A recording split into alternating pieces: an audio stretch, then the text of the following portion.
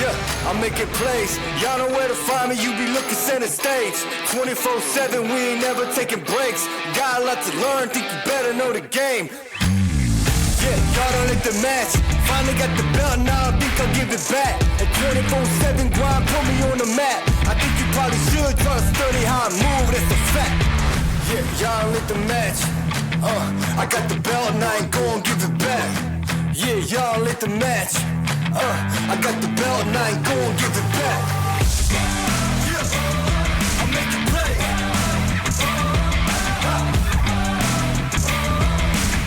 And I can do this all day, you know I'm making play. Yeah, I'm making play.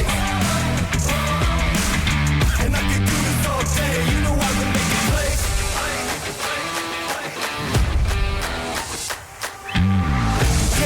To the bank, yeah, they call me Showtime, y'all know who to thank.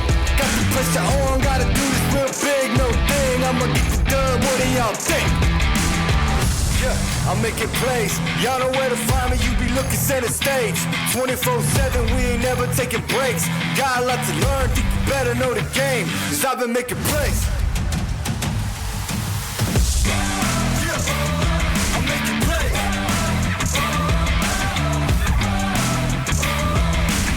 And I can do this all day, you know I've been making plays. Yeah, I'm making plays. And I can do this all day, you know I've been making plays.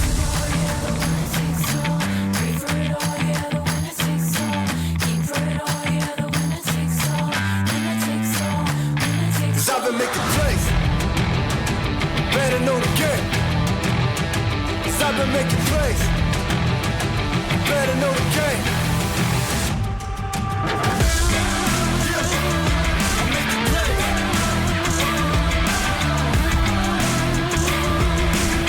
And I can do this all day, you know I've been making plays.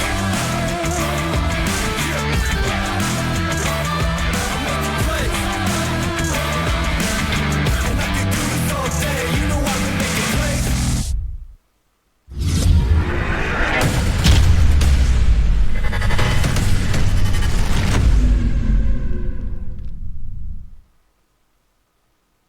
Da, da, da, da, da. Can you hear me now? Yeah. Bum, bum, bum, bum, bum. What's up, party people of the AACL, the All-American Collegiate League? What's going on? What's happening? What is cracking?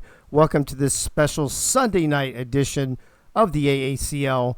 This is technically Season 3, Week 6, Night 3, makeup night for last Thursday when I was puking my guts out. So Whoa. go ahead and put that in your memory bank. Exactly. Is that? Did you play that, Zach? Because I'm the GOAT. Hey-o. Anyway, we got 3 games on tap tonight to wrap up Week 6 that should have been played Thursday night. Kicking things off, Virginia Tech at Kansas. Both teams ranked. I think Virginia Tech is 9, Kansas is 6. Follow that up by Alabama and LSU.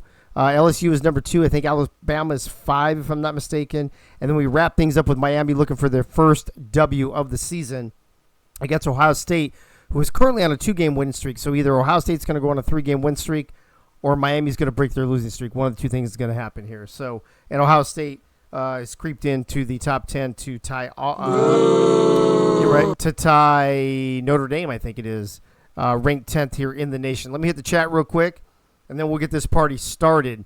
My BFF, Stream Elements, was the first one in the house, followed by Zach, Dave Axis, Nate Hall, Andy Beaverhausen, Mickey Malello, Yogi Bar, Coco Punch 88, Benji, and Ace. That's it. There's like fucking 8 of us here. There's like nobody here. Travius James looks like he's here too. I didn't see him. But I told you there wasn't very many people tonight, Dave. I mean, it's Sunday night, right? I get it. People got shit to do. I get it. It's no big deal. Yeah. No big deal. Timothy Shea's in the house as well. Timothy Shea, what's up, bro? Well, here we go. Game number 1. Nate Hall, Nate the Great, is going to do the play-by-play on this. I don't think we have an analyst, so I will be the analyst if necessary. Benji in the chat saying, remember that one time Kansas beat Virginia Tech in the Orange Bowl? That was awesome.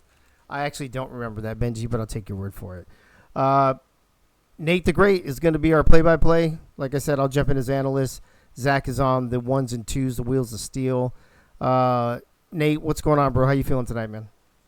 I'm feeling wonderful. I just woke up from the best 3-hour nap possible. So, yeah, it's great. 3-hour nap.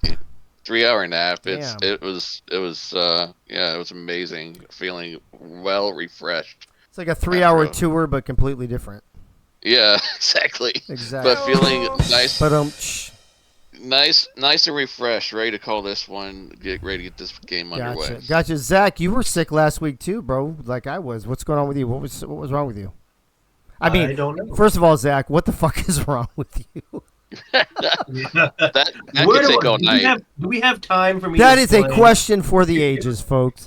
You sound like you're feeling a lot better. Yeah, I feel a lot better. So what'd you have? I slept all day Thursday. What'd you have? The flu, a cold, a sinus infection? What'd you have? Just death. All the above. Did you have COVID-24? Yes. I sprayed weeds Tuesday at work, and so I'm guessing it was windy. You didn't. Probably some of that you shit. didn't use what do you call it? Did you Roundup? No, we used Ground Clear. Oh, I was like, if you use Roundup, if you use Roundup, you're basically gonna die now. Yeah, no, we used the shit that was stronger than Roundup. Okay. Oh, that's And even worse. So all right. So I started feeling like shit Tuesday afternoon. Right. But I hung in there for work, and then I just couldn't do it Wednesday. Gotcha. I tried to go Thursday, but they sent me home. All right. Well. So I slept. So. All right. Well, good. I'm glad to hear that you are feeling better. I am feeling better, and Nate obviously feels much better after a 3-hour nap. So. Yeah. Nate, let's talk about these players to watch here: Virginia Tech and Kansas. I normally would say take it away, but apparently I'm hanging out with you. So why don't you take the lead, and I will be here to support you like I always do with everyone. That's what she said. Hey, yo. Yeah. You're my support every day, Dave. I'm Mr. fucking supporter and shit. We all need support. We all need support. I mean, you guys just get a room together. Hey, you guys, wait. You guys know me. I'm all about everybody else. That's how I roll. Wrong.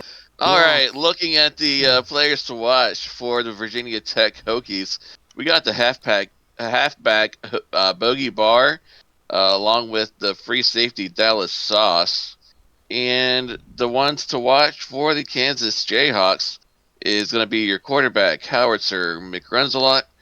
Hopefully, he won't turn into Howitzer McSexalot. Hey yo! And wait, did the you say linebacker you said sacks, right?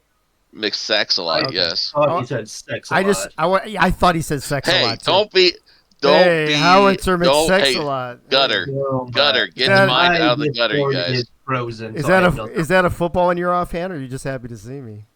Hey, Hey yo! this is gonna Oh be my one of those games, I think. Oh, dude. Anyways, Bro, listen, I crushed an entire bottle of fucking cab over the last couple hours while I was hey, there you go. pre-dinnering and dinnering and then post-dinnering. So there you go. It's gonna be an amazing game for y'all tonight. Can I tell you, Nate, why I picked these 4 players for our players to watch tonight? Why did you pick these 4? Well, I didn't mention that the middle linebacker for Anthony Anderson is also a player to watch. But please, Commissioner, tell us why you chose these 4 players as players to watch. Nate, I'm so glad you asked me that question all on your own.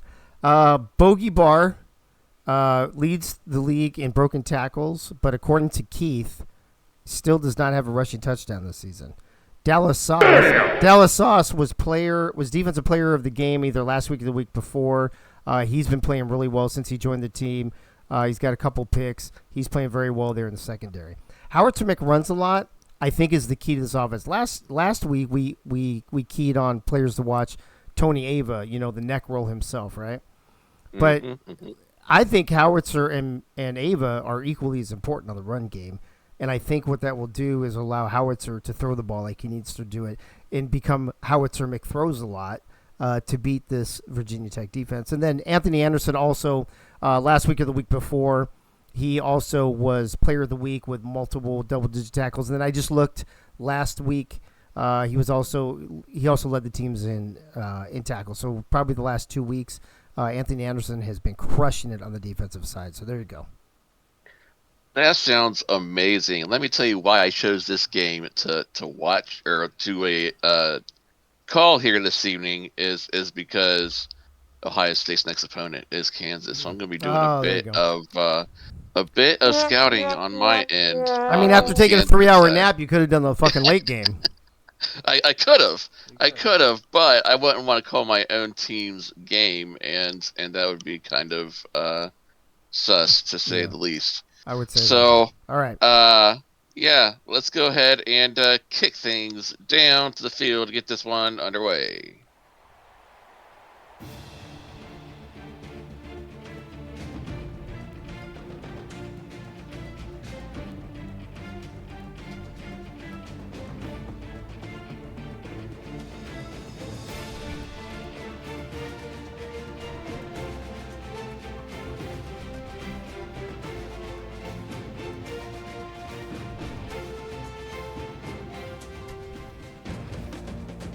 And ladies and gents, we've made it here to David Booth, Kansas Memorial Stadium to watch the Virginia Tech Hokies take on the Kansas Jayhawks as we get through the coin toss and the pleasantries of the pregame.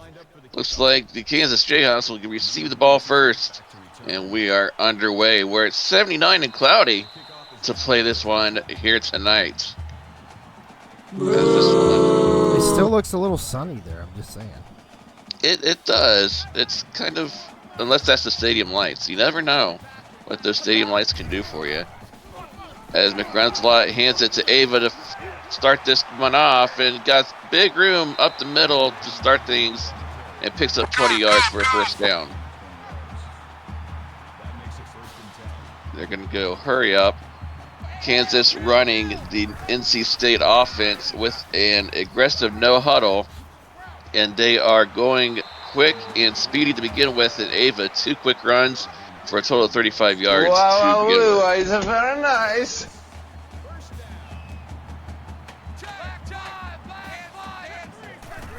Taking their time to snap this one on 1st and 10, but he's going to go nowhere on that one. Tony Ava gets stuffed in the backfield by Robert Thump for a 4-yard loss. Hey, I like that we have team number 6 and team number 9 playing against each other. Hey, there you go. Kansas looking to keep things going on their start of the season. Shove Back to throw. Shove it up your ass, Zachary. Zachary. Nobody calls it Zachary. I just fucking did. On air, live in front of tens of people. And did you see Benji's comment in this chat? NC State would be the incorrect offense? What? Hey, that's what I was told, so blame the That's commissioner. NC State is Virginia Tech, bro. Kansas is SMU. Did you have them backwards? I had it backwards. My apologies. Kansas State is the SMU offense. I have them written down correctly. I have them written down correctly. I just read them off incorrectly on my sheet. So It's the SMU offense, ladies and gentlemen, for Kansas with a normal no huddle. Ooh. And as McReynolds tries to throw it, he is sacked by Albert Begin for a loss of 8 yards. Thank you for your patronage. How do we like these uniforms tonight, by the way? The Virginia Tech. I like the Virginia Tech alts. Yeah, I like that. It looks like a stone wall. I like the. What's that, Zach? What'd you say, Zach? It looks like a stone wall. Their uniform top. It's literally. I think that's literally what it's called. Stonewall. Yeah. Look at that. I like that Kansas put their World War II helmet with the blue jerseys. That looks pretty sick. And McReynolds going to get stuffed a lot in the backfield for a 6-yard loss. That's what she said. Begin with a couple of sacks on this drive to start things off in the defense. Real quick, I also want to say, I would like to say something, Nate. Go ahead. That's what we all That's not say. it. Virginia Tech and Kansas in the Thursday night pick'ems for AACL Nation, 54-17 for Kansas. And as McReynolds tries to throw it across the middle, that's going to get picked off in the end zone. Denied. And what a Thank play you for made your back there patronage. in the center of the defense by number 28 to read that play and pick it off. on the very first drive by Kansas. That's a wah. That's terrible. Yeah, it is. Go all the way down. Wah. Go all the way downfield, and then you fuck it up. Now, Virginia Tech is running the NC State offense with an aggressive no huddle. And Kansas is running the 3-3-5 defense. If I didn't mention it before, Virginia Tech's defense that they were running on the previous drive was 4-2-5 as well. That is correct. And what a stiff arm by Chevy Monte Carlo to pick up 3 yards and a first down.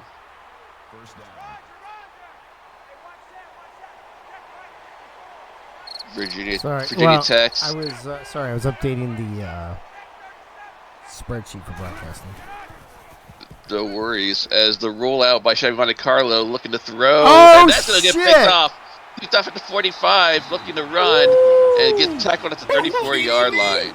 That is just stupid. Is that Shea again? Thank you for your patronage. Looks like it may have been number 9. Oh, McHops. That's McHops. Scooter That's McHops. McHops a lot. I think it's just Scooter McHops, I think. Oh, Scooter McHops. My apologies. But what a great, But, whoever said Crazy Canuck, that was a beautiful break on the football, I agree with that. All right, well, 2 turnovers, 1 by each team now, and that's going to get picked off. It's just going to be an interception fest in this game as this one gets taken back the other way by Frankie Johnny in the backfield. We are barely 2 minutes into the game, and we have 3 fucking picks already. What? We're averaging 1 pick every, 40 seconds. That is just craziness. Craziness, I tell you. You know, I think part of the problem is Thank you for your patronage. in the chat, I see Benji. Benji looks like he's got Virginia Tech colors on his name. Oh, see, there you go. That's the problem. As this handoff is to Bogey Bard, he picks up 14 quick yards and a first down. I am shocked that we had 3 interceptions in the first 2 minutes of this game. First 3 drives equals 3 interceptions after a good drive started out by Kansas, and Bogey Barr with a 1-yard reception to bring up 2nd and 9. I don't know, Benji. It looks pretty Virginia Tech orangey to me, bro. Yeah, 2nd and 9 coming up from the 30-yard line. Virginia Tech trying to reconcile their last turnover with good yardage, and Malachi Strong gets laid out after a 3-yard gain. Malachi Strong not feeling very strong. Yeah, something like that. 3rd and 6 coming up from the 34-yard line. Hands it off to Bogey Barr, but can't get the first down. Only picks up 2 on the play to bring up a punting situation. You know what? The way this game's going, I'd fucking hand it off on 3rd down, too. Safe play to avoid the secondary of the other team. There you go. And the punt is away. Returned at the 19-yard line. Plenty of room to run up the right-hand side by the sidelines. And pushed out of bounds at the 44 after the 22-yard return by Stuart Zomilia on the return. Nice return right there. That was good. Attaboy, Zo. After a great job of finding the open field and nice starting field position for Kansas. And Howitzer McRenzelot says, well, I don't know. Just gonna, I guess, get sacked back here for 7-yard loss. Where's that damn... Josh Fuga in there. Yeah, I can't find shit on these boards anymore. Too many sound effects. You're fired. Who do we have to blame for that one? I would blame Ray, and I would blame Clams, and I would blame Michaela. Those are I would blame the 3 of them. Tony. Bro, Tony I love hearing. Nice game. I love hearing my own name. It's not like you're gonna bother me by keep hitting that soundboard. 30 and 5 coming up, and he throws off his back foot. What? And falls incomplete after trying to throw it towards an area where there was like 3 defenders around the receiver. I thought that was dangerous. I actually thought he caught it there for a sec. That was a dangerous throw. Well, 2 drives that ends and punts for each team, and it goes through the end zone for the touchback. So real quick, just to recap, in case you just joined us, we've had 5 possessions, 3 interceptions, and 2 punts. It's been one of those games so far. We waited all weekend for this, folks. And all this just happened in a half of a quarter, Yeah, so stay tuned. You never know what else can happen. Holy fucking shit. As Bogey Barr picks up almost enough for the first down. Danger. Yeah, y'ar. Everybody in here is in danger when Dave is You are fake news. analyst. Wait a minute. Oh, Chevy Monte Carlo sacked for 9 yards. Loses just about as much as Bogey Barr gained on that very first play. Brings up 3rd and 9. Dude, Danga went right up the middle untouched. Yikes. That's what she said. And you don't want to take too many of those if you're the quarterback. Although I don't know if I want to be untouched necessarily. Throwing it. Oh Oh, my that's going to God. get picked off. Interception number 4.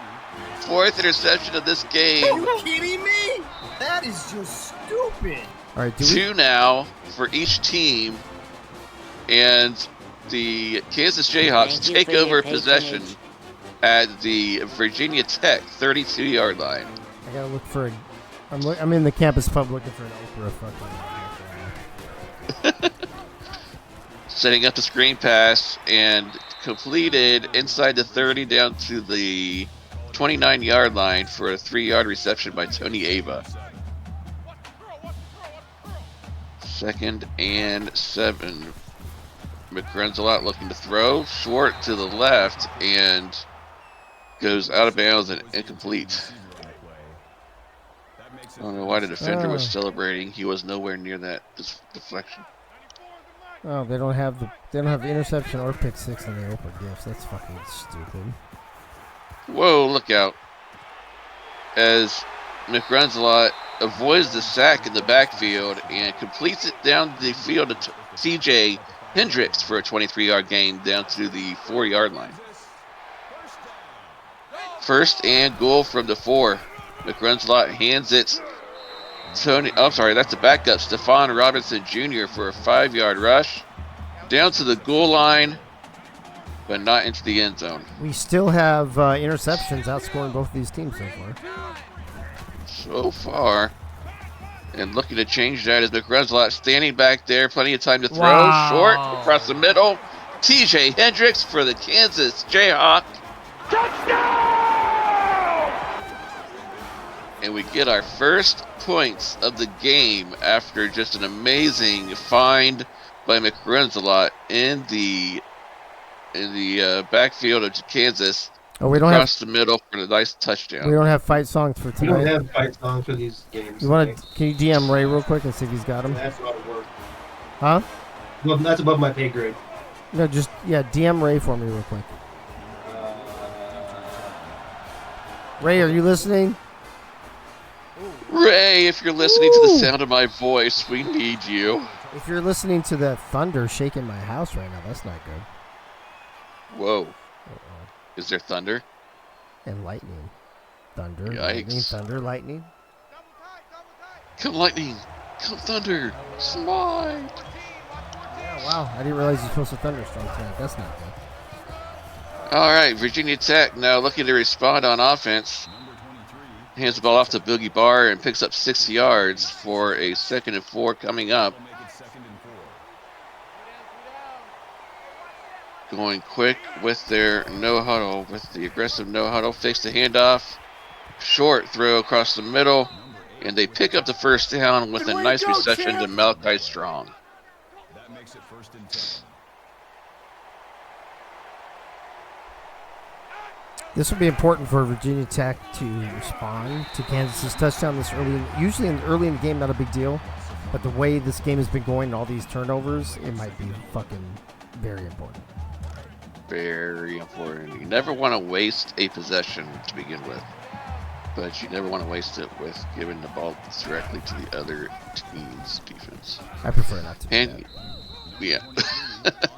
Bogey Barr gets a 60-yard rush right up the middle. 3rd and 5.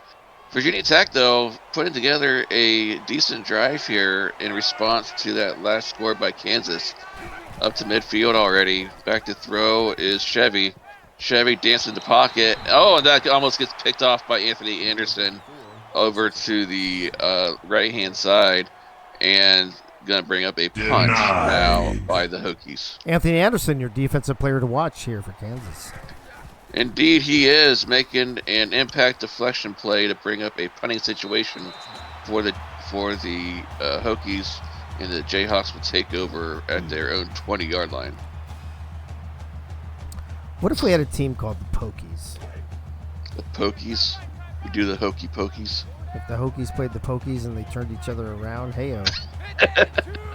And, you know, at some point during the game, we say, well, that's what it's all about. And that's what it's all about.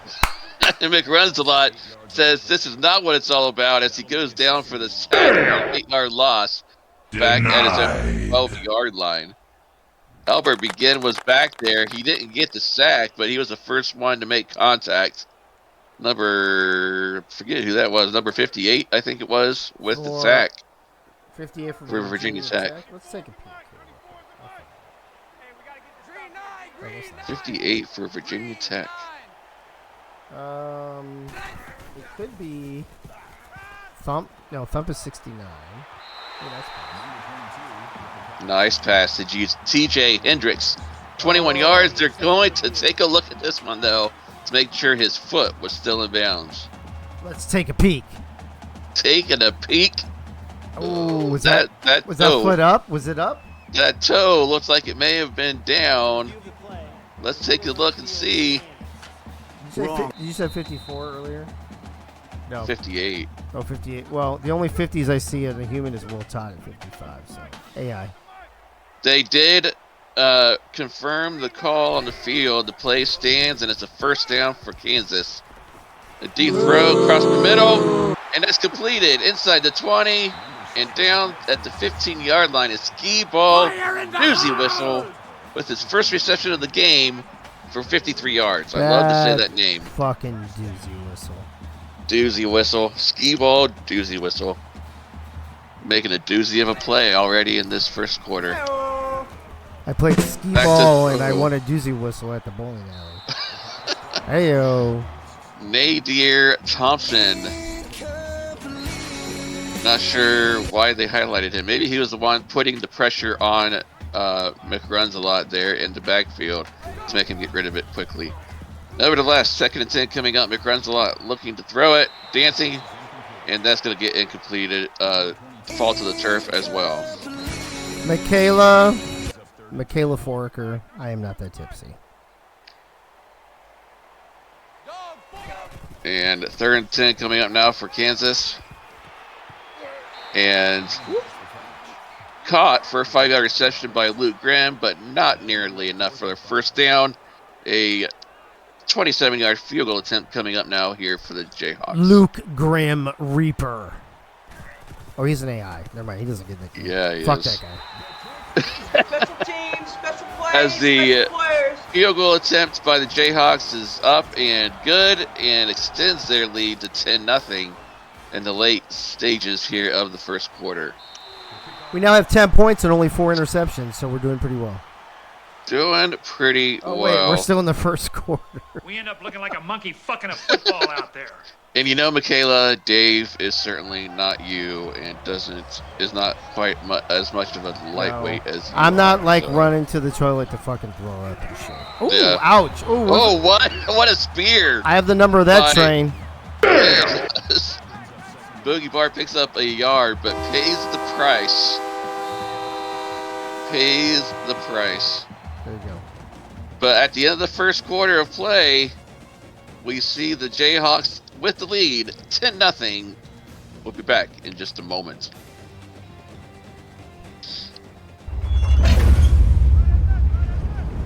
The number of that train was 54. The number of the train was up the alley and into your grill. Oh, As- what? Whoa! He was still on his feet. Malachi Strong picks up a yard on the play. after a dangerous throw by Chevy, and 3rd and 8 coming up. That was a little. I didn't even know what to say about that. Yeah, that's crazy play. Beat to the left-hand side and broken up by Chad Stinson. 4th down on the play. Chef Moose in the chat letting us know what he's cooking up tonight. Let me tell you, bro, last time I had some veal parmesan, a bed of rigatoni, they're still talking about it. Oh, That's all I'm saying. wow. And to my wife, if you are under the sound of my voice, I could really use a drink right now. As far as like a Mountain Dew or something to quench the thirst. As the return is brought up to the 34-yard line, we'll call it the 35 to set up this next possession. There's the neck roll. The neck roll of Ava for a 9-yard gain and a 2nd and short coming up. Go Tony. Get busy. Hit your neck roll.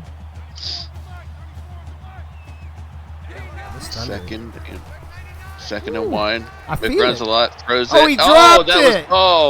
James Earl Troll, you had a sure pick 6, and you dropped the opportunity. That's why Troll's playing DB and not wide receiver.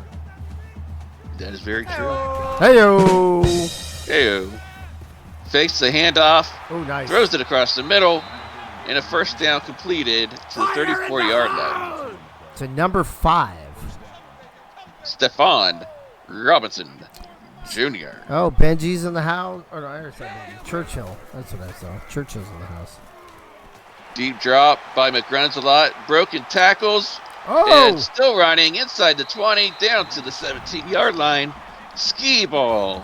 Doozy whistle with his 2nd reception up to 70 yards already. After that 17-yard completion. Wait, he's almost at 200 yards already. We barely started the fucking 2nd quarter. He's up, you mean 100 yards? He's already up to almost 100 yards? They were talking howitzer. I was talking about howitzer. Oh, gotcha. Yeah.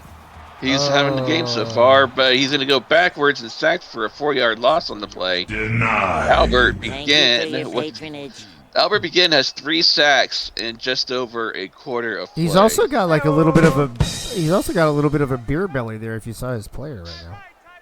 Yeah, he does. Just saying. Of course, if you know Albert like we know him, it's not too much of a stretch to imagine. Albert. Woo. You might want to hit that training, bro.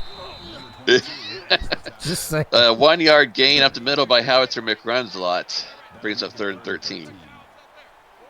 Is he averaging minus 5 yards a carry? Is that what I just saw?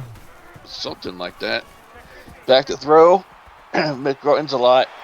Right open across the middle. Down to the 5-yard line. TJ Hendricks with a 16-yard reception.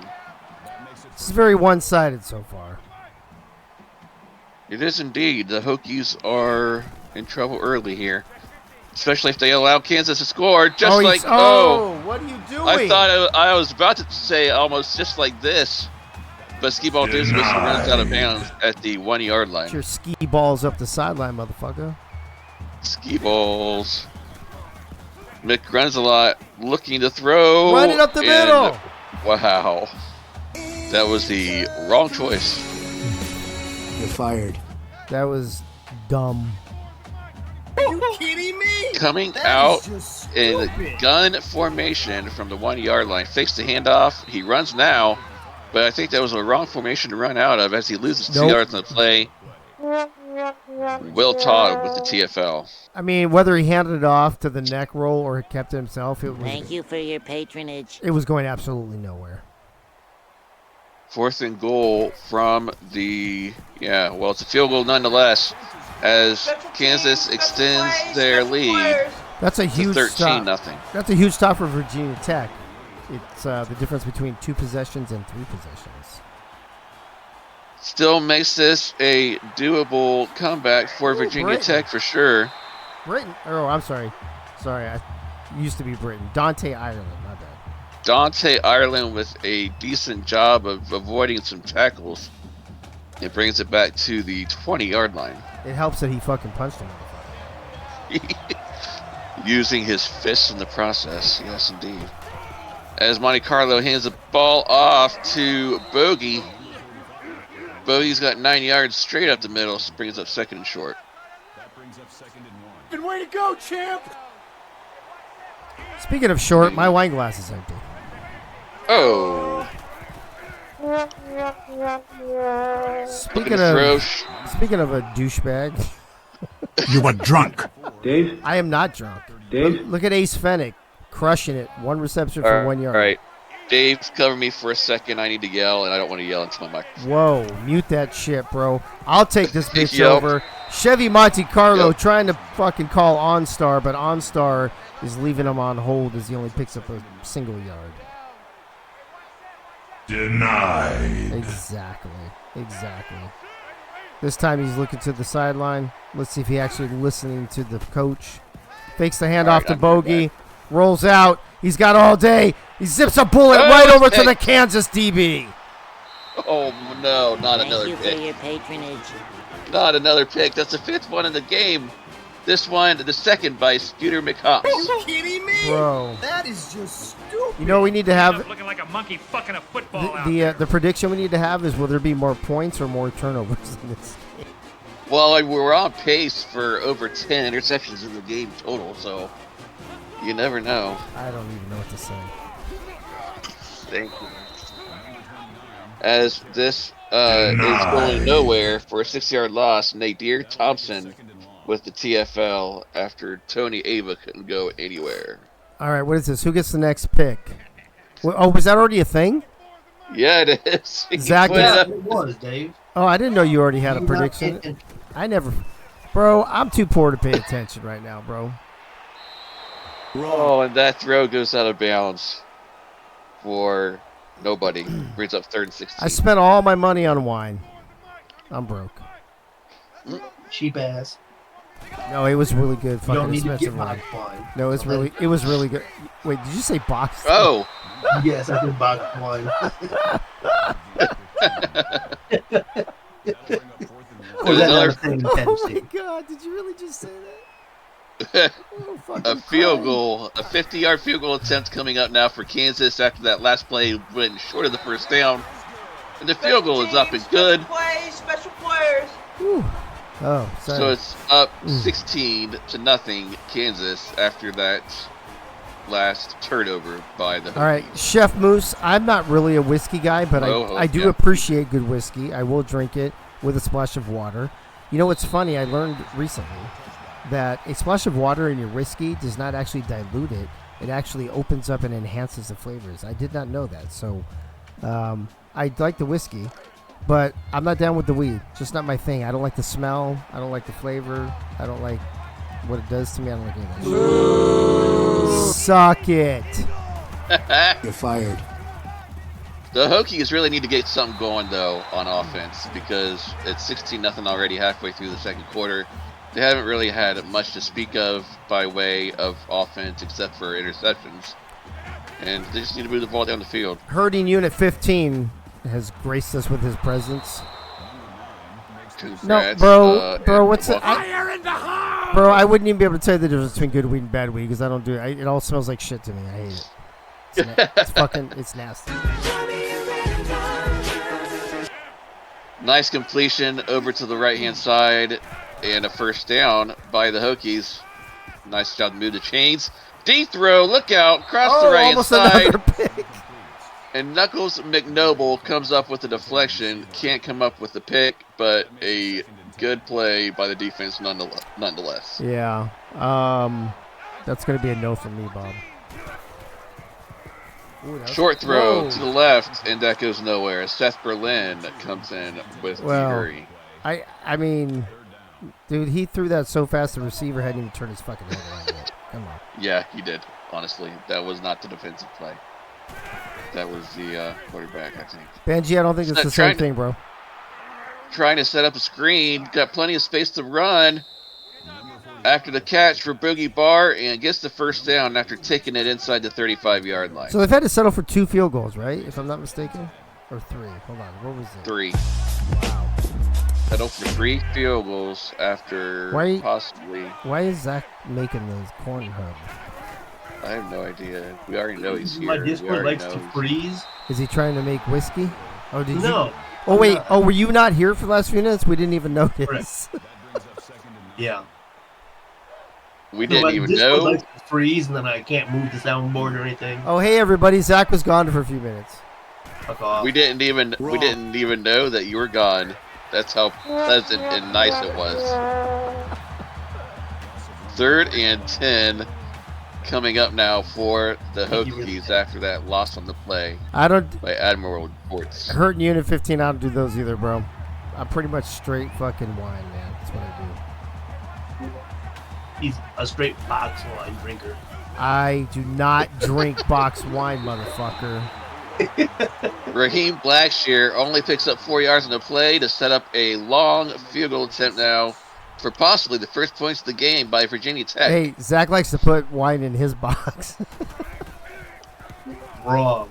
Completely wrong. I don't drink wine. I don't do that. And that field goal is up and good for the Hokies. Special plays, special players. And the Hokies finally have points to speak of. The Hokies did the pokies in. They turned some points around. Shut up, bitch! Suck it. That's what it's all about. Boom. Wait. You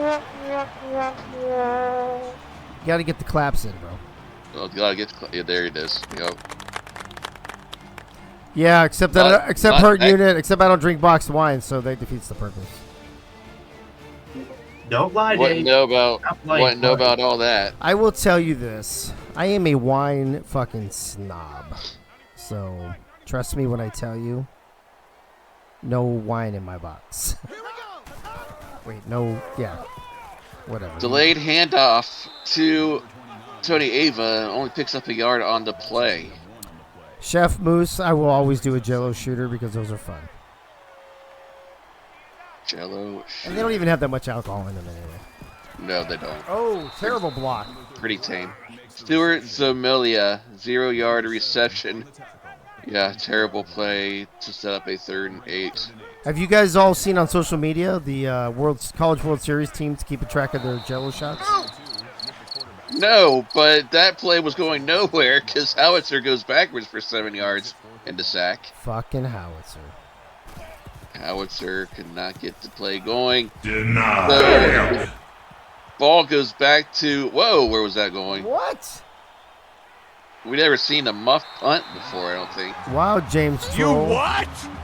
James Earl Troll goes back and picks it up. But they're going to start with terrible field position. We haven't seen a muff punt, but have you ever seen a punted muff is the question. Wait, did somebody really put LA Knight in there as a... What? Dummy. Yeah. What? Somebody put LA Knight sound clip in there. The sound clip. Yeah, I thought you were talking about the name. And I was looking on the field. I was like, I don't see that. LA Knight, yeah. Oh, Gunny, don't get me started at drinking in downtown Oceanside, bro. That's terrible. Sorry, I'm a huge WWE guy, and I heard LA Knight's,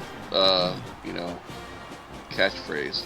Yeah. And I had to stop. I don't even know who the fuck that guy. I don't even know who the fuck that is. I don't do weed. Right, I don't do weed. I don't do wrestling. Apparently, I don't do the W's. Apparently, they didn't do anything good here in life. Yeah, apparently. 2nd and 13 coming up here after that loss on the play by Virginia Tech, and he needed to get rid of it, and he does. Avoids the sack, and Ace Finnick comes up with a great reception after getting pushed out of bounds for an 11-yard Wrestling is 11-yard fake gain. and predetermined. It's all fucking staged and scripted and drama. I don't even watch it for the wrestling. I watch it for the storylines. Oh. Whoa, what a hit. Chevy Monte Carlo gets laid out on the play. Thank you for your patronage. I watch it for the drama. As the punt is underway for Virginia Tech, and the return goes up the right-hand side and past the 40 to the 43-yard line. Taking a look at the Kansas Jayhawk offense, not much in the way of runs, only 12 yards gained in the running game. They're all getting it through the air. I think with over 200 yards. I would also take a look at the Virginia Tech offense, but they haven't shown up yet. Heyo. And McRuns a lot gets sacked for a 5-yard loss on the play. Guess who it is? Albert Begin, Thank you for have your yourself a patronage. half. And is Albert Begin in his beer sacks. belly?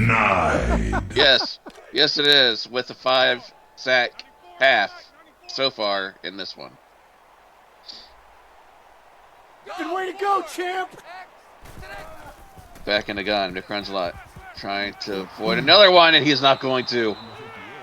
McRunzelot sacked for a 4-yard, and Josh Fuga comes in with his third one. Are people just Of the throwing half. out random shit in chat?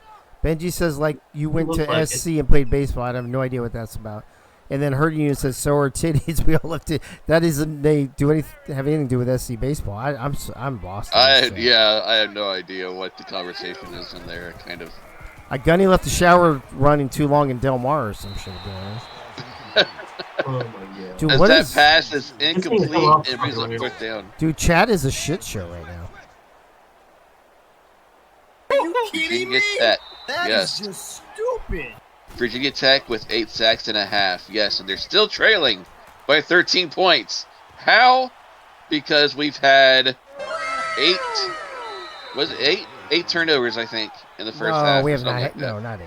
It's like 4. Or maybe Yeah, 6. I think it's like Maybe 4. 6. 4 or 5. 4. Maybe? 4 or 5. 5. Okay, it's 5. Because that's right, because I said we were on pace for over 10. So, yeah, it's I think definitely 5. it's. I feel like it's 4. job. I feel like it's 4. It's 5. It's guaranteed it's 5. Now crazy saying it's 6. See, nobody pays attention. I don't even know why the fuck. Why do we even stream? Nobody even watches. Nobody pays Why are attention. we even doing this? We're just wasting time now. Why am I even doing this? Why do I even do this? Why are we... The $1 million question, why are we here? As that is the last play of the first half. Oh, shit. And Kansas is up 16-3 after just a crazy, wacky, wild first half of play.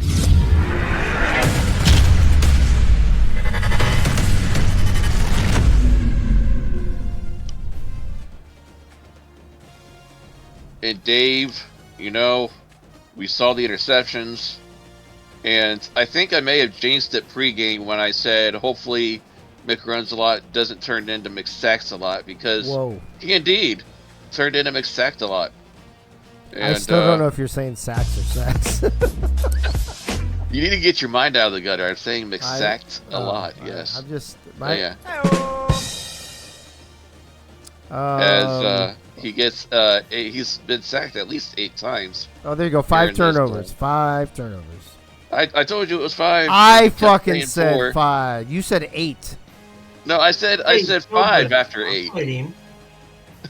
Would you say? Taking a look at the stats. What is Zach saying? Taking a look at the stats. Please, Mom and Dad, stop fighting. As you take a look, and Virginia Tech only has 113 yards of total offense. So that's how Kansas is still in the lead. Even though they still only have 3 yards rushing on the game, they're still leading with a combination of passing yards. Just for the record, I want the sexual tension in here with a knife. Just for the record, I was about to say that I think my mom could rush more than 3 yards, but then Zach played that soundboard, and I don't like thinking about my mom after that, so I'm gonna stop. Well, you're welcome, Dave. Oh boy! All right. Well, we're back here for the second half. That was a quick and quite forgetful halftime break, as that throws across the middle, and Ace picks up a 2-yard gain, and a 2nd and 8 coming up. Let's just remind everybody, in case you missed the first half, Virginia Tech is running the North Carolina State offense with an aggressive no-huddle against the 3-3-5 defense of Kansas. And Bogey Barr picks up 1 yard on the play, setting up a 3rd down on their very first possession out of the halftime break. Whatever happens for one team in the first half can happen for the other team in the second half. Hey, Herding Unit 15, slide into my DMs, bro. And dancing in the pocket is Chevy, but he's going to go down for an 8-yard loss. Dion Danga with his 2nd sack of the game. Hello, this is OnStar. Your subscription has expired. Let me rub. Oh, wow. All right, yes. This is not the right channel for that. Hurting Gun 15 transferring. Yeah. Hitting the transfer portal. I mean, if you only have one to rub to begin with, you got something wrong with it. I just want to know. Anyways, I want to know what the transfer portal means in that context, but that's a whole other story. Yeah. All right. Punting the ball right back over to Kansas after Virginia Tech goes 3 and out quickly to start this second half of play. And not what the Hokies were trying to poke for here early on in the third quarter. Hey, yo. No, they've pretty much gotten turned around by Kansas. Looking to throw on 1st and 10, deep over the right-hand side. Where the fuck is he throwing that? Yeah, trying to find the closest cheerleader and falls incomplete. Bro, come on, man. Yikes. Mick runs a lot. Had somebody else on his mind apparently, as the handoff is to Ava here on 2nd down and loses 2 more yards to bring up 3rd and long. Yogi doing fucking Morse code in the fucking chat. SOS, yes. SOS Thank indeed. you for your patronage.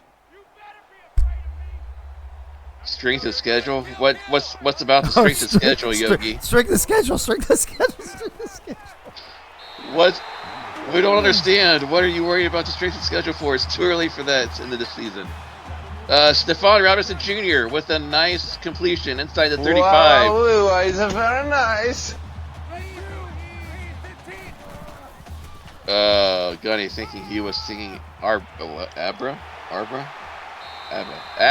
Gotcha, ABBA. Yes, indeed. Or Rihanna, either one. You know, if you sing this song. I think that's, Wrong. I don't know about all that. Wrong. Anyways, Mick runs a lot. Looking, but getting sacked for a 3-yard loss on the play. My cat better behave herself before she knocks over my pop, or else I'll be one mad individual. It's called soda, first of all. It's called pop. I said it correctly to begin with. It's not pop. What the fuck? It is. Pop is like your dad, not a fucking soda. My dad's dead, so yes. So is mine. All It right. doesn't mean that pop doesn't mean the fucking word. So my wife agrees with you, David. She calls it soda as well. Add a but, girl. Add a girl. And tell him to stop calling you cat. Wrong. Whatever. Get out of here. Oh, Clams, you are so fucking high right now. Yes, it is pop. Exactly. A little too much Thank you, soda. A Clams. little too much soda. Whoa, look out. Oh, wide open. You got it. And catching it at the 1-yard line after almost getting sacked in the backfield. What a play by Mick Renzelot. Denied. It's not pop. Shut up, It is bitch. pop. Oh, we're running the option for one of the first times in this ball game, but he goes down. Do you know how pop even came about? Because it was called soda pop. Soda pop. Pop is second. Back to throw. Mick runs a lot. And trying to outrun the defense. He's not going to. Going backwards for 6 yards on the play. Albert begins. 7 tackles for loss. 7 sacks for this guy. Wow. If Albert isn't player of the week after this performance, there is something wrong with the AACL. Are you kidding me? We've already had so many great fucking plays or player of the week, player of the games this week. It'll be Like who? It'll be tight. I don't know. They're in the fucking thing, bro. Hey, let me tell you this though. Not somebody who's had 8 sacks in 2 quarters and 2 minutes. That's his 8th sack? Yes. Yeah, he just got his number 8 sack. Bro, how do you move around that fast with that big old fucking beer belly? That's how he deserves player of the week. All right. Keith is gonna go check his sack real quick. 32-yard field goal by Kansas, up and good, and they extend their lead 19-3. All right, so Gunny and Beaver in the fucking chat talking about how it's called Coke. Back in the day, yeah, a lot of people just used to say Coke like we would say Kleenex, right? Even though they were brand names. I get it, but we're way past that. That is like 30, 40 years ago, so Beaverhausen and Gunny, you got to get with the sign of the times, bro. We gotta leave Gunny alone. You know, Gunny's not even as old as me, bro. No, Gunny is Gunny, and that's all there is to it. Gunny's like 3, or I don't know. Gunny, what are you? A few months younger than me? I forgot what we figured out. Gunny is the man of wisdom. He is. I'm not saying he's not, but on this particular. So whatever Gunny says goes. Yep, exactly. Hey, I'm not in the Marine Corps. I'm not in the Marine Corps anymore, so I don't need to subscribe to that theory. Chevy Monte Carlo gets in a 7-yard gain and a 3rd and 2 coming up. December 1968, so figure it out, Dave. Oh, you are older than me. What the fuck? Yeah. I thought he was younger than me because he fake handoff. It breaks a tackle inside the 50 down to the 42 of Kansas after a 25-yard gain. Way to go, champ! Wait a minute, Gunny. I thought I went in the Marine Corps before you did. I'm almost positive I went in the Marine Corps before you did. Gunny is 29 years young. There you go. That'll work. Ace, that works. Ace with the answer. Short throw across the middle. I think that's Malachi Strong. Oh, that's Hayes Deason. Hayes Deason with an 8-yard reception and a 2nd and short coming up. Hey, is hurting Unit 15 Malachi Strong? Oh, look out. Sharkandris Edmonds goes nowhere on the I think play. that's Anthony Anderson, isn't it? No. It's not Anthony Anderson, is it? I don't know. And my Discord is frozen again. Yes, I was here before the move. Oh, no. I was here just after. Great blocks for Bogey Bar. Right off the left-hand side, off tackle, picks up big yardage on the play. Before McDouble the way he's playing, they might want to hand the ball off to fucking Albert. I will be right back. Hey, Zach, we'll still be here. Ooh. And we won't miss you, just like before. Whoa. Raheem Blackshear for a 4-yard loss on the play as Chad Stinson gets him down in the backfield for a TFL. Guess who's back? I told you it was Anthony Anderson, Dave. I thought you said it was Pamela Anderson. My bad. You just wish it was Pamela Anderson. I don't know. Not the way she looks anymore. She's looking rough, man. Very true. Maybe back in the 80s and 90s. Oh, yeah. Throwing it backwards on the play is Chevy, and Raheem Blackshear goes backwards for 3 yards on the play. Keith, are you only looking at this season, though? Did you scroll back and look at seasons 1 and 2? That's a lot of work for Keith. No, he's not. He has other things to worry about, like not the AACL. Annie, I'm going to stop calling you the Beaver if you don't stop it.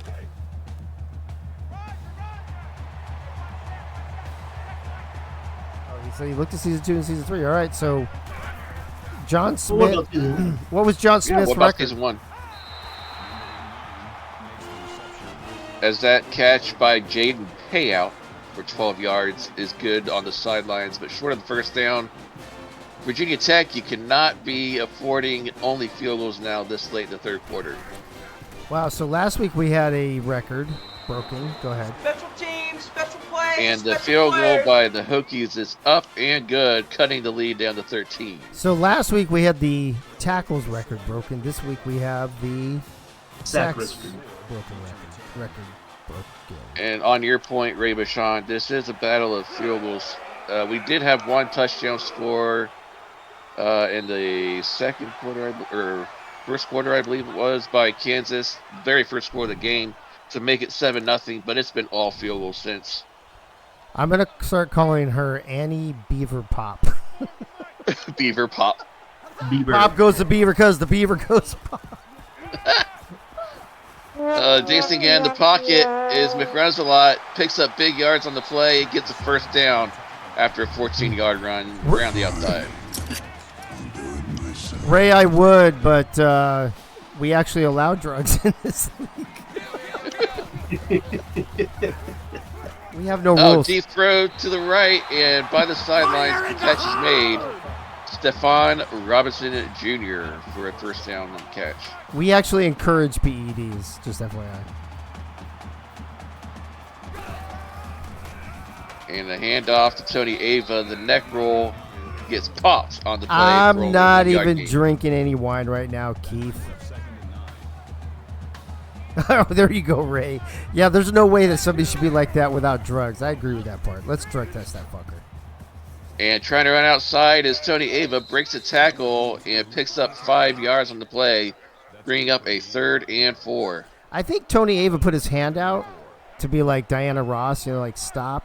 But then he brought it up to his face like shh, and then he put his hand back out again. I don't know what that was all about. Oh no. I don't know what that was. 50-yarder. 50-yard field goal coming up now for Kansas. Nope. Yup. That field goal is Special up teams, and special good. Plays, special players. And that is now the 5th field goal of the game by the Kansas kicker. Damn. We need that. We're gonna need that damn thing here in a second, Zach. Damn. Because Gunny just laid down the law. He says, "Listen, motherfuckers, it's not fucking Coke, it's not fucking Sprite or motherfucking Mountain Dew, bitches. Dr. Pepper, it's not fucking Shasta, it's not motherfucking Fanta. No motherfucking pop or soda pop, you fucking little bitches." Wow, Gunny, that was pretty rough. That was rough. I can't believe I've never seen him talk like that Gunny before. Yeah. What is it? Flavored water? No, you got to say what it is. Like, can I get a Pepsi? Right? If I say I want, he just said no. It's not that. No, yeah, he said it is that. No, he's saying it is. It is Coke. It is Coke. this. Oh. It's not pop or soda pop. It's Coke. It's Sprite. He has Fanta. Gunny has laid down the law. I see that now. I'm trying to find something else to watch besides this boring ass game. Whoa, that's not very nice. We need the viewership. We need the viewership. Viewership's been down the last couple weeks. Yeah, Lord knows we need the viewership. We only got like freaking 8 or 9 people here. Yeah. I mean, let me see right here. 20. Oh, there are 29 people right now. Whoa! Hello. We average between 30 and 40. So. Breaking news: the AACL does matter to some people. Apparently. I don't know who it matters to, but they need to get life. As we are BSing here in the booth, the Virginia Tech has quietly moved down the field inside the 30-yard line, and Boogie Bar gets the handoff and gains 8 more yards for a 2nd and 2 coming up. That makes it 2nd and 2. I'm trying to catch up in the chat here. Hold on. Guy Clausen's in the house. What do you know? Guy. Hopefully doesn't get injured trying to chat in the chat room. Oh, we got a false start on the play by Virginia Tech. See, Annie Beaver goes pop. She says, "What kind of Coke do you want?" If you ask me that question, I'd be like, "I don't know, Colombian, Bolivian. I don't know. You tell me." Coke, cherry, diet. Wrong. Yeah. Oh, Hands I'm the ball sorry. off I was going a different direction. Of course you were. As that handoff is made up the middle, it gets the first down at the 20-yard line. Oh, Timothy Shea, yeah, tell me about it. Bro. Oh, ironically, we get a lot of VODs. We get 300 to 400 VODs per stream, which is crazy, but we only get 10% of that live. Wrong. We get 30 to 40 live. Wasn't there a game where you said we only had like 10 or 11 live, but had like 300 and something? Yeah, it happens. VODs? It happens. Yeah. Especially, it was the Friday night that we had to have games. Yeah. That was the lowest viewership we've had. Yeah. So we need to schedule more games on Friday nights. Yeah. So we have to put up with less people while we're doing this. Exactly. Nice run on the play by Chevy after the fake handoff, picks up 9 yards. Got a short yard situation coming up. And another, oh my goodness. Oh my gosh, Becky. Oh shit. Fuck already. That's exactly how I feel. It's exactly. I'm going to pause myself here. I'm going to mute. You're going to pause yourself? Does that mean like you stop moving and breathing, or what does that mean? Yes, I'm just going to die. Chevy Monte Carlo setting up a screen to the left, inside the 10, down to the 5, pushed out of bounds, and picks up 11 on the play. Blackshear with a nice reception. Yeah. And my shit's frozen again. Pause yourself. Wait, how is it frozen if we can hear you talking? Yeah. Look what we got here. I can't change any of my soundboard. I can play. Shut up, Chevy Monte. I can't even play a soundboard. Chevy Monte Carlo with a nice run to the outside. Hold on, do we have a Virginia Tech fight song? No, we don't have any. Ray is dropping the ball on the Oh, job. I don't see any. Oh, yeah, there it is right here. Oh, look. Oh, Zach has it all of a sudden. Ba-ba-da-ba-ba-ba-ba-ba. Updates haven't made it to Iowa Special yet. plays, special players. Hey, that's it. Oh, see, look Hey, at Michaela's here. Throw This up is a your shit stuff show. in chat, I except for think porn. the rescue because he was not here. Who's My not kid here? keeps freezing. Who's not here? Dave's not here. Waldorf wasn't here. Really. Dave's not here. Dave's not here. Dave's not here! Hey, put your fours up in chat. Don't put your 4s up in chat. Put your 69s, your corn cobs, your F Eagles, your middle Oh, I finger, thought you said corn. whatever. No, eggplants. This is a shit show. This is something, man. Ski ball doozy whistle. Why does Zach It's- keep putting his foreskin in the chat? You said put your fours. Oh my god. I did not. I did not say put your 4s in chat. I said don't put your 4s in chat. Yeah, You did the exact opposite of what I said. that sounds like As- Zach. Yeah, That is yeah. totally something I would do, yes. You know it. Tony Ava with a 15-yard gain and a first down. Hey, we're up to 34 viewers. They must be liking this shit.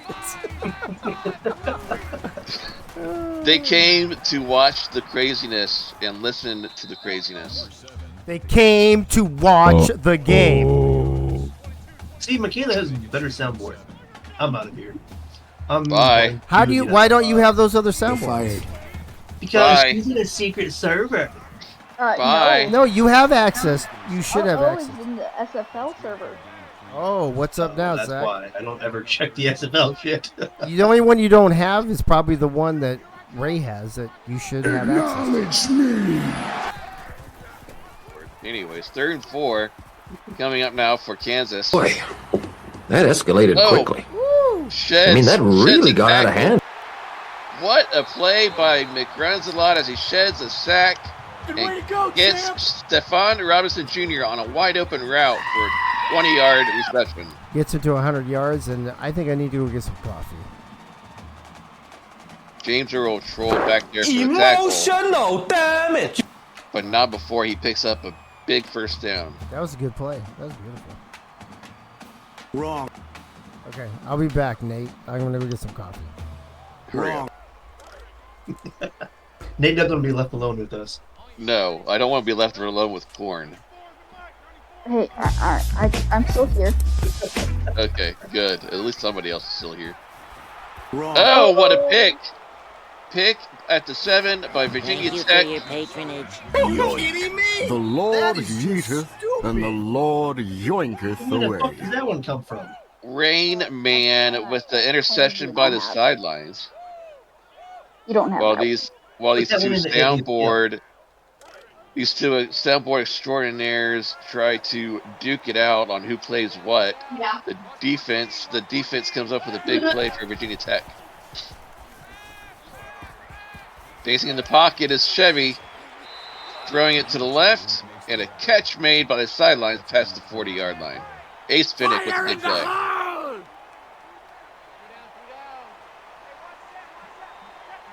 Trying to get the players up to the line to run this next one. Do it. From the 43-yard line. Checks the sideline for the call. Fakes the handoff. Good thing he did because Bogey was stuffed. Big room to run it to the outside. Picks up 13 yards and a first down. That's what she said. And just like that, they are on Kansas' side of the 50, down to the 44-yard line. Time Throw is more starting to dots, become more a factor dots, more here dots. for the Come on, more dots. Hokies. What the heck is that? More dots. More dots? All right. Yes, more dots. Throw more dots. Anyways, gotcha. 2nd and 4 coming up for Virginia Tech. I didn't know what it was saying there at first, if it was like gibberish or something, because that's what it sounded like through my headset. Maybe I just need a new headset. Anyways, Is Dave bad? No, not yet. But yet he's commenting in the chat. It's called using his phone. I'm surprised you know how to do that. I mean, true. At his age, he's probably trying to type on a flip phone. So you know, it is what it is. Look, I'm wearing a belt. I got big boy pants on. After a nice catch inside the 20, Virginia Tech moving, and they keep shooting themselves in the foot with these penalties. This is the third one they've had of the 5-yard variety here in the second half. You what?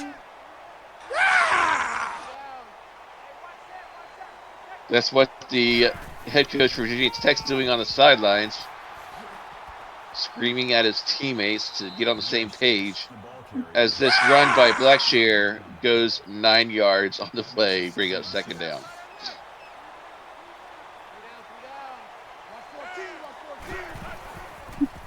Back to throw. Looking, Chevy finding his outlet to the right, but it's not going to find him. Incomplete, bringing up third down. With 5.5 minutes to go, this would be huge if Virginia Tech could find some points here to bring this within a one-score game. Looking to the left, finds it to the short man.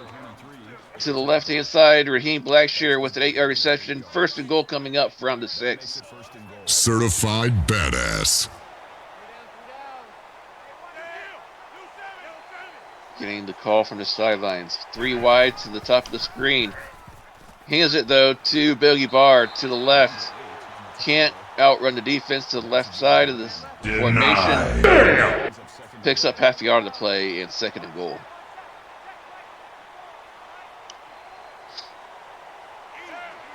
Dave, stop chatting. Get back here. He's got to wait for the coffee to brew. Oh, okay. Well,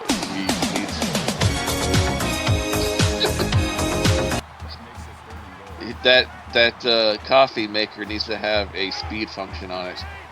As it's third goal now for the Hokies from the 2-yard line. Back to throw. Chevy looking to the right. And a wide open pass to James Mitchell for the Hokie.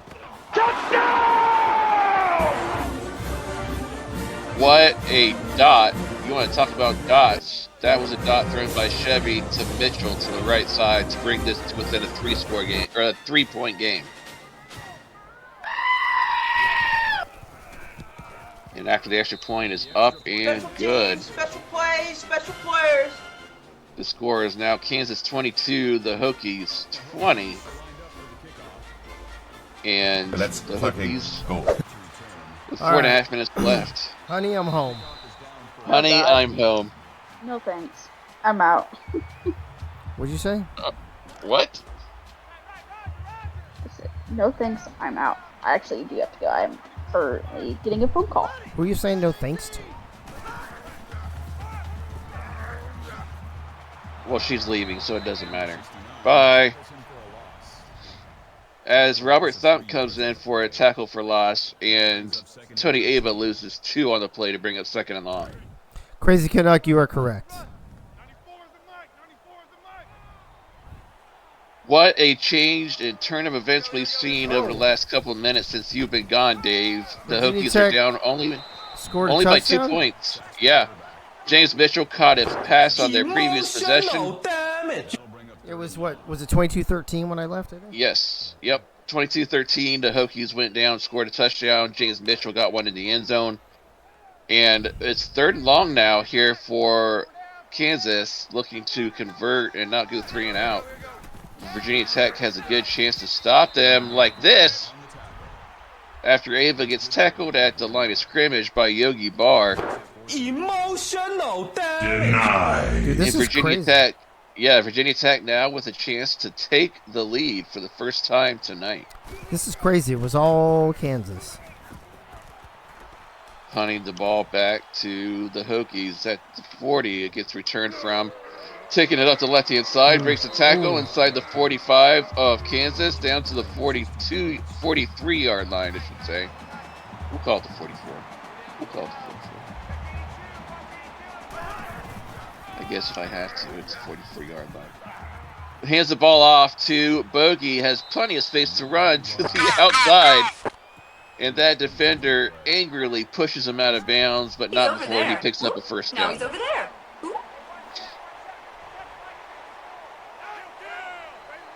back in the gun is Chevy, trying to get the play from the sidelines, from the 21-yard line. Dancing in the pocket, looking for a man deep across the middle, and that goes through the end zone and out of bounds. Dude, even if they hold to a field goal here, Virginia Tech having the lead in this game is just crazy to think about. Bonkers!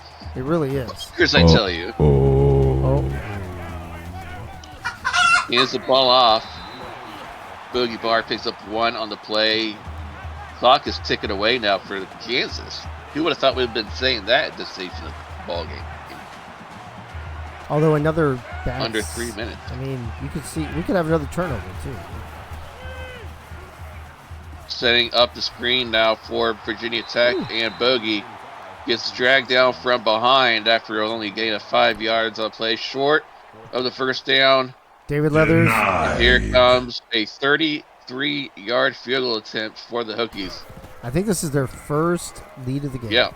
First lead of the ball game for the Hokies. The kick is up and good. And the Hokies pick up their first lead of the entire game, 23-22, 2-2-2 left in this game. That's a lot of fucking twos, bro. David Leathers, what's up? You've missed a lot, actually. Yeah, he has. It's just that wacky 3 there on that 23 is the only 2 we see there on the screen. Kind of irritating, actually. Yeah. Trying to set up the screen now as Vic runs a lot, dumps it off to Tony Ava, bounces off the would-be tackler, and out of bounds at the 27-yard line, only gaining 2 yards on the play. Has Albert got any more sacks? Is Albert still stuck at 8 sacks? I do believe so. Yes. Yes. Fake handoff to nobody, but tries to find a pass over the middle. Stewart Zomilia picks up 16 yards and a first down. Still has 2 minutes left with all 3 timeouts. Plenty of time here for the Jayhawks. Throw more dots, more dots, more dots. More dots. Come on, more dots. Looking. Oh. Not going to find any receivers, so McRunzelot takes off himself. First down, yardage, 11 yards on the play. Move Smart motherfucker, that's right. Wow.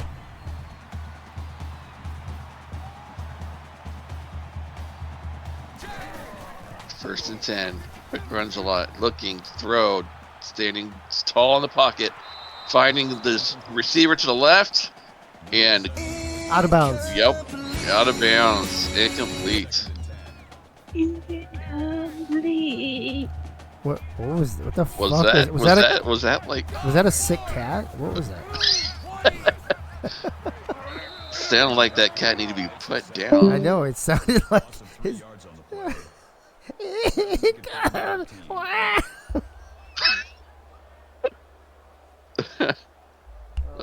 And McRunzelot, that's not. Oh, who's 94? Oh, that's Yogi. Yogi comes in and lays out McRunzelot. Holy fuck, Yogi. Yogi trying to take McRunzelot head off. I think this is third down coming up now for Kansas. Looking to throw. Throws off his back foot and it falls incomplete. To absolutely fucking nobody. Yeah, nobody was there close. And regardless of how this play turns out, this could be it for Kansas. Back to throw. Looking, dancing in the pocket. Short of the first down, falls incomplete. Wow. Denied. Turnover on downs. Holy shit. Now, that's not necessarily the game for Kansas. If they can get a stop on defense, they do have all 3 timeouts. They do. They just need one and even stop. giving up a field goal doesn't hurt them. No, it doesn't. Fake the handoff, though. They do need to stop, and what a layout. Monte Carlo loses 2 yards in the play and gets laid out by number 24. I think it was 54. Not sure. 54. Not sure. It's still an AI. Yeah. Wrong. Hands the ball off. Why are they handing it off? Bogey Bar. I guess they are trying to keep it on the ground to keep the clock running, but still. Yeah. All right. Which makes McNoble's sense. with the McNoble up to 12 tackles on the game, so nice game by him. This is third Fakes down. the handoff. This is third down. Oh, he's going to break it. No! He got dragged down from behind. Monte Carlo doesn't get enough for the first down. They burned their last time out. They burned their last time out to start the clock. Yep. Chad Stinson comes in and makes the game-saving tackle on the play. What's up, Dougie? What's up, Alex Roy? This this punt goes through the end zone for the touchback. Taking a look at your yards by half. Talk about your night and day for each team. Right. It was all Kansas in the first half and all Virginia Tech here in the second. It's almost like that escalated quickly. It's almost like I mean, that really got out of hand. It's almost like whatever happens for one team in the first half can happen for the other team in the second half. You're fired. You know, that soundbite was played by Korn at the beginning of the second half, so it does make sense. Why would he play it at the end of the second half when we're still in the second? I said beginning of the second half. You said the end. I said beginning. Play back. Let's put it in the chat. Let's bet on it. Anyways, after a nice couple of throws by McRunsalot, they're already at the Virginia Tech 40-yard line. They only need a field goal to retake the lead. Still 58 seconds left. Clock is stopped. Is this going to be 25-23? McRunsalot. No, he gets sacked on the play for a 6-yard loss. Buga with his 4th sack of the game. Is that short for fuck you, Georgia? Asking for a friend. I don't even know what down it is. Oh, why are they letting the clock run down? I don't understand. They're pulling to Miami. What are they doing? They're pulling to Miami. Snap the ball. Snap the ball. You only had 10 seconds on the play clock. Is it a glitch? No. Is it glitch? Nope. Is it glitch? Oh, wow. And they spike it. Wow. And then they spiked it anyway. What a bunch of dumb fucks.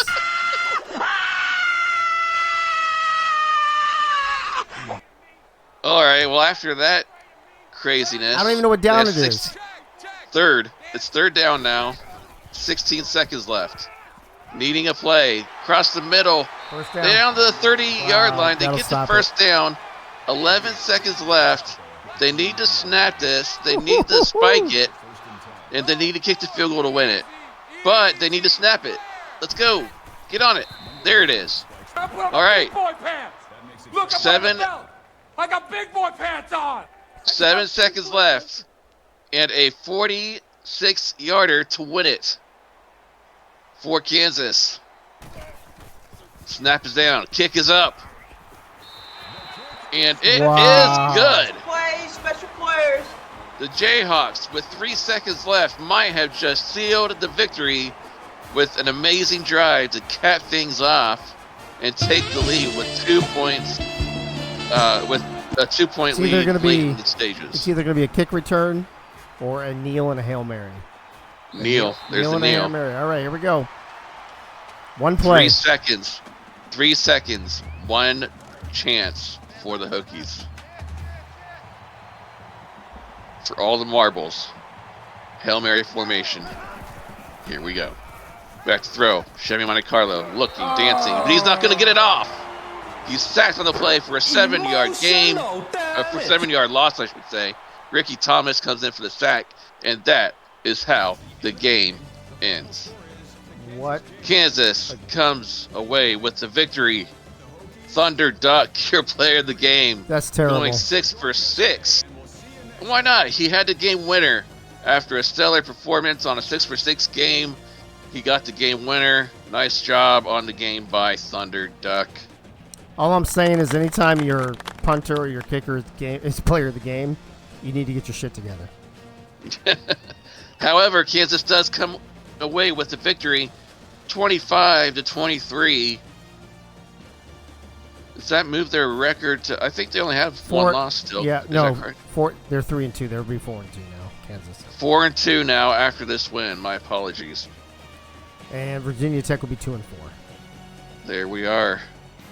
Virginia Tech fails to make the comeback and stop Kansas on that last drive. Looking at some of the highlights and plays.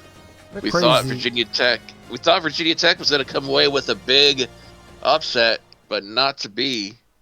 As we take a look at the game stats and player highlights. Just a crazy fucking game all the way around, man. Certainly was. The first downs were pretty even, 21-18. Total offense pretty even as well. Wow. Passing yards highly in favor of Kansas, almost 400 Hold on. to 166. I can't quite see that. Is that a fucking 6? Yes. 6 yards rushing on the game by Kansas. Wow. Compared to 203 for the Hokies. That's just beyond fucking terrible. Pretty even on third down percentages. Red zone percentages, both, actually 100% for Virginia Tech, only 80 for Kansas. So turnovers. 5 of these 6 turnovers were in the first quarter, right? Is that right? Yes, 5 of these 6 were in the first half, I should say. First quarter, maybe. I think first quarter, bro. All right. Well, 5 turnovers in the first quarter, and then a pretty clean game after that, with only 1 afterwards. 545 total offense to 425 for Virginia Tech. Very close time of possession. Only 4 seconds difference of time possession. Kansas topped in that stat. That's crazy. Howitzer runs a lot. 28 for 43, 399 through the air, 1 tackle, 3 interceptions, sacked 15 times. Oh my god. 1 hold on. 5. Hey Keith, that's got to be a record, right, bro? It's got to be a record. 15 times. By the way, I mean, fuck, he couldn't even throw for 400 yards, for God's sake. Howitzer, go to the locker room, 15. find you an ice bath, and go sit in it for about a half an hour. 15. Howitzer gets 20 attempts for minus 62 yards. A lot of that was on the sacks, loss of yardage on sacks. Tony Ava, 13 attempts for 63 yards and no touchdowns. Dude, I can't get over the 15 fucking sacks part still. Yeah, and look at Leathers, you're right, and they won. And they fucking won. Yeah, 15 sacks, and they come away with a 2-point victory. Unbelievable. Skee ball, doozy whistle, 105 with 8 receptions. TJ Hendricks, 103 off of 6 receptions and a touchdown. Stephon Robinson Jr. with 100 yards off of 5 receptions. Zoe has 49 off of 4 receptions. Luke Grimm has 37 off of 3. Tony Ava has 2 receptions for 5 yards. Well, you got to hand it to McPasses a lot. 3 different receivers over 100 yards. Absolutely. Any pancakes? And all while being on his butt for 15 times. No pancakes. 0. 0 fucking pancakes. Hey, just FYI. FYI, Benji, you see this right tackle named Toaster Waffles? He allowed 8 sacks, bro. He needs to be cut.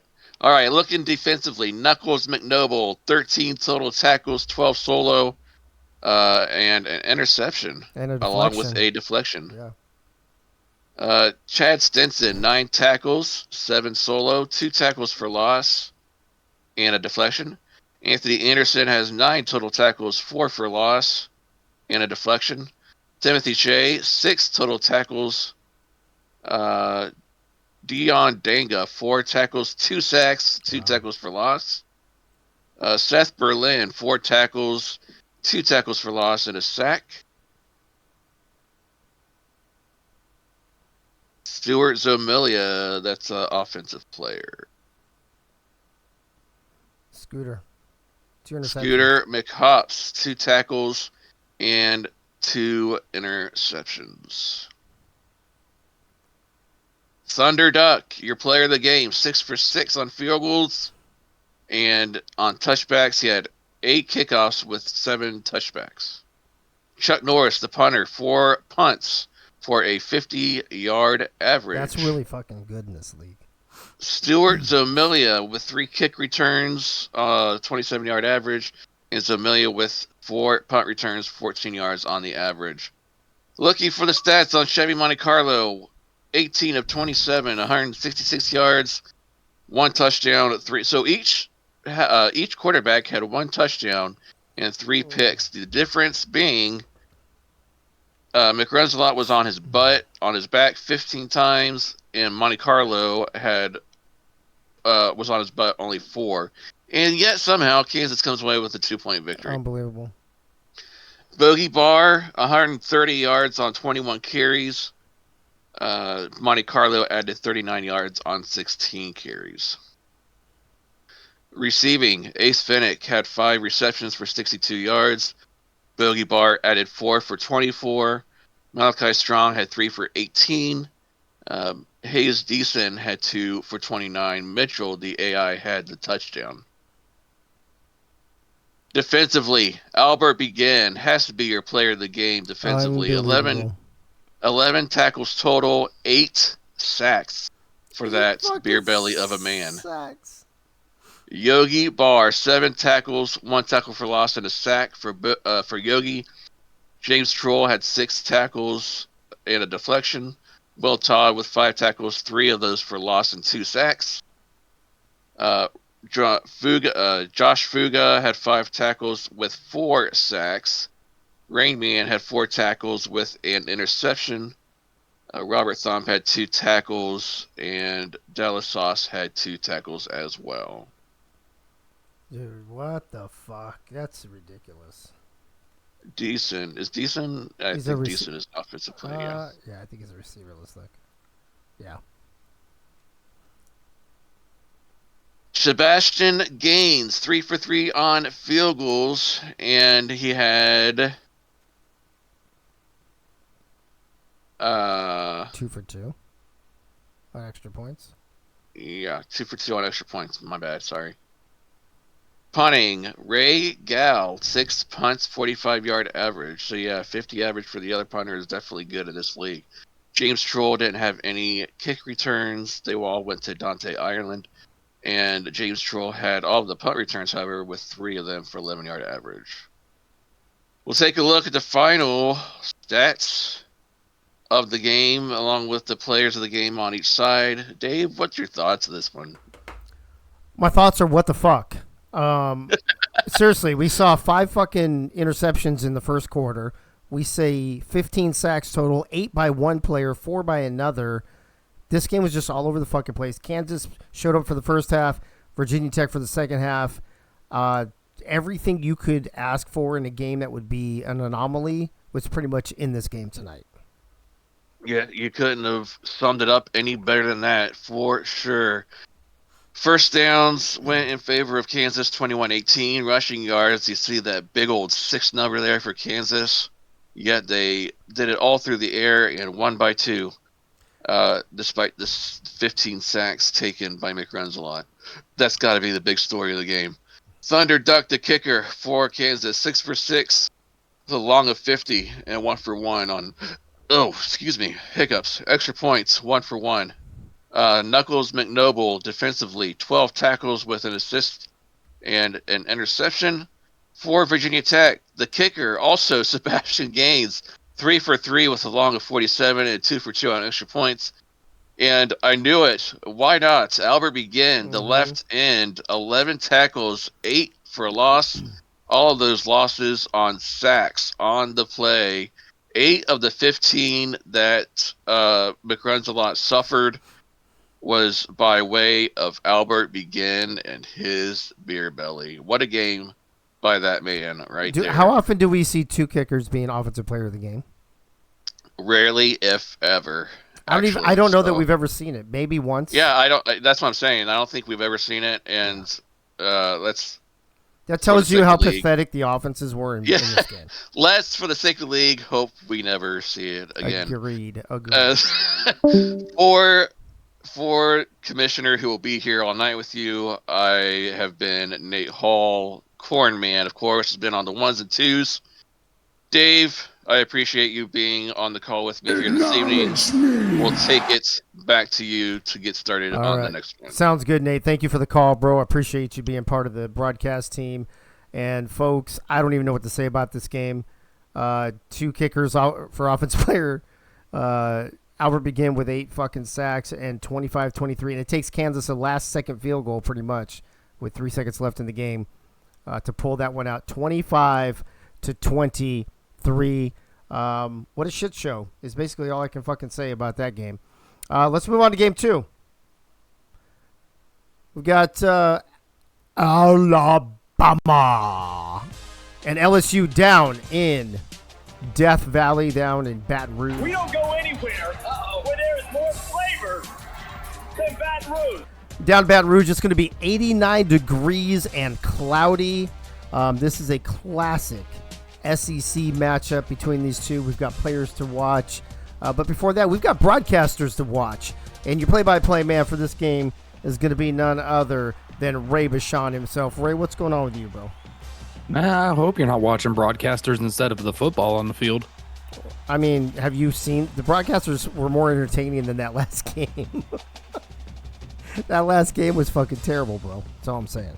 What do you mean? You didn't enjoy Begin going over there getting 8 sacks and a record? No, I didn't actually. I think wow. I especially since his player's got this big old beer belly, bro.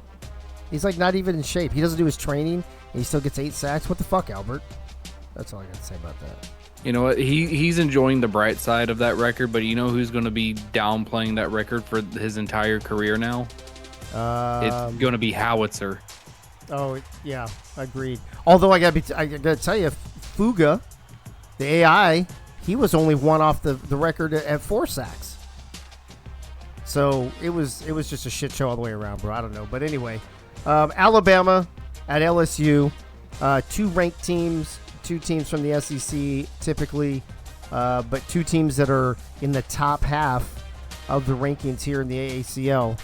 And Ray's going to be your play-by-play, and his analyst for tonight will be none other than the AD for the team who just barely lost in Game 1, and that would be Yogi Bar. Yogi, how's it going, bro?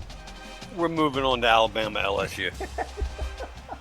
Dude, that was... Hey, Ray, you got to remember, Dave's a diva. He wants offensive players to score, not defensive players. I love offensive. I could give 2 shits defensive games. I could give 2 shits about defense. I would actually love it if we didn't have any defense at all and we just played offense against the offense. 7-on-7. 7-on-7.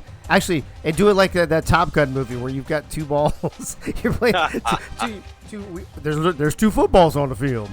There's 2 footballs on the field. Exactly. Do you guys have is Freddie here? Freddie, are you going to be third wheel? Yeah, I'm here, man. How you doing, bro? All right, man. How you doing? How you doing there, Ray? My man, Fat Fred. I'm doing good. You doing good? Ray good. Ray Bashan, a man of many words. Yeah, I mean, it's Sunday. What do you want me to say? Say, all righty. All right. Well, I'm going to turn this over to you, Mr. Man of Many Words on a Sunday. Acknowledge me. To Ray, Yogi, and Freddie. Take it away while I get this game ready. All right, ladies and gentlemen. It is Sunday, and surprisingly, there's still football to be played. I mean, the NFL dropping the ball. You know, they don't want to do anything in the summer, apparently. So, we have to give y'all that entertainment, and damn well if we're not going to give you the entertainment. But look at the matchup you have right in front of your eyes, ladies and gentlemen. Alabama taking a trip down to good old Baton Rouge to be facing the LSU Tigers. And you got to think, if you're the LSU Tigers there, Yogi, you were hoping for Notre Dame to knock off Penn State so you could reclaim that number 1 spot. Oh, praying for it. Definitely praying for it. Unfortunately, my wide receivers don't like to get open. So, couldn't get it done. We almost got it done, though, but damn wide receivers don't know how to run the routes. But we're not talking about this game. We're talking that game. We're talking about this game.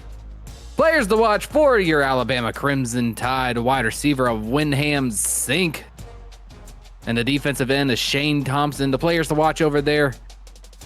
On the LSU side, yes, I am bitter. Thank you. The players to watch. On the LSU side, of course, you got that halfback brute bandit and a defensive end, my former teammate, that is Alex Roy. And surprisingly, wasn't Alex Roy on the Gators last year? No, he was on LSU. That was another Alex. Okay, see? I don't know shit. Too many fucking Alexes. Yeah, too many fucking Alexes. There's only one Ray, though. There's only one Ray. Don't worry about fucking Ray. You only worry about this Ray. Different spellings. There ain't no way she just said fucking Ray's better than me when she's playing like Pink Lisa this season. At least I can admit it. Oh, now you got the commissioner on you. What did you say about Pink Lisa? Oh, I said ain't no way she's saying fucking Ray is better than this Ray, considering she's playing like Pink Lisa this season. Oh, yeah. Well, Pink Lisa did play well last week, though, so there's something. Well, the 1 week. I mean, she's literally the reigning Rodney Dangerfield Player of the Year, so there's that, too. There you go. Maybe I'll take her slogan. Maybe I'm fucking Ray now. Fucking Ray. Did you see what I put right there? Yeah, No. That's what I said. That's not happening. There's only one fucking Ray. Just gonna call you fucking Ray. Fucking Ray the dot machine, Dude, motherfuckers. There's gonna be 2 fucking Rays from now on because I'm gonna keep posting this shit. Anyways, going over to the Alabama side. I mean, you got everywhere as the quarterback there. What does he got to do to get this offense started and firing against this red hot LSU defense? Well, the running game has been setting up the pass well for him, so I think they got to continue with that formula. Let that running game cook, and then use it to go off the play action passes. And then obviously on the other side, the running game for Brute Bandit and LSU has just been phenomenal this entire season. Is there any way they need to feed Ray? Yeah, I'm already fed. Thank you.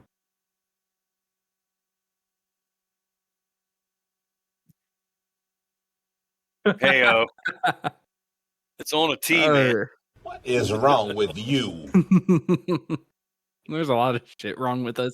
It's Sunday, man. All right, it's Sunday. What was that? I'm sorry.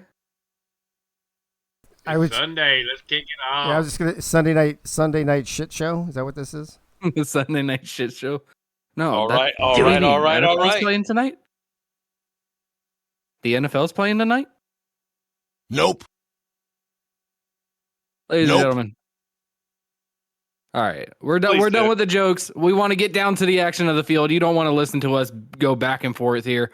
We got Alabama. We have the LSU Tigers. Let's head on down to the field. Be a pretty good game. I'm expecting it too. I'm not quite sure of both teams' records.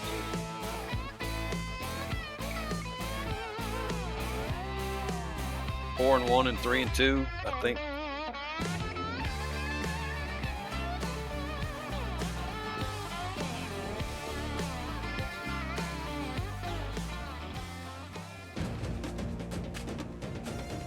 Ladies and gentlemen, here we are inside beautiful Baton Rouge at the Tiger Stadium. We have the number 2 LSU Tigers hosting the Alabama Crimson Tide. And thankfully, there is no ugly-ass jerseys in this goddamn matchup. Traditionals. Are you sure about that? Dave's like, I don't know about that. It can't be worse than the Florida Gators. I mean, Jesus Christ. No, I'm not. Bro, gonna honestly, let it go no, honestly, those fucking jerseys. Bro, you gotta let that fucking shit go for real. There we are. Your impact player for the Alabama Crimson Tide is, of course, going to be that dominant quarterback everywhere. Just like his name propels, he seems like he's everywhere for that offensive side.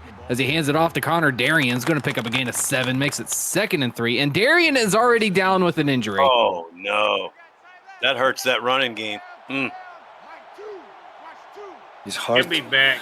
Hopefully he can walk. Start on it, Gary. No, you got the backup running back in there, shoving a man away with a stiff arm, but he's going to get dropped for a loss of 2 by Maurice Hampton Jr.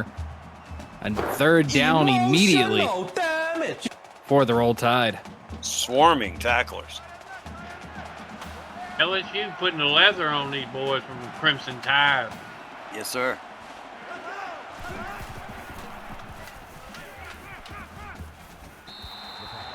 Ooh. Dropped.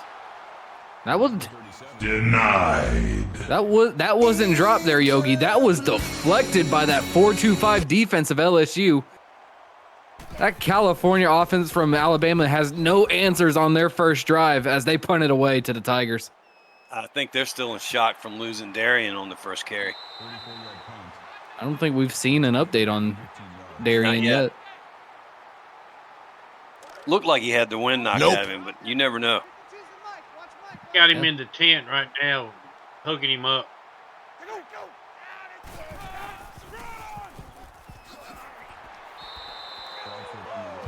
Here we are, the Tigers with their first run of the day. Hands it off to Trey Bradford for 6 yards.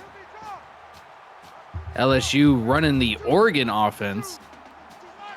Going against, Dave's going to have to tell me the Alabama deep. What? 4-2-5. Is that a broken play? Yep. They're running the 4-2-5. The 4-2-5 defense of Alabama. That was a broken play, and they still couldn't stop Larry Ballin from running it across the first down marker. Man stood there like it was a photo opportunity. Oh, what a pitch. It's a flip to Trey Bradford. We're not seeing Brute Bandit yet. No. We have the backup out there. I mean, we do have 2 running backs back there. I keep forgetting that. 1st and 10 again for the Tigers, already in Alabama territory. I believe that is Brute Bandit running right up the gut. He's going to pick up 17 on that carry. Now he's over there. Sure looked like Brute Bandit. That was definitely Brute Bandit. Ran it up the gut, and we are in the red zone for the first time of this matchup. Fakes the handoff to the backup running back.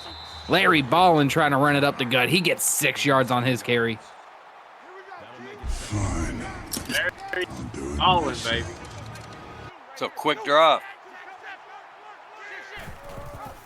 They are 2nd and 4. Larry having it himself, trying to get out and squeezes through 2 defenders. He's going to pick up the first down. The grit and determination of Larry Ballin, and it's a 1st and goal opportunity for the Tigers. Would not be denied. Takes the snap, fakes the handoff, the Brute, but gets met up by 3 defenders of the Roll Tide. Joel Puffs with that tackle for a loss. Makes it 2nd and goal. They were waiting on that play. Good open field tackle there by number 49. Yeah, it was. Dave's got to reconnect the controller. 2nd and goal. Hands it off to Brute Bandit. Brute Bandit finding the hole down to the left side, and he's in for the 6-yard LSU. Touchdown!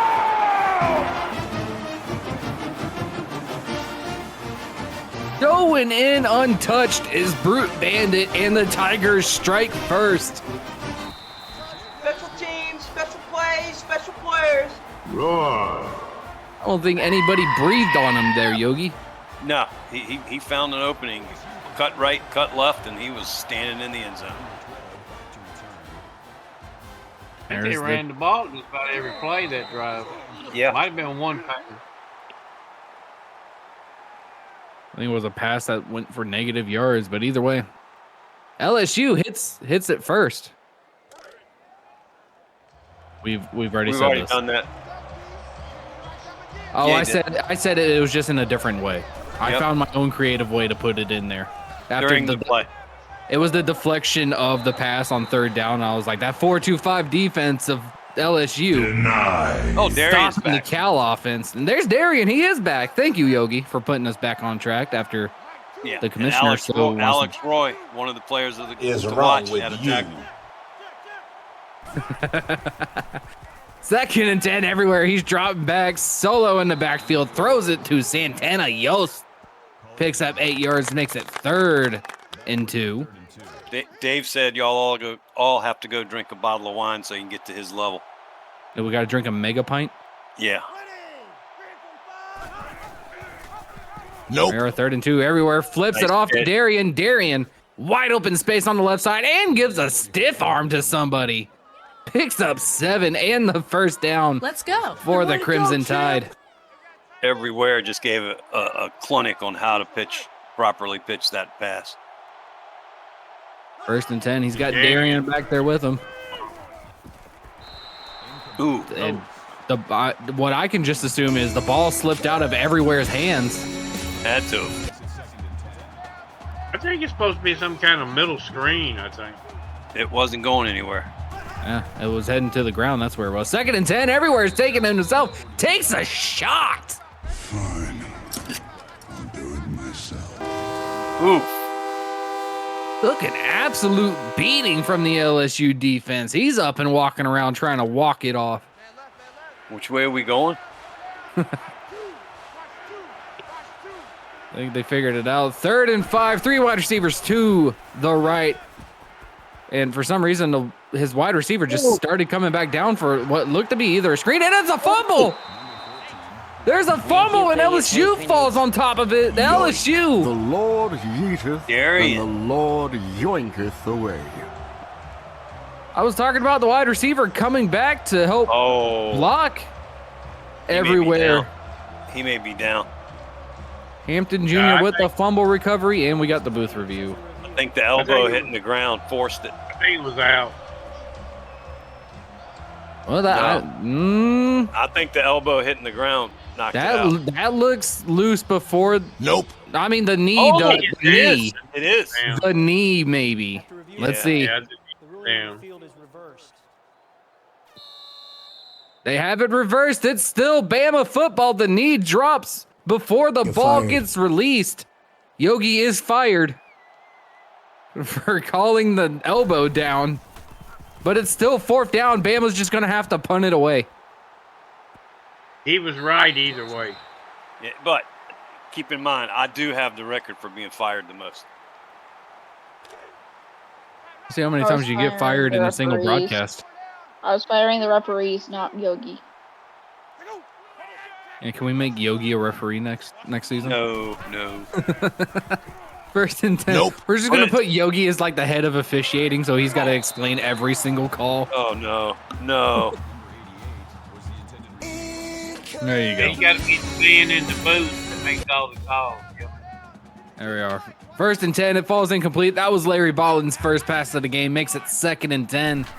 A wide receiver in motion. He's going to get the handoff. Oh. And he's getting stopped behind the line. Darius Gardner losing 2 yards on that rush. This Alabama defense is fired up on this series. Need to, because they just let them run through them last drive. I agree. This ought to be a passing play here. Let's see. 3rd and 12. Turnover. Fakes the handoff, fakes the throw, throws it to the left. He had a wide receiver, but it's dropped. Great defensive coverage by the Crimson Tide, and it's going to result in a 3-and-out and a punt from the Tigers. That's exactly what Alabama needed. End up a pretty good field position. Ball is up, catches it at their own 39-yard line, gets near midfield as Windham sink with 9 yards. The game summary so far, it's 7-0, 11 plays to 9, 59 total yards to 25, and 4 first downs to 2. It's still an early game, though. That's the first time we've heard sink tonight on a punt return. 1st and 10, everywhere takes the snap. He hands it off to Connor Darien. He gets dropped for a 2-yard loss. Lumberjacks with the tackle, makes it 2nd and 12.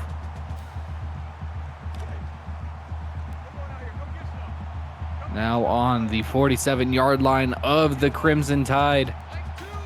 Still has Darien in the backfield with him. 2nd and 12, hands it off to him again, says, see what you can do with this one. Darien picks up 5 on that carry, makes it a 3rd and 7. That makes it 3rd and 7. Do it. No, you do it. Did not expect that sound alert. They're at 3rd and 7 everywhere. He's dropping back. He's looking. He's got time in the pocket. He throws down the middle of the field, and it's a dropped interception. He had no more time to wait on that pass. That was the last split second. Yeah, look like the Tigers defense had it covered pretty well back there in the secondary. Oh, did they get him on the one? He was aiming for it. No, they're calling it a touchback. That was probably one of the closest ones we've seen. Here we are, the 20-yard line of LSU. They fake the handoff to Brute Bandit. Larry Bollin's going running. Shrugs the man off. He picks up 10 and the first down. And the no-huddle offense is coming out. 1st and 10. Fakes the handoff to Brute. He's got the hole up the left side. He's going to pick up another 10 yards on that carry.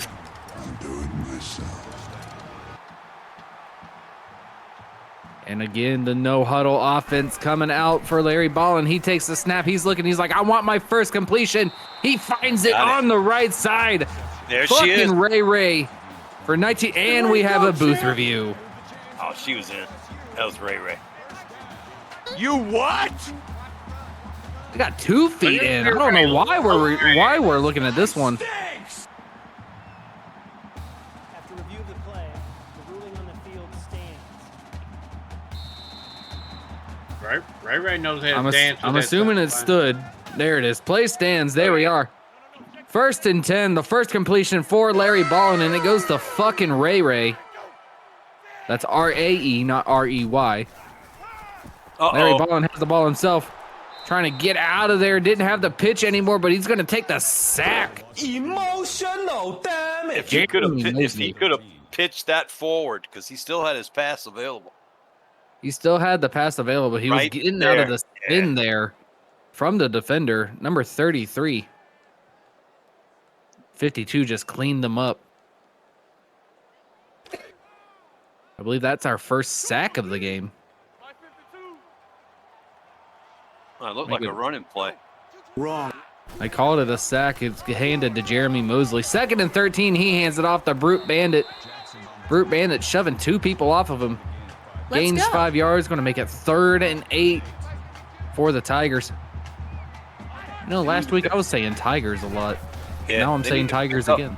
3 or 4 yards here to get a field goal, really. 3 or 4 yards. How about a halfback screen that's going to go nowhere but to the line of scrimmage? This makes for a long field goal. Denied. You want to test waters, Michaela? Hit the sound. Denied. The kick is up.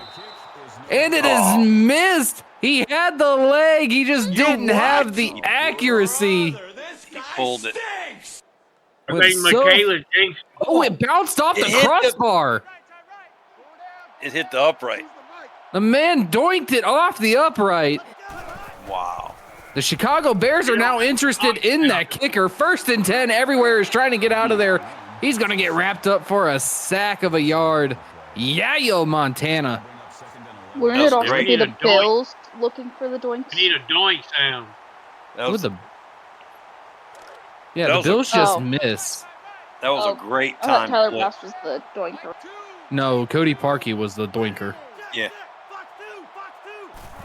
Double doink. Double doink. 2nd and 11 everywhere. Throwing down the middle. Has a man. And he's free. He breaks free. Nice. He gets dragged down from behind. Trayvon Hunter with the 43-yard catch and run. Fire in the hole! Wow, it's very nice. Heads 2 blockers. And finally gets dropped by Lasha, long-ass last name, and he is hurt. Oh, uh-oh. That doesn't look good. Shoulder? I don't know, He got the piano off his back. Roll Tide in the red zone for the first time this game. 1st and 10. Everywhere's alone in the backfield. Finds a man in the middle once again. As J-Rock. He picks up 14, and somebody stopped that elephant. Go, champ! That's our first sighting of J-Rock tonight, too. 1st and goal. Darian time. Nope. Everywhere he's dropped back, he's looking. He's got plenty of protection, plenty of time. Throwing to the left side. Donnie Cucci. He's saying he broke the plane for the Crimson Tide. Touchdown!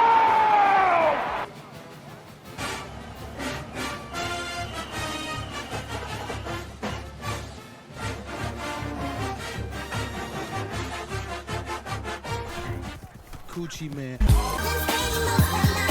Special teams, special plays, special players.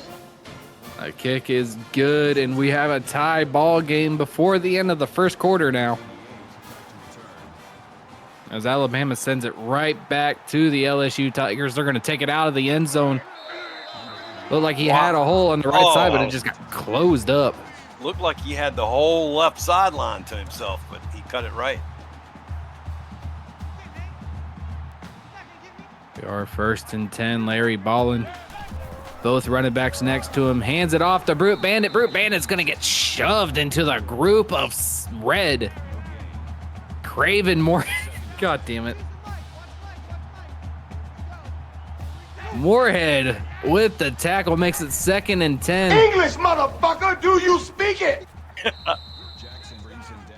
Sounding like a goddamn Reddit username over here. Brute Bandit with the carry makes it a 3rd and 6 after the 4-yard gain. And the no huddle for the Tigers coming out again. 20 seconds left in the first quarter. There's the handoff to Brute Bandit, and he has the hold. Oh, that's a horse collar tackle. That is wide open for the refs to see. That's an assault. Trayvon Hunter is going to be out for the game. He is out for the game. Yeah, Brute Bandit is too, looking for his head. Oh, wow. Well, it did say he was Craven Moorhead. As we hit the end of the first quarter, ladies and gentlemen, we're all tied up here in Tiger Stadium. The score is 7-all. That's what I was expecting, a tough SEC matchup.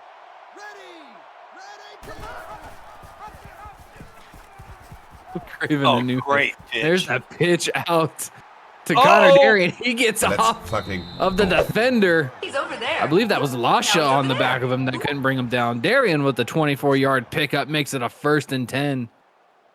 Was it Lasha on him? Yeah, I think that was Lasha. I think so. Free safety had to come over, make the stop for. Here we are, 1st and 10 for the Crimson Tide. Everywhere he takes the snap. Throwing down the left side, wide open is J-Rock. He's going to pick up 15 yards and the first down. J-Rock's probably got to be the top option now that Trayvon Hunter is down for the game. J-Rock is a good ball player.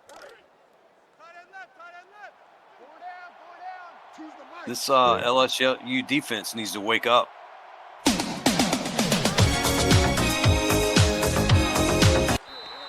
Ladies and gentlemen, we're getting rickrolled in the booth as Connor Darien runs up for a yard, makes it 2nd and 9.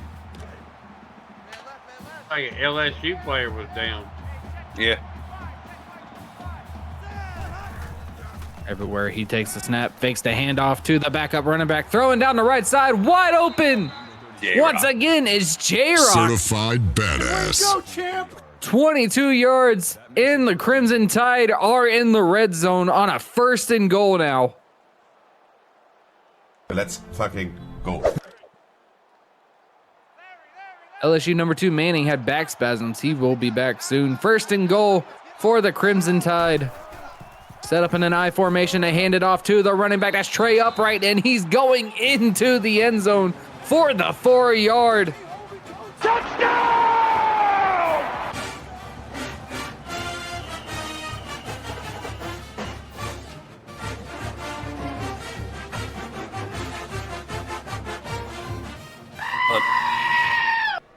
Another vulture touchdown.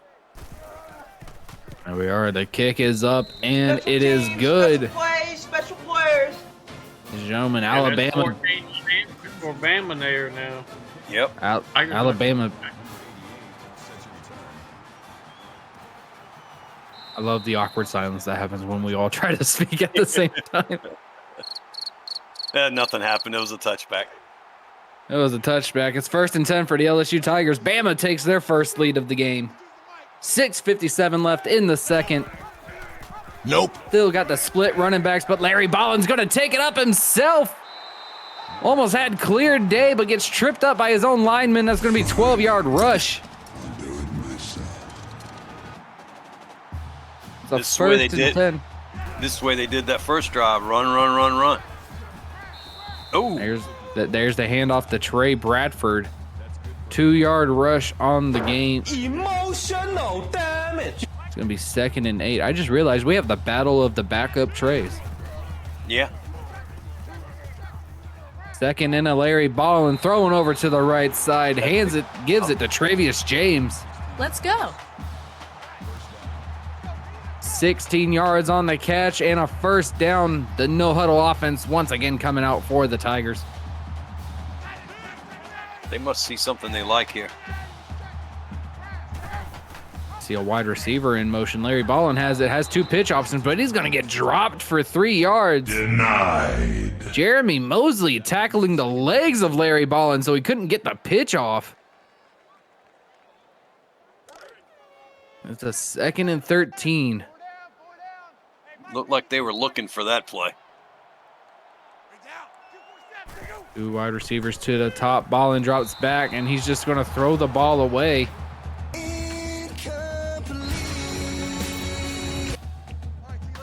Guess he didn't like the look of the Alabama defense on that play. I thought maybe he put his cell phone number on the ball and threw it to a girl in the stands. Our 3rd and 13, he hands it off to Brute Bandit. Brute Bandit's running up the gut. He's only going to pick up 4. Brings it to a 4th down, and the Tigers are going to have to punt it away. Do it! Just do it! Just. Punt is up. They got it that time. Is that going to be at the maybe the 2 or the 3 yard line? Waiting. 3. It's at the 3.5. Beautiful punt by LSU to pin Alabama. And everywhere. Threw it a play action, and he finds a man wide open on the right side. That's Carl Tucker for 22 yards and gets Alabama out of their red zone. Fucking go. Wow. That was a gutsy call. The ballsy play by Alabama to throw in the back of their end zone. Works out well. Now on their own 26-yard line. 1st and 10. 3 wide receivers to the left, but he hands it off to Connor Darien. And sniffing it out and dropping them for the loss of 2. I think Darien has more east and west. Yeah. I mean, north and south speed than east and west. Yep. He's built for up the middle. 2nd and 12. He hands it off to Darien, and right up the middle he goes. He's going to pick up 7 on that run. Makes it a 3rd and 5. That's where he's best utilized. Oh, he was doing a little dance.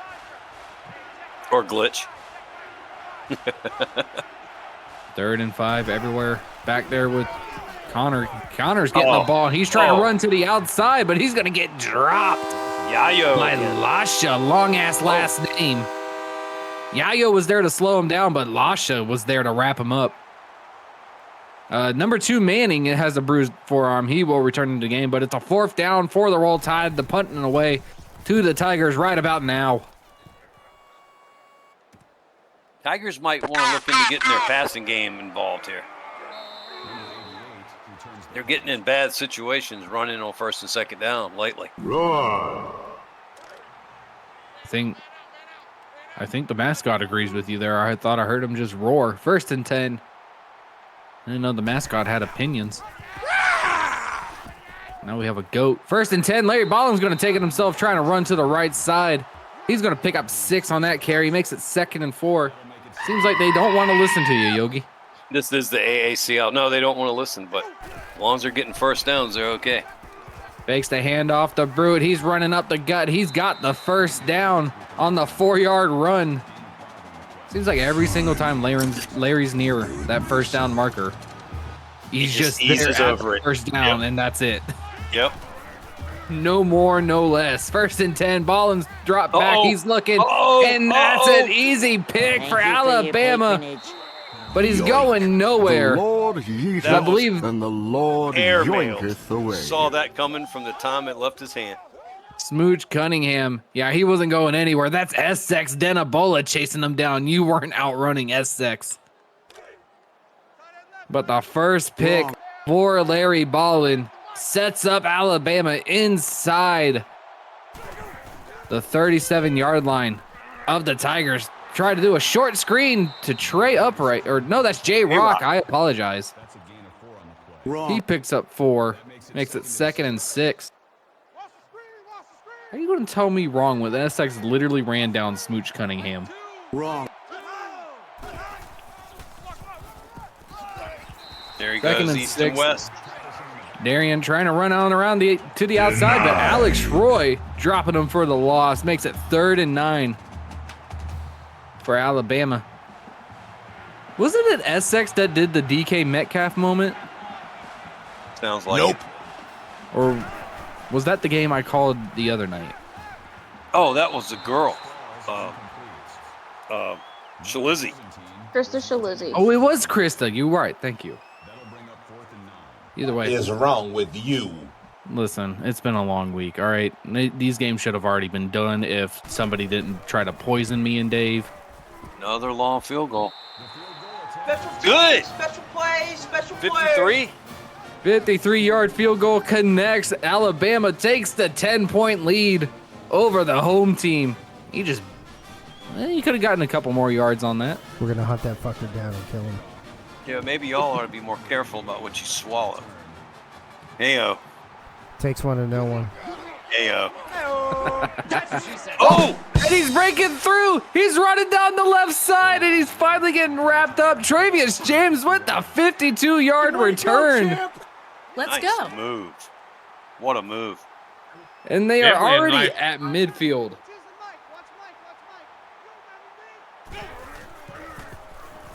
Larry Ballin takes the snap, saw the pressure right in front of him. How could you miss it? Emotional damage. Putting them hits up the middle. That guy was a missile. The only thing that was bad about that play was it was a completed pass instead of an incomplete because they're wasting time as Darius Gardner gets the ball. He gets dropped for 3 yards. Jeremy Mosley's having himself a hell of a game. Player to watch. That was Larry Ballin when he saw the pressure coming up toward him. That was y'all with your food poisoning. That was me on the bathroom during food poisoning. 3rd and 13. Oh, got a flag though. You have a flag? Oh, pass interference. What? On the offense. Set a pick. No, fucking Ray Ray. Oh, it is. Ray. Fucking Ray Ray. And not in the good fucking Ray Ray. It's God fucking Ray Ray.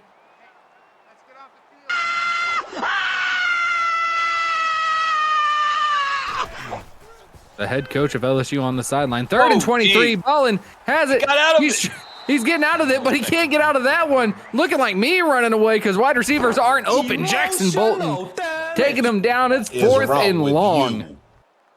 And the Tigers, after the great punt return, an OPI and the sack, they're going to have to punt it right back to Alabama. Fucking Ray Ray killed the drive. We had to get fucking Ray Ray into the game anyway.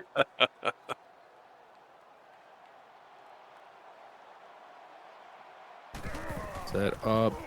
There's the snap there. Oh my God, that almost got blocked by Alabama. It was close. You have plenty of room to run if you can get by the first guy. You can't. First guy drops Saint down 9 yards on the return. 1st and 10 for Bama in on their side of the field. Look at that. Still haven't heard anything from Wyndham Sink on the offense tonight. Only 2 punt returns. That's odd. They'll get him going on this drive. 1st and 10. Connor Darian back there with everywhere. Everywhere's changing up the route he doesn't like. Drops back, looking down the left side. There's Santana Yost. He picks up 15 yards and the first down. Let's fucking go. I don't know why Sink's not even being a target on this Alabama offense so far. But yet they lead by 10 points and they're got a little drive going here before half. 1st and 10, everywhere it drops back. He's looking. Throwing down the middle. I believe that's Connor Darian with the catch. Picks up 3 yards, makes it 2nd and 7. And once again, they had wide receiver go out deep and then come right back to the line, the block for everywhere. Didn't give Connor Darien much to work with there. Second and 7. Saw the pressure. You can hear the yelling. And finally, Wyndham Sink gets his first catch of the game. And he's breaking a lot of tackles. 28 yards for the Sinkmeister. And it's a 1st and 10 into LSU territory. I think he broke about like 4 or 5 tackles there. Looked like it. He didn't want to give the ball up once he got it. You're a smart motherfucker. That's right. Uh-oh. Floater. Our 1st and 10, a floater. It drops into the hands of Slade Bolden. He picks up 9, makes it a 2nd and 1. This is going to be interesting. 10-point lead. 2nd and 1. Everywhere is going to take it himself. Pulling a Larry Ballin. He gets 3 yards on the carry. And it's a 1st and 10, I believe, inside the red zone. Oh, way inside. Way inside the red zone. They kind of want to eat the clock and put some more points up, but they want 7. 1st and 10. Fakes the handoff to Connor Darien. Everywhere is going to take it himself, trying to run up the guts. He picks up 10, but he's not going to pick up the 1st down. It's 2nd and inches. Everywhere is no Larry Ballin. Larry Ballin would have had the 1st. He'd have fallen over the line. That's all right. They want to eat the clock anyway. Ooh. Our 2nd and inches everywhere. He's looking, throwing down to the right side. Wide open in the back of the end zones. Wyndham Sink for the 4-yard. Touchdown! 17-point lead. Didn't see this coming. No, especially when LSU came out with the first drive and just ran it right down Alabama's throat. Alabama adjusted to that, and LSU didn't. They just kept trying to do it. Bama has down goes Frazier moment tonight. Uh-oh. I don't know why we just said uh-oh. Down goes Frazier. You don't know the expression, down goes Frazier? The announcement. The champ's gone down, baby. Yeah. You're 1st and 10. Yes, I am. 1st and 10. Larry Ballin drops back. He's looking, and he's going to get absolutely blown up. Thank God I'm not the only one, Michaela. Shane Thompson with the sack. Emotional damage. Makes it 2nd and 18. Usually when that stuff kind of happens to me, Michaela, I'm the only one that doesn't know shit about it, so it's nice to have somebody there with me. Well, I'm also younger than you, so. I can't wait to see the halftime stats. What is wrong with you? Passing yardage for LSU. 2nd and 18. 30 seconds left. Tight end in motion, and he's just running down the clock. Yeah. Do it. Well, that's a defeated team. Everybody about turning out the light. Yeah. Dandy Don.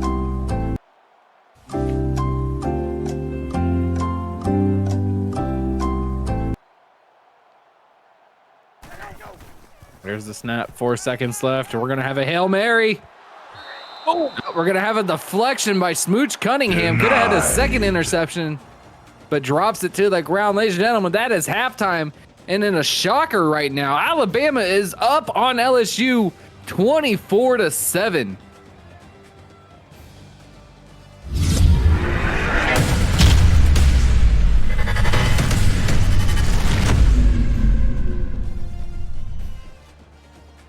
And here comes the halftime highlights, but Yogi, I don't think I've seen LSU this like stubborn about stuff since they had Penn State on their schedule.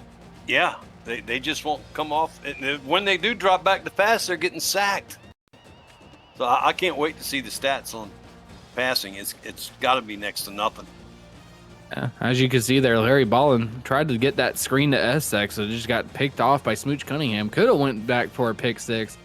Alabama would have been up possibly 31-7, but here you are, first half highlights. 35 passing yards for the Tigers. to 193 of Alabama. That's beyond stubborn. Rushing yards, 98 to LSU of Alabama's 60. Go ahead, I'm sorry. Go ahead. Time of possession is 12 minutes to 7 in favor of Alabama. Just that one turnover for LSU. Actually, well, I will correct myself. There was supposed to be a second turnover, but it got reviewed over and reversed from Connor Darian. That Yogi swears his elbow was down. It was at one point in time. Yeah, it was down. Khalil in the chat. Quick reminder that Ballin had 83 passing yards week 1 against Nebraska, so that's the mark to beat for Bama. Oh, wow. We are 1st and 10. Ballin hands it off to Brute Bandit. Brute's going to get out of the tackle there. Makes the second one miss and the third. That was a hell of a 3-yard run. Yeah, I was about to say, would you believe it only went for 3 yards? 2nd and 7 for the Tigers. The no-huddle offense out onto that field. Ballin takes the snap. Has the pitch over to Brute Bandit. He's got the blockers out in front and yards. 15 of them to be exact for the first down for the Tigers. Go. They look like they did in their opening drive. 1st and 10. Ballin, he's dropped back. He's looking, throwing it quick. Little pass to Travius James for 2 yards. Makes it a 2nd and 8. LSU's probably going to have to do more than just short passes if they want to get back into this game. There is the motion from the wide receiver, and it's going to be a pitch out to the wide receiver. Ooh. Darius Gardner, he picks up 5 yards on that run. Makes it a 3rd and 4 now. Wouldn't it be pitch out to a wide receiver? Because Darius Gardner is a wide receiver. Yeah, he came around on a motion. Yeah. He came around on the motion before the snap even went off. 3rd and 4. Larry Ballin throws it down the middle. I believe that's to Brute Bandit. He picks up 10 yards on the catch. Certified badass. It's a 1st and 10. How does Brute Bandit 3 catches and 10 yards? He needs to get Essex Denebola involved here. 1st and he tried. It got it picked off. 1st and 10. Nope. Ballin's taking it himself.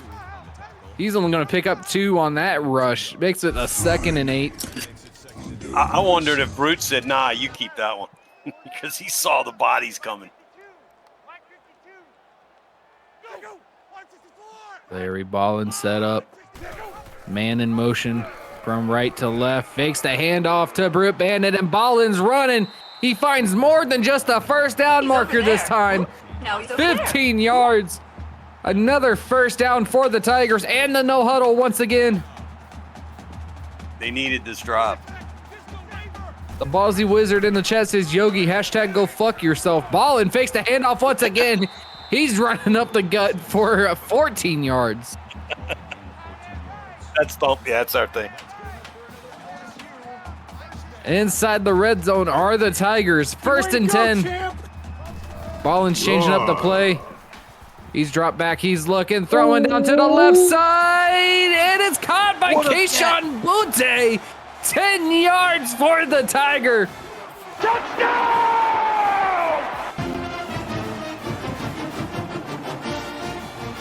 Hey, we want some Butte. They need to check that ball for helium. It was up forever.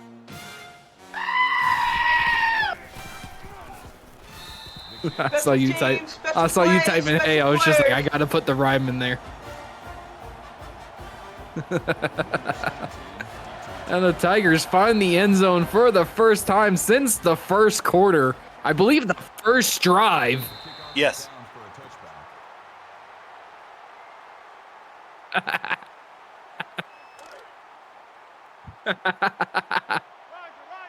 Butte mossed 2 defenders to grab that touchdown.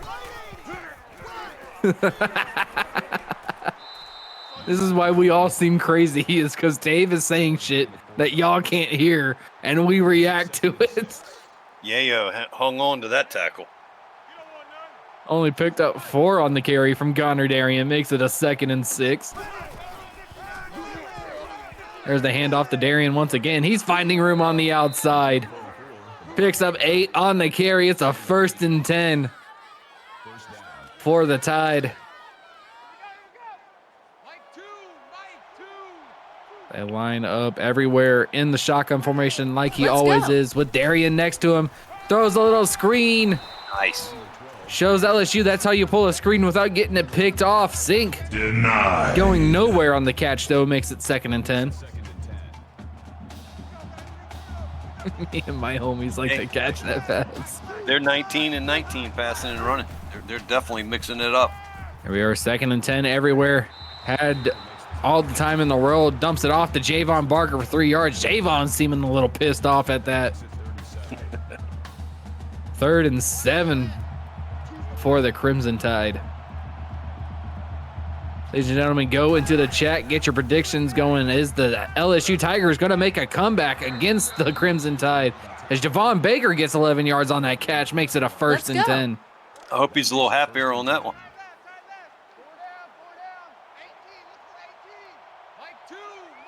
Can't see how many first downs because we got to have our own graphics. 1st and 10, they hand it off to Connor Darian. He's getting wrapped up immediately. Loss of 2 on the play. Lasha, long-ass last name, with her 2nd tackle for a loss. Emotional damage. Everywhere once again in the shotgun formation. Darian next to him has the pitch option to Darian. He's going to get it, but it's only going to go for a gain of 6. We'll make it a 3rd and 6 for Alabama. J-Rock time. 3rd and 6 everywhere. He drops back. He's looking, has pressure right up the middle. That's not, oh my God, Trayshawn Holden. They might be glad that wasn't J-Rock. Woo. Well, he held on to the ball, and he's up off the field. Lasha with a huge hit. 1st and 10 for Alabama, though. Throws it short. That's Trey upright for 6 yards. Make it a 2nd and 4. That'll make it 2nd and 4.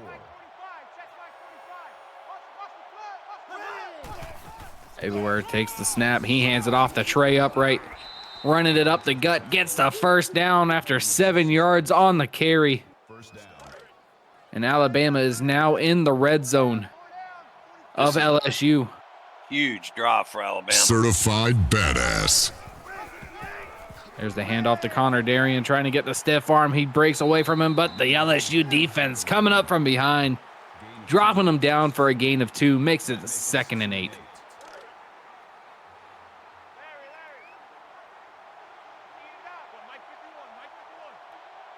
Three wide receivers to the left, everywhere taking the snap. Ooh. Throwing it down short. That's the Slade Bolden. He's getting 1 yard on the catch. His 2nd catch of the day. It's a 3rd and 8. Why was it denied? 1 yard gain. Oh. I'm guessing.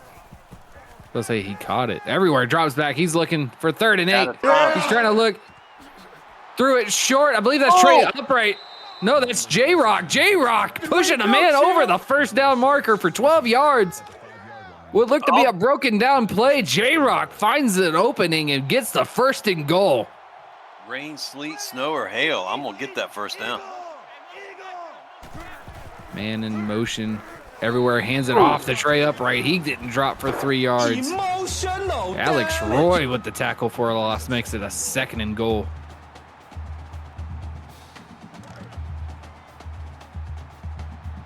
Where's Darian? Still not in. Getting some oxygen on the sideline, apparently. 2nd and goal everywhere. Fakes the handoff to Trey upright. He's going to run it up the gut untouched. And he's walking into the end zone for the Alabama. Touchdown!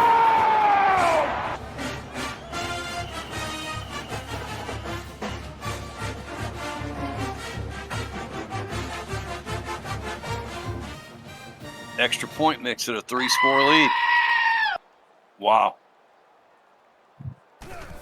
And the kick is up, and it is good. Special plays, special players. For Alabama.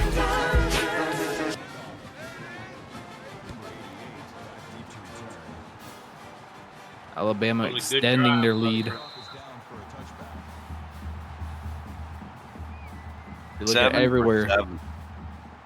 First half, second half. I believe that was the only drive for Alabama, though. So 7 for 7. Yeah. I mean, still pretty impressive for one drive, but it's only one drive. 1st and 10. They handed off to Brute Bandit.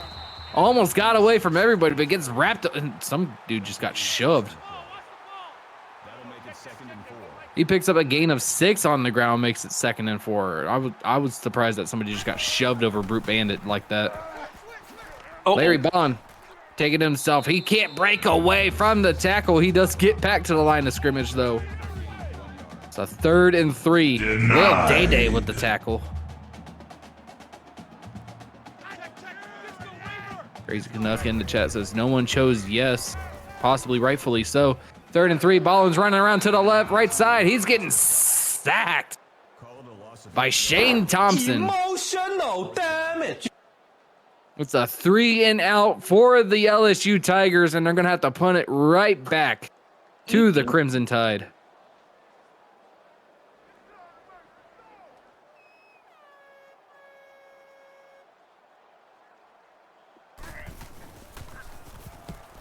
Punt is up. It's away. Good blocks already. Going to get taken at the 30-yard line of Alabama. He's getting dropped for 12-yard return as Windham sink. Be a 1st and 10 for the Crimson Tide at the 44-yard line. They could end this game on this drive.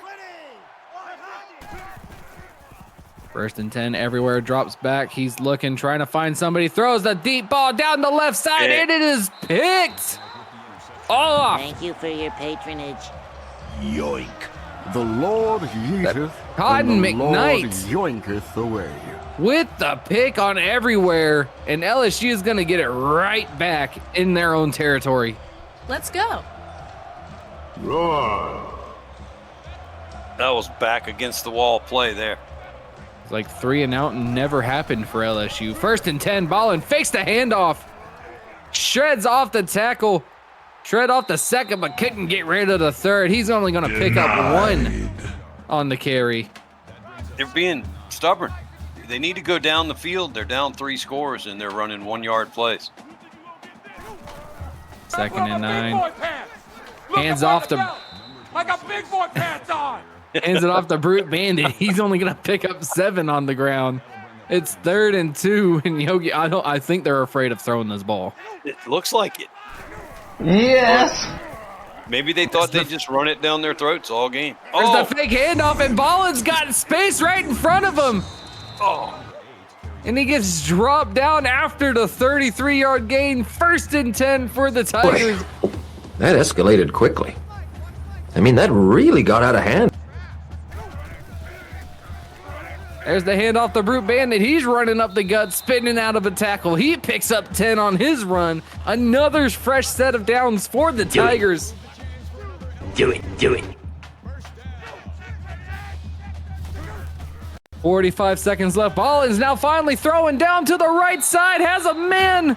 That's fucking Ray Colston for 19 yards. Let's fucking go.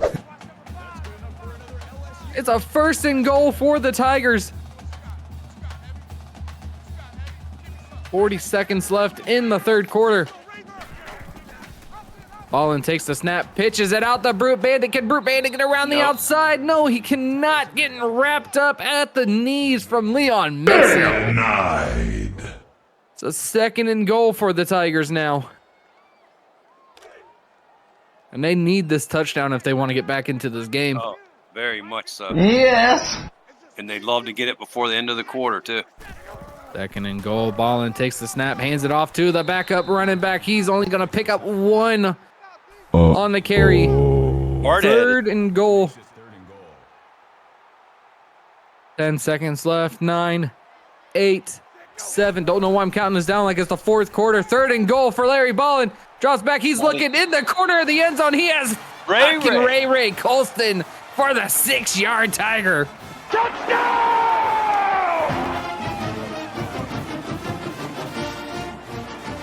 So they can't score more than 1 touchdown and a half.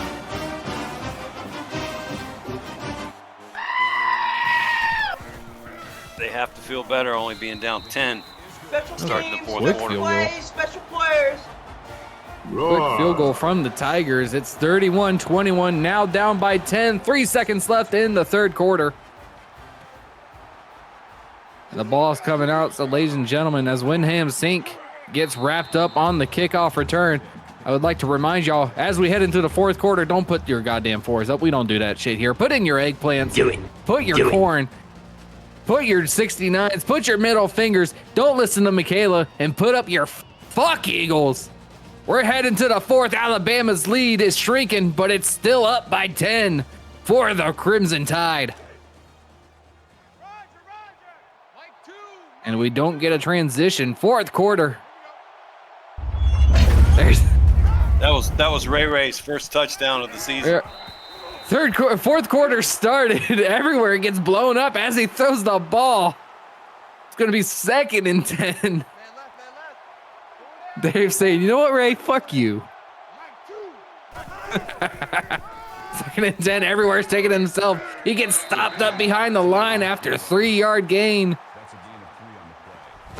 Emotional Lasha. damage. Lasha, long-ass last name. I'm seeing a little life out of LSU now. That touchdown sparked them a little bit. 3rd and 7. Everywhere's looking. He's going nowhere because he getting sacked by Alex fucking Roy. Alex Roy dropping everywhere down, going absolutely nowhere. It's a 3-and-out for the Crimson Tide and putting it right back to the Tigers. Big series for the LSU defense.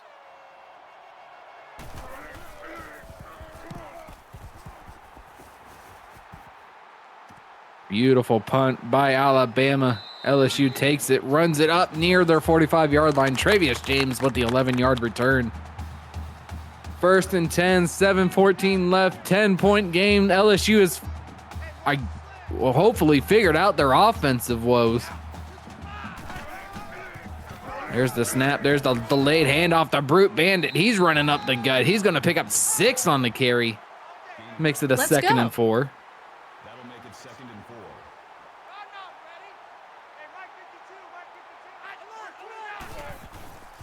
4. Larry Ballin drop back, looking to throw.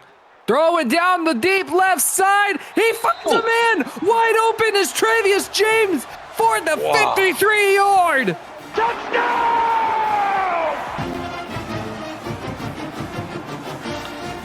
Larry is just out here proving that he's listening to us, to Yogi, and he's like, I'm not scared to throw this fucking ball.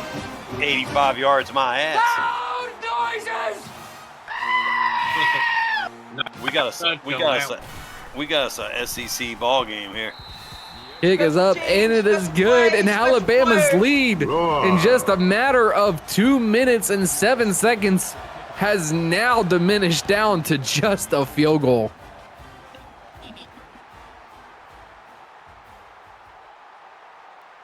That's a minute, 7 seconds. I apologize. I cannot do math correctly. It's all right. There we are, 1st and 10 for the Crimson Tide. Gonna need to get something going if they want to protect this lead. Right now, they need to protect their defense by putting a drive together. There's the fake handoff to Connor. And LSU trying to stop Alabama from reaching the 1st down marker, but Donnie Cucci not going down without a fight. He picks up the 1st down.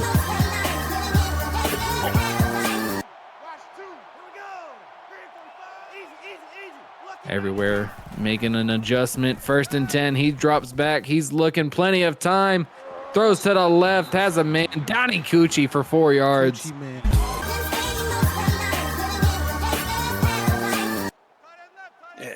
Everywhere is looking at a lot of Coochie right now, isn't he? Everywhere you go, there's just a Coochie. A wide open Coochie, might I add. 2nd and 6. Hands it off to Connor Darien. That's what Freddie was talking about, that east and west running isn't his specialty. 3rd and 6 for the Roll Tide. Everywhere takes the snaps, looking, throwing down the middle, has a man wide open, breaks a couple of tackles. and gets dropped down. Santana, Yost. And the Tigers are like, we came so close, and now they're here. Our red zone. 1st and 10 for Alabama. Everywhere. Drops back. Looking, throwing down the deep left side. Has a man in. Trayshawn Holden for the 27-yard.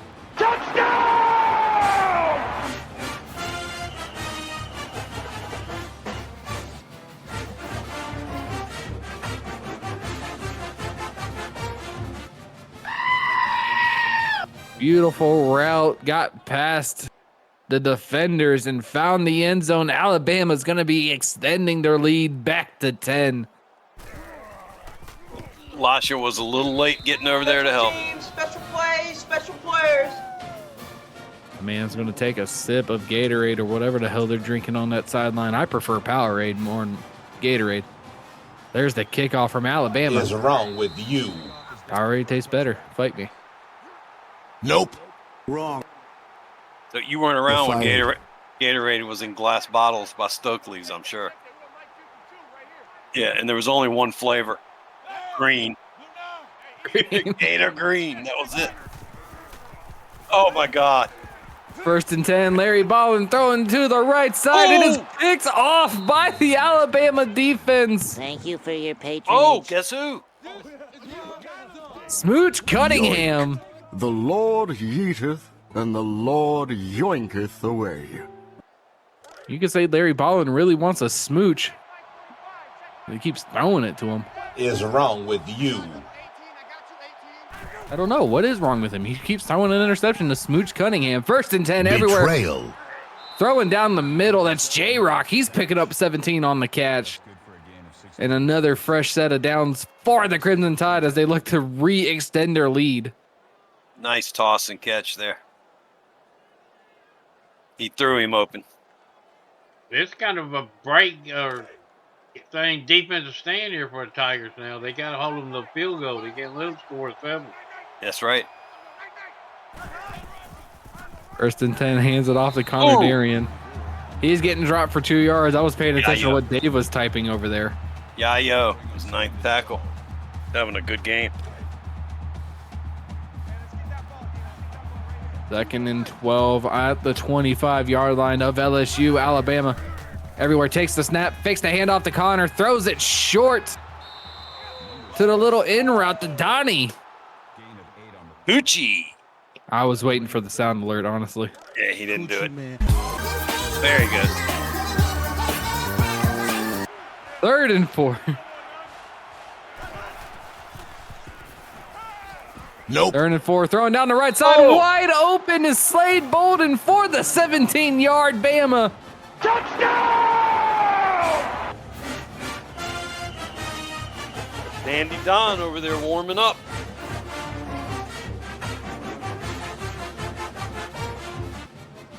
You remember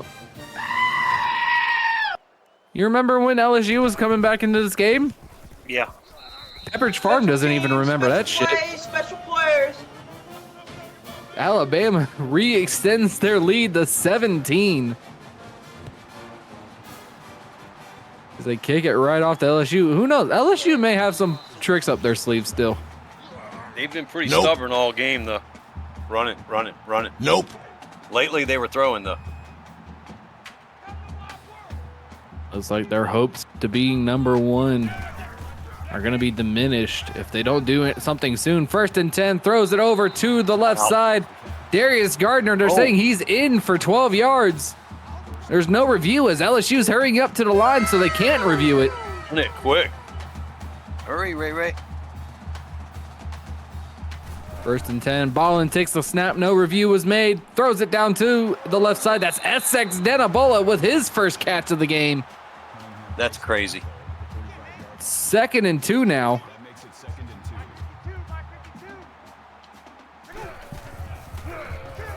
Hands it off to Brute Bandit. Brute Bandit's running up the left side and has room to go. He's broken free to the 10, the 5. It's a foot race, and Brute Bandit is in for the LSU.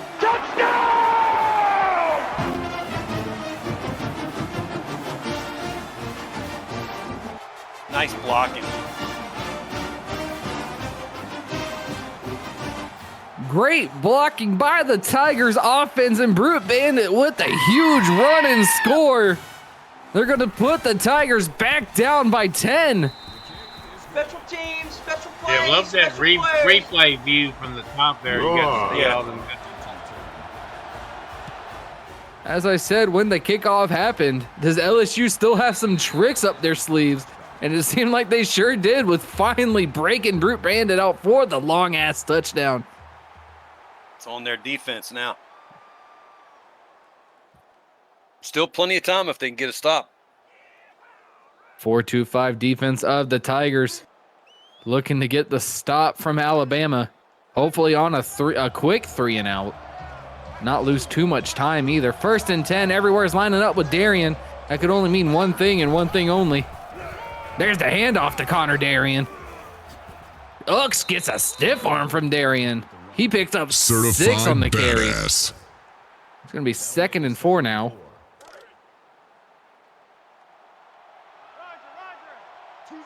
Lasha with an 11th tackle.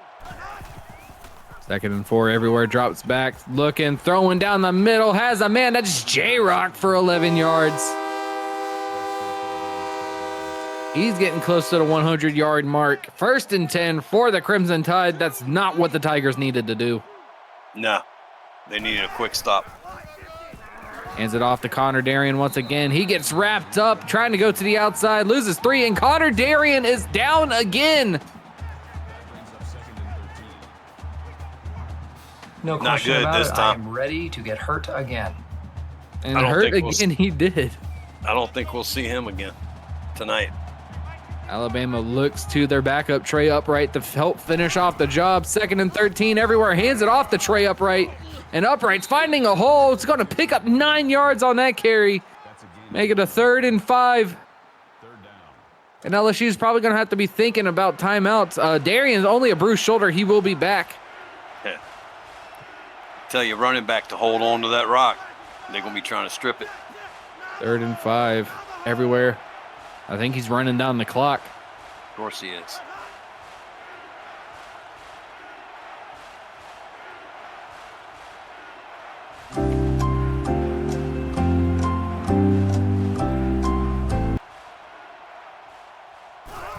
There's the snap. Everywhere's dropped back, looking. Had a safety blitz coming toward him. But J-Rock's able to hold on to the ball on the catch. 1st and 10. And I'm pretty sure this game's all but over with.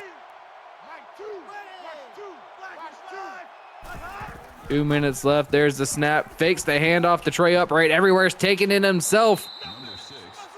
Getting stopped for 7 yards. LSU calls their first timeout after Lasha gets the tackle.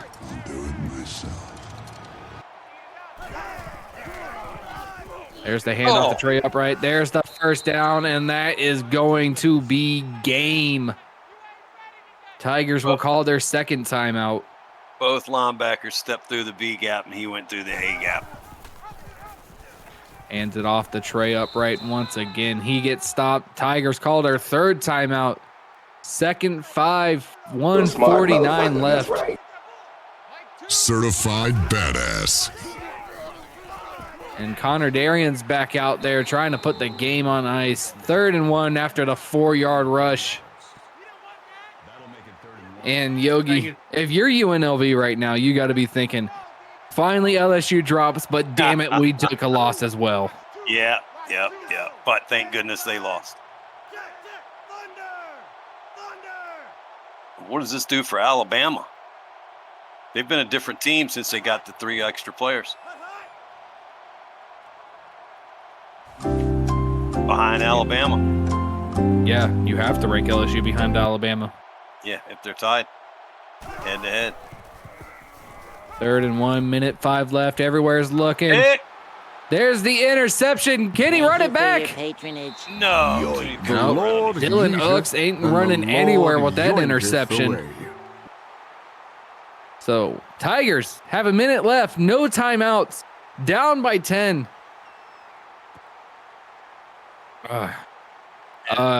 Kevin in the chat, number 2, number 3, and number 4 all lost this week. So in reality, I think we're looking at Bama being number 2. I think so. Or 3. Larry Ballin drops back, throwing down the right side, has a man wide open. He's fucking wide open. Oh my God. That's Essex did a bullet for the 89-yard Tiger. Touchdown! Essex sitting here saying don't count the game over until the bell rings. And LSU is going to have to go with the onside kick recovery. There's your next poll. Will the onside kick be accurate? Special teams, special plays, special players. Down by 3, it all falls onto the kicker. Here it is.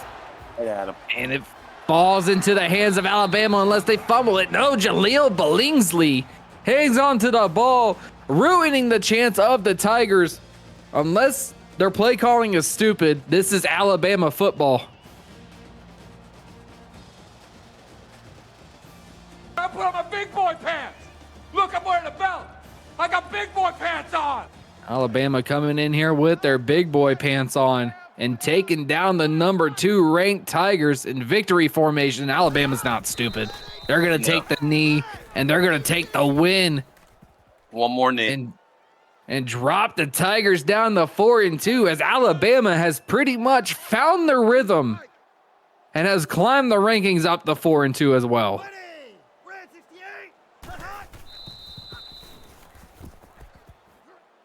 There's the final knee, and ladies and gentlemen, Alabama comes into Baton Rouge and says, fuck your Tigers. Roll Tide, roll. As Alabama takes the win, 45-42. Impressive offense from Alabama all night. If you look at the play of the game, nice little corner pass. I believe that's Slade Bolton there. Everywhere had a heck of a game. They're high-fiving over an LSU fan. He's all sad and everything. Alabama acting like they just won the championship. On the LSU just got behind. Just couldn't catch up after they got so far behind. They gave it all they could, and they just come up a little short. Ladies and gentlemen, your player of the game is everywhere. 5 total touchdowns on the day. LSU's leaving the home field sad and with an L for the second time this season. Once again, ladies and gentlemen, the final of your Sunday night mid-matchup. Alabama takes down the Tigers 45-42. Good look at the play of the game once again to Slade Bolton in the corner there. Boonberry in the chat. Both LSU losses at home, I believe. Oh, wow. Soundboard operator confirming it. Ooh.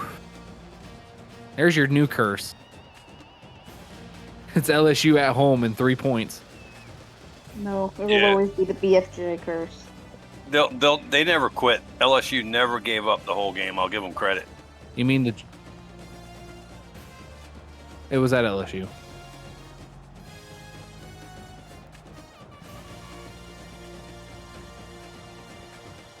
Yeah, it was at LSU, week 3. Luckily, I had the schedule up. You know, I got to set that shit up.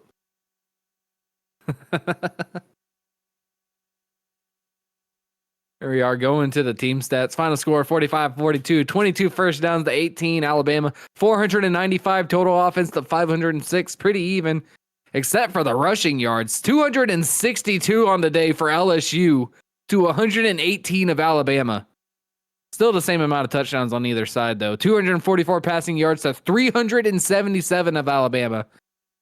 Third down conversions do not favor LSU at all. Fourth down conversion, there was no fourth down conversions. Come on now. No 2-point conversions either. 100% in the red zone for LSU, 83% for Alabama. That was only because of that interception at like the minute marker left in the game. 2 turnovers for both. Both of them were interceptions. Punt return, kick return yards, they don't really matter. Total yards 650 to 593, and the time of possession, almost double of what LSU had. LSU was running a lot of hurry up too. It is true, and they had that great 7-second, 83-yard touchdown by S3-W6-N3 to get him some stats.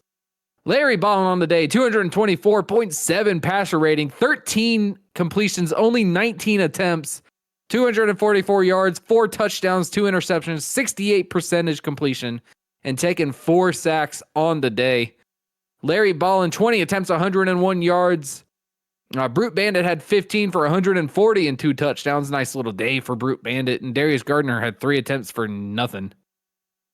Brute Bandit, 3 catches for 10 yards. Travius James, 3 catches for 71 yards and a touchdown. Fucking Ray Colston had 3 catches for 44 yards and a touchdown. Keyshawn Butte had 1 catch for 10 yards and a touchdown. And Darius Gardner, 1 catch for 12 yards. Denibola with 15 pancakes. Jesus Christ. No wonder he wasn't catching passes. He didn't have Essex was hungry. He's the only one with pancakes for LSU. Lasha, long ass last name, trying to come back to Ron Haynes and claim a record, but falls short. 15 tackles, 1 ATK, 2 for a loss. Yayo Montana had 9 tackles, 3 for a loss, and a sack. Alex Roy had 6 tackles, 4 for a loss with 1 sack.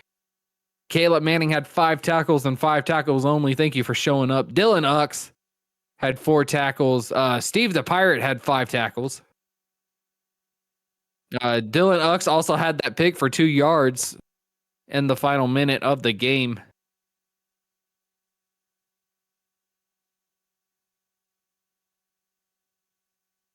And Justin Brown only had 2 tackles on the day, 1 for a loss as well. Oh, we also missed an interception back there. I guess that was on an AI though, so it don't really matter. It was 1 for -1. It was. I think it was an AI. Yeah, it was Cotton McKnight, yeah. Nigel Gruff, 0 field goals made out of 1 attempt. But he made all his extra points, so way to go. You have 6 points in fantasy. Congratulations. 4 touchbacks. That was his doink he missed. Actually, technically, he'll have 3 because it's -3 on a missed field goal. That's the whole difference of the game, though, is that missed field goal. Yeah, the missed field goal. We'd be going to overtime, and thankfully, I don't want to do 4 overtimes again. 5 attempts, 218 total punting yards for Legs Vandalay. So we move on to kick returner Travius James, 3 kick returns for 109 yards and 3 punt returns for 35 yards. Move on over to the Alabama side everywhere. The player of the game, 191.5 passer rating, 30 for 37, 377 passing yards, 4 touchdowns, 2 interceptions, 81% completion rating, and only taken 2 sacks on the day. Connor Darien, 21 for 64. Everywhere had 10 for 23 in the touchdown, and Trey Upright even ran for 7 for 31 and the rushing touchdown. Jay Rock, 8 catches for 103 yards and no touchdowns. Donnie Cucci, 4 catches for 28 yards and a touchdown. Slade Bolden had 3 for 27 and a touchdown. Winham Sink had 3 for 32 and a touchdown. Santana Yost had 3 for 60. Connor Darien had 2 for 3. And Travion Hunter had 1 for 43.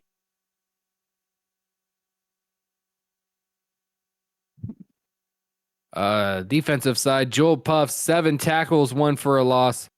Jeremy Mosley had 7 tackles, 3 for a loss, and a sack. Lil Day Day had 4 tackles on the day. Drake Babineau only had 4 tackles on the day. Shane Thompson, 3 tackles, 2 for a loss, 2 sacks. I believe he was a player to watch. Jackson Bolton, 2 tackles on the day.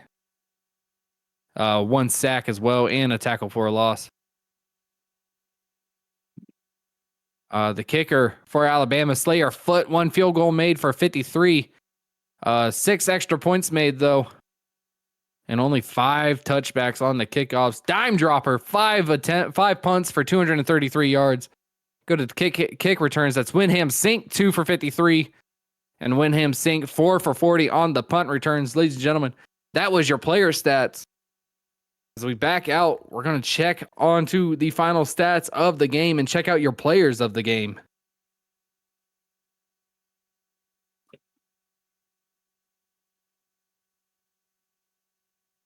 Ryan Davis, I think we're immediately going into the next game. As you see your post-game stats, 45-42 your final score. Alabama takes down number 2 LSU, 22 first downs to 18, 262 rushing yards to 118 of Alabama, but the 377 passing yards is what took Alabama over to win this game. 2 turnovers for both in about double the time from Alabama to LSU. Your players of the game for the LSU side, Larry Ballin, 13 for 19, 244 yards, 4 touchdowns. Had 20 carries for 101 yards on the ground. Lasha, long-ass last name, 14 tackles, 2 for a loss, and an ATK. Over on the winning side, everywhere, the player of the game, 30 for 37, 377 yards, 10 carries for 23 yards, and 5 total touchdowns. And on the defensive side, Smooch Cunningham, pretty much only getting it for those 2 interceptions that he has on Larry Ballin. Ladies and gentlemen, that was the LSU against Alabama game. Once again, Alabama taking down number 2 LSU. So we're going to have a major shakeup in the rankings heading into week 7. But my name has been Ray. It has been Yogi next to me, as always. Always love having you next to me, brother. Yeah, same here, brother. Love being there. And we also have Freddie next to us, putting his insights. Thank you so much, Freddie. Michaela's on the soundboard, being a delight, I guess, as we hand it. Wow. Okay.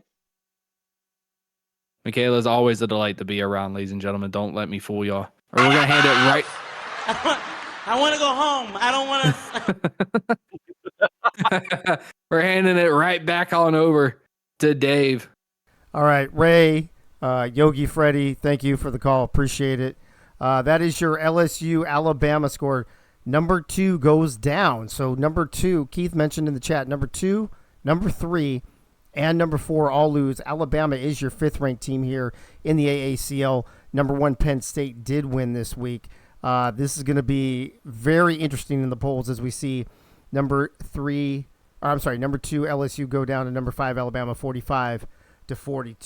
That's going to bring up our nightcap and our week cap game of week 6. Once again, these are your makeup games from Thursday night when I was feeling like complete dog shit and could not do anything. So there you go. Calling the next game. I didn't even check to see if they were here, but it's supposed to be Day Hate Nape on play-by-play. Is he here yet by any chance? Yes, sir. All right, Day Hate Nape, how you doing, bro? Man, I've already started celebrating Canada Day a little bit early. When is that? Tomorrow. Oh. July 1st. Oh, okay. All right. Awesome. Congrats. Yeah, you guys get the 4th coming up, so yeah. I'd be excited for that. Always. 4th of July, one of my favorite holidays for sure. We don't do it quite as big as you guys, but nobody really does, so. That's, America, bro. America, indeed. America. On the analyst for you. Yeah. That's such a great fucking show and song. It's fucking funny. Your analyst tonight, Dehane, should be Keith if Keith is around. Keith, are you here, bro? Yes, sir. How you doing, man? I'm good, man. I got to play some golf earlier today. Been a chill weekend. Yeah, I'm excited to watch some more football. These first 2 games have been fun. Crazy, right? Another broken record we saw last week as you look at your screen. Middle linebacker Ron Haynes for Ohio State breaking the tackles record with 23. Earlier tonight, we saw the sacks record broken by, was it Thump? No, it was Albert Begin.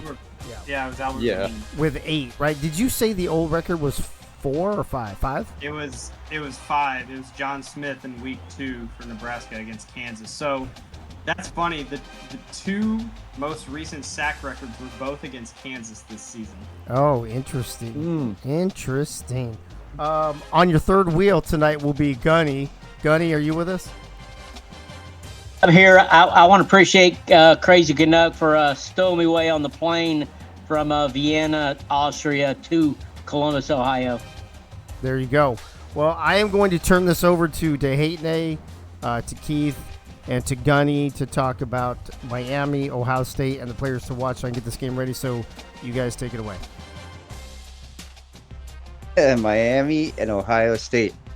So, Chat get this wrong all the time, and so did I. That is totally not a duck. That's an ibis. But I'm not sure what the difference is. So I'm not sure why it's not like a hurricane or something, but I don't know how the hell you would draw that. So, or how you would represent that on the sideline as a, what do they call the mascot? You just have a giant cloud walking on the sidelines. Yeah, I'm not sure. It'd be interesting as hell. But yeah, Ron Haynes, player to watch for the Ohio State Buckeyes. That's a that's a tackle record. I apologize. Last week. What does he do, or can he do it again? Gunny, or Keith, or whoever. Yeah, I mean he's been very solid all season. I believe he's top 3 in tackles among linebackers, and so it's not like he's been on and off the whole season. He's been there every week, so we know what he's capable of, and obviously we saw his potential last week. I think he's potentially due for another good game. I expect Miami to run the ball a lot with Jimmy Slick Pants, and so I think we'll see a lot of tackles with Ron Haynes again. There's a good chance of that. Miami this season has been known as, kind of like my nose, pick you. And so we highlight Booger Conway on their side. Gunny, what has led to the sudden emergence of the Hurricanes defense as it comes to making turnovers or causing turnovers and in the passing game? I'm still trying to think of the words just after your booger comment, but I like the marine on marine action tonight with Booger Conway. He's a Marine, and also Ron Haynes, also another Brotherhood Marine, going head to head against each other. So I'm waiting for them to have a good game, and I'm always in favor of Miss Beaverhausen because she likes Coke, Sprite, and all the products that are not called soda and pop. Well, with that many Marines on the field, there won't be a crayon in the stadium anywhere, I imagine. Any final thoughts before we send it down to the field? Do it. Let's get it on. Yeah, I agree. Just do it! Just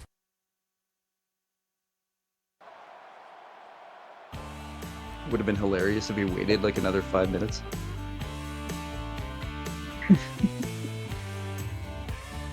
We just all sat there quiet.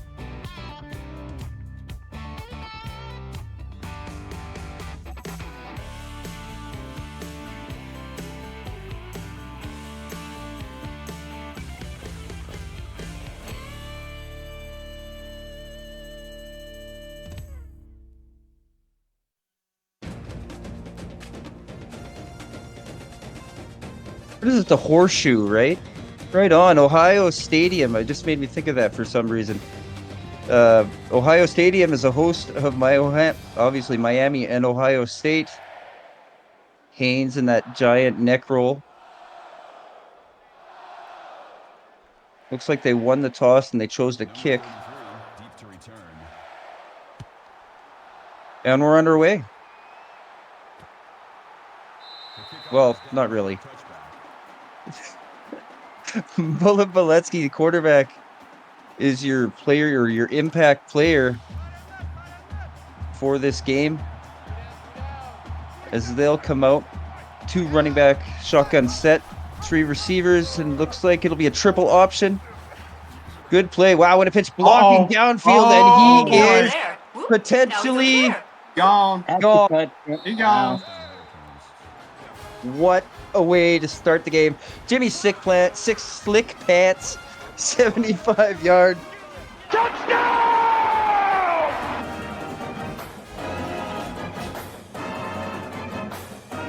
Well, if you ever wanted a perfect example of how to run the triple option, I think that's it. I don't know who the wide receiver was that was blocking over there, but they laid. Special teams, special plays, special players. Wow. There you go. It's what I mentioned. I expect Boy, Miami to. That escalated quickly. I mean, that really got out of hand. Brick killed a guy. Jalen Washington on the return. Man, what a start. That's incredible. He didn't even need to reapply the slickum on his pants. Imagine 4 wide set. Touchdown right here. Oh, option. Take it off, but we will have no back-to-back touchdowns. Ryan Davis does pick up 7. It'll be 2nd and 3. Certified badass. Trips to the top, motion right into the backfield. They'll give this one up the middle, and that's a big run. Michael Jenkins picks up 18 on the 2nd down play. And we're already on Hurricane's side of the field already. He's over there. Whoop. Now he's over there. Whoop. Shotgun set. They'll give it to the running back. Ooh, met there at the 1st down marker. Ryan Davis picks up 11. Good way to go, champ. Looks like Miami is still running that 3-4 defense. Having 3 down linemen up on the line of scrimmage, I don't think bodes well as far as stopping the run game. We'll see. Well, they managed to stop that option play. Ralph Padron. Or Padron? I like Padron. Probably. Yeah, I'm probably butchering that horribly. Was going to be my next line. 3 receivers in the game for Ohio State. Looking deep. Nate Hall will be knocked down. Denied. Awkward looking pass on that play. 3rd and 14. That deflection floated in the air for forever, too. They'll drop it off short. Ryan Davis picks up 12, but it'll be 4th and 2. And looks like they're going to go for it. Do it, do it, do it. 4 wide. Ryan Davis joins Nate Hall in the backfield. Looks like a jet sweep. And they got close to the line before they got pushed back. Yeah, I'm not sure why they didn't go for a field goal. It would have been only 45-yard attempt. Yeah, I don't mind the aggression early, but if you're gonna do it, you got to make sure you get it. I'm with Ryan Davis in the chat. Give me that shit on 4th and short. I mean, why don't you just trust him? Champ. Yeah, they were running it up the middle really well on that first drive, but then they started going away from that when they got closer to field goal range. Slick Pants picks up 9 on his 2nd attempt. It'll set up 2nd and 1. They'll give it to him again, and he'll be stopped short of the 1st down marker, but he doesn't lose any yards. He's hard. Get your foot off him already. Hopefully he can walk. He wasn't getting up, was he? Well, I think he was. Yeah, he kind of got trapped in the weird animation with the guy's foot on his back. He's still in the game. That one will be incomplete. Bullet Beletsky just kind of hit the Ohio State player in the midsection. Luckily, it hits the turf, and they'll have a chance to punt 4th and 1. Yeah, I think he tried to get it to Jimmy out of the backfield, but he didn't let him get far enough downfield. Couldn't get any separation from the linebacker. I think, yeah. I got you. Ohio State taking the ball. And up the field goes Nate Hall. He's still going. Whoa! He's over there. Whoop. Now he's over there. Whoop. How did he not go out of bounds? I could have sworn he did. Wow. Incredible balance by Nate Hall as he tiptoed down the sideline for 35. This time they'll give the ball up the right side. Trent Rivera picks up 6.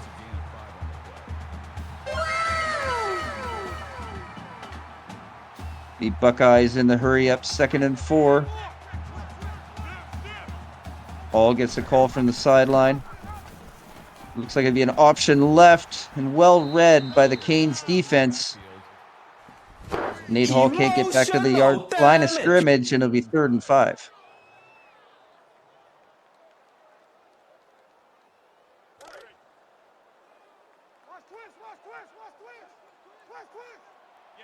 It'll be their second chance at a 3rd down conversion for the Buckeyes.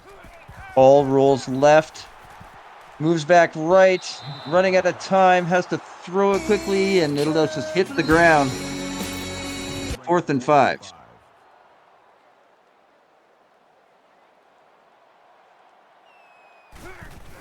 To be about a 45-yard field goal, about the same place they were last time. Special teams, special plays, special players. Bucks down by 4 points here with 4:43 left to go in the first quarter.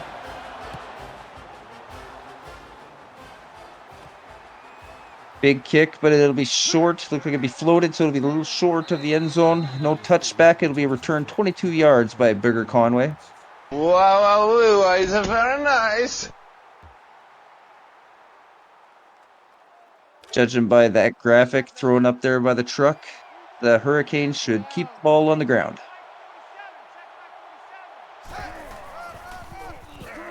And they do just that. Slick pants over to the right side. This time his ankles are snatched from behind, and he'll only pick up 4. That makes it 2nd and 6.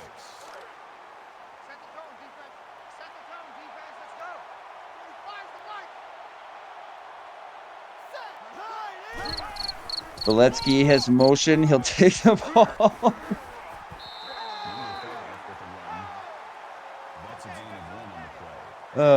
Who knows?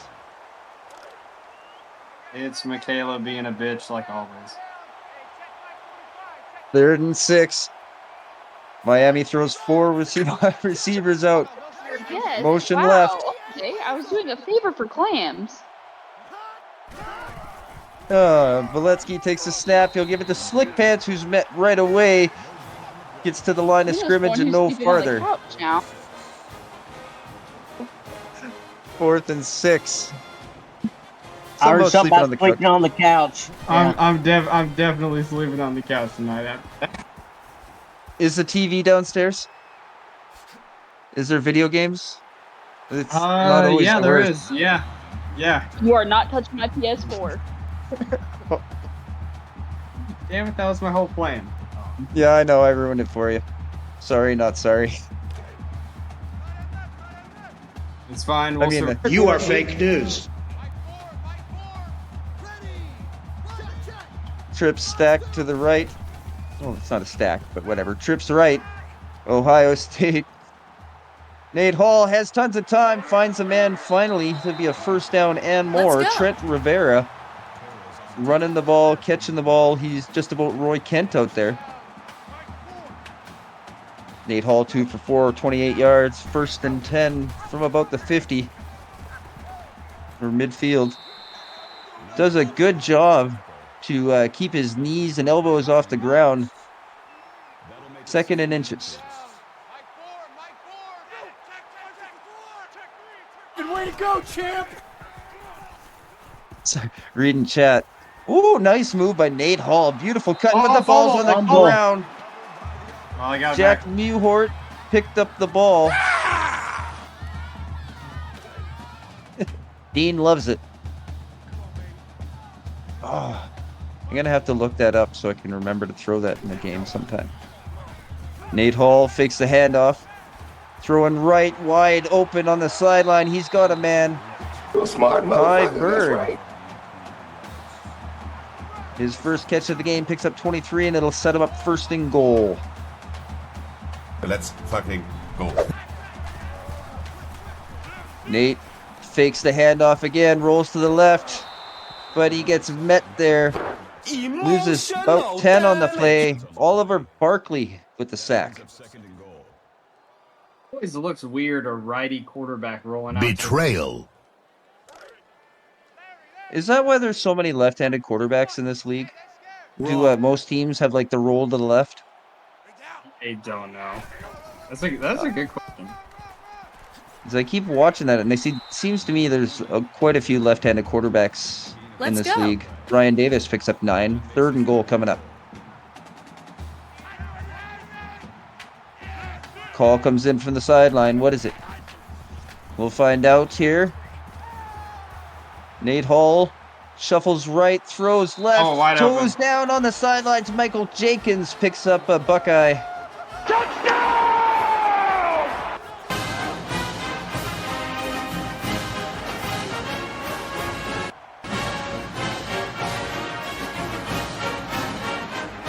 Bump, bump, bump. What a great throw. Yeah, it looked like the DB got beat off the snap. He pointed behind him like he wanted Special teams, special plays, special players. And the safety evidently didn't pick him up. He was wide open. I put on my big boy pants. Look, I'm wearing a belt. I got big boy pants on.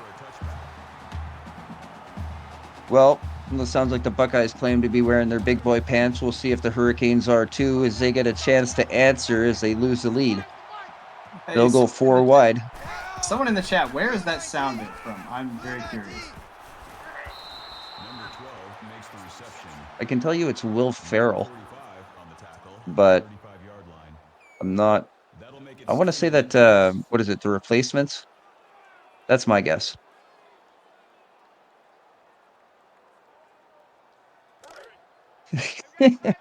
Smart. That's a weird ass movie. Right. Beletsky takes his offense, sets up on the 35, quick screen, and looks like he'll have blocking up front, but his ankles are snatched at his Artist God. Picks up 12 on the reception. Badass. Oh, the other guys. That's right, not the replacements. I had the wrong title. I was thinking the correct movie. Wrong. Yeah, indeed I was wrong. Jalen Knighton picks up 6. Maybe 2nd and 4. Nice inside handoff there. Loud noises! There's Brick. I heard he killed a guy. Maybe run to the left. Jalen Knighton gets 2 and gets almost annihilated. Oh, you got to cut back there. Galen had a couple good cutback lanes, but he didn't take advantage of them.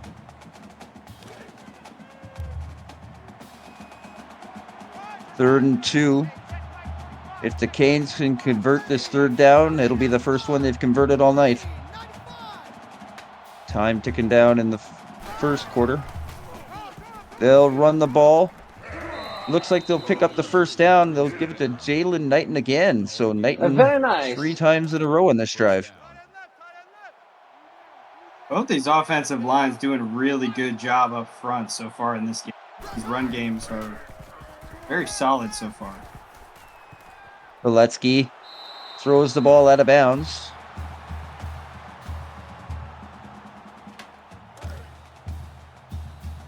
Welcome to the booth. 3 wide receivers to the top of the screen. Beletsky's shotgun snap. Be a clean one. He'll chuck the ball quickly over the middle. Jeremiah Payton picks up 6 on his first reception of the game. He chucked 2 guys? Looked like he chucked 2. At least 2. Yeah. 3rd and 4. Beletsky throws to the right. Nice job to break a tackle there, and a couple more tackles. Corey Gooden spins his way for a Canes first down as we end the first quarter. 10-7, the Buckeyes lead at home. And that was a good shot.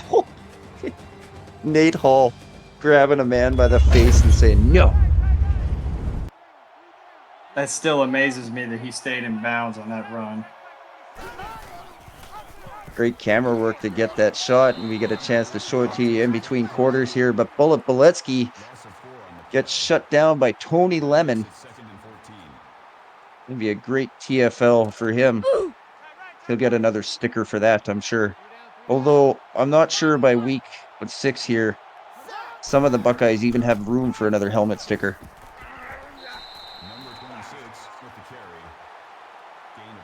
Look at him. Look at it. I mean, they do. You show up to practice, you get one. You show up to weight training, you get one. Practice? Is that how they do it? You talking about practice? Oh, that was just a nice got play. rid of the ball. Michael Redding, the third, picks up 9, and his quarterback paid for it. It was a great pass by Bullet over 2 defenders.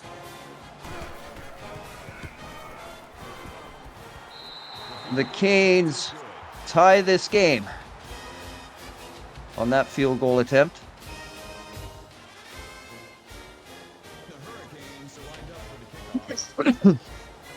Excuse me. We'll kick it off here. Second quarter just started. It'll be a tie game, and the Buckeyes will bring it out of the end zone. They'll get it back to about the 20-yard line. Jalen Washington on the return. My only quick comments are these are my favorite Ohio State traditional uniforms. I'm glad Michaela and Keith have an upstairs because I'd hate for them to be arguing and live in a ranch style house. And point number 3 is when my friend answered the question, the other guys, she's my Coca-Cola girl, so she's a smart one. Thanks for that reminder, Gutty. I'm getting the big stink eye from Michaela right now. You know, that holds up.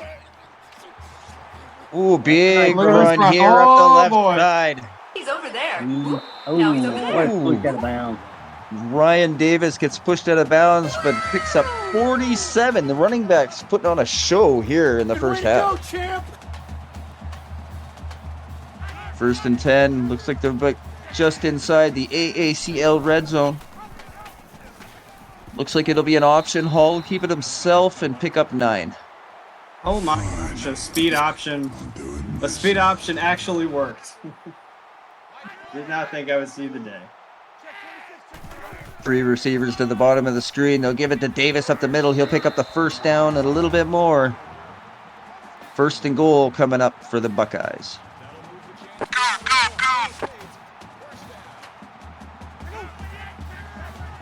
Call comes in from the sideline. They'll give it to Ryan Davis. I don't understand why that. Okay, anyway, the Buckeyes. Touchdown.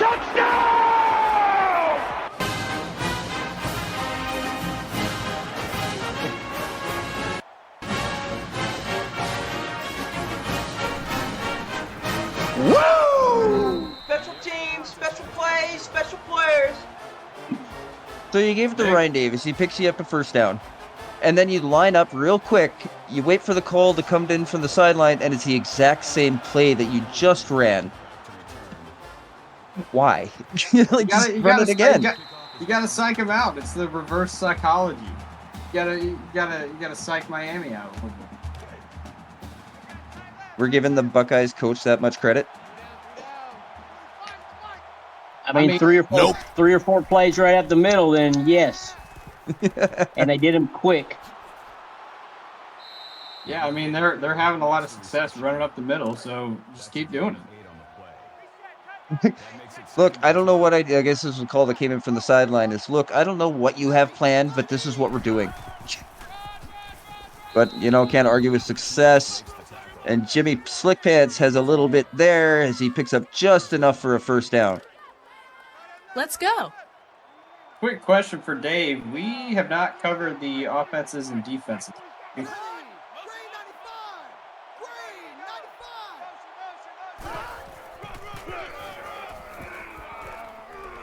Up the middle goes Boletsky. He'll pick up 9. Looks like it'll be 2nd and 1.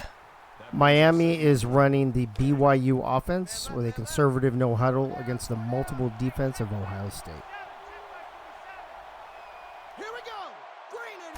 Looks like a bit of a heavy set here, and they'll pass. Beletsky drops back, can't find a man, had pressure and had to get rid of it, and he's 6 for 9. That dude was covered in helmet stickers. How many practices do they have? 3 a day? Wow. Must be nice to be a student athlete. I never got that far. We only had one practice back where I came from. Dave's right. As soon as they enter the field this first year, this first game, they're already going to have like 10 on their helmet.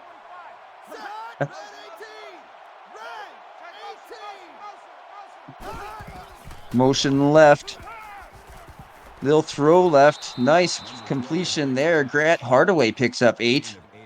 Let's go. Gets a rough bump out of bounds. Beletsky 7 for 10 here in the second quarter now. Or in the game going into the second quarter.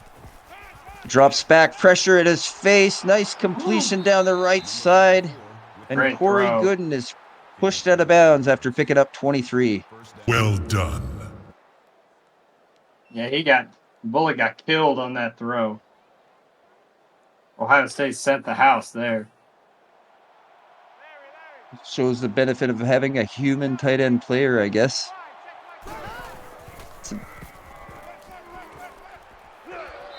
Get that extra nil value. Jeremiah Payton, not a user. So we'll just go back to talking about the other guy and the value of nil money. Really helps the team to have a full roster, I noticed. Ooh, big hit. Beletsky can't get back to the line and was lying there in an awkward position. Oh boy. Beletsky's down. Emotional damage. And the backup is in for the Hurricanes. There's a knock on the door. 3rd and 7. He'll get at least one try at it. Looks like they'll run a screen. No, it's not going anywhere. Jalen Knighton loses 2, but at least they'll have a chance to have a field goal attempt. Cozy Perry. Nkosi? Sure. Don't think we've had a Anastasia Beaverhausen sighting so far, have we? Maybe one, if any. Special plays, special players. Well, regardless, it's not enough.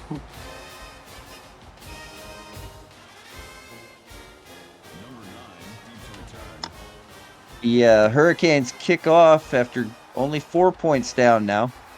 Successful field goal attempt. The Buckeyes will kneel the ball in the end zone. And one thing that I have failed to mention so far, and losing their starting quarterback has got to be a hell of a blow to the 0-5 Hurricanes. I'm sure they hear it enough, so I've been trying not to bring it up. But losing their starting quarterback, or at least him being a little slow, or like maybe we don't know the status of the injury yet. I will say the backup came in a couple weeks ago. I think it might have been against the Syracuse game. He played pretty well, so he's not necessarily a slouch. But of course, he's not Bullet Beletsky. Definitely not. Few are. First down for the Buckeyes. Nate Hall drops back, looks to the left, finds a man down the sideline running and catching his Ty Bird to pick up 26 at another Ohio State first down.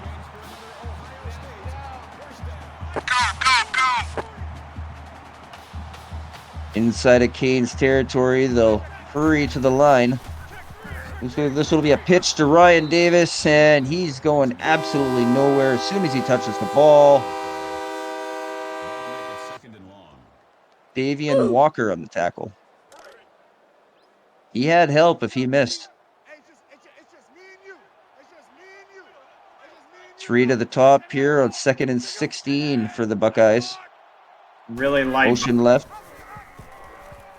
fake to the running back. Another triple option play. Good pickup by Master Teague the third. Looked like he picked up about 9. It'll be 3rd and 7 coming up.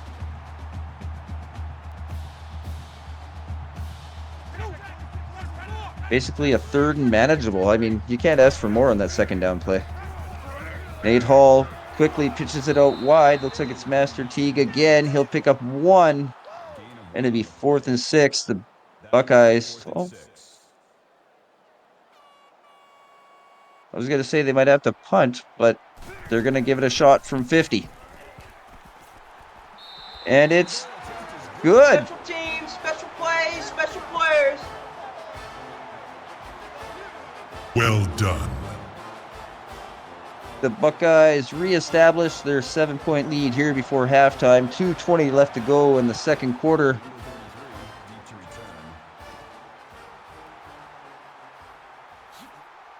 Be kicked short of the end zone, run back by the Hurricanes. Booger Conway on the return.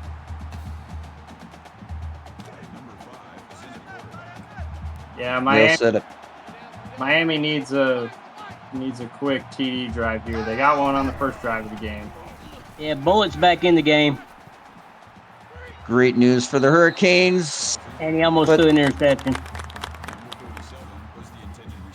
He has not thrown many of those this season.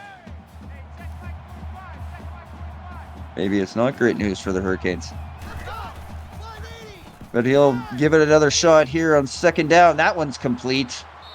Of a first down and a little bit more. Grant Hardaway picks up 14 and gets that Ibis moving.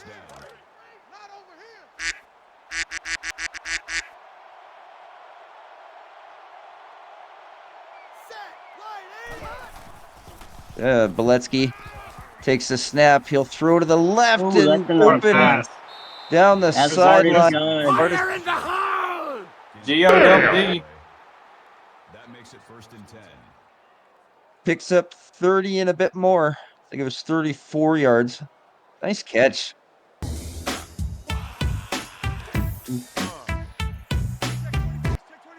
a great throw by Bullitt. He didn't have him beat by much. Beletsky takes a snap. He's got time. Gets rid of the ball. There is good. That's G-O-W-D-D again. Big open field tackle. A lot of momentum going both ways. Both players involved in that collision were slow to get up. And man. Slick Pants takes a huge shot down by the goal line. This game's getting physical. And with that, the fullback's in. 2nd and goal.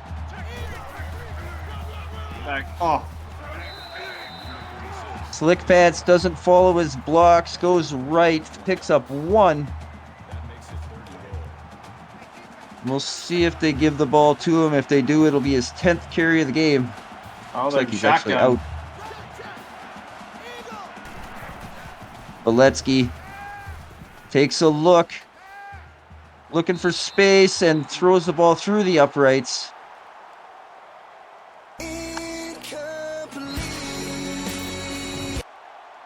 Coach should have followed his block on that play, the 3rd down play.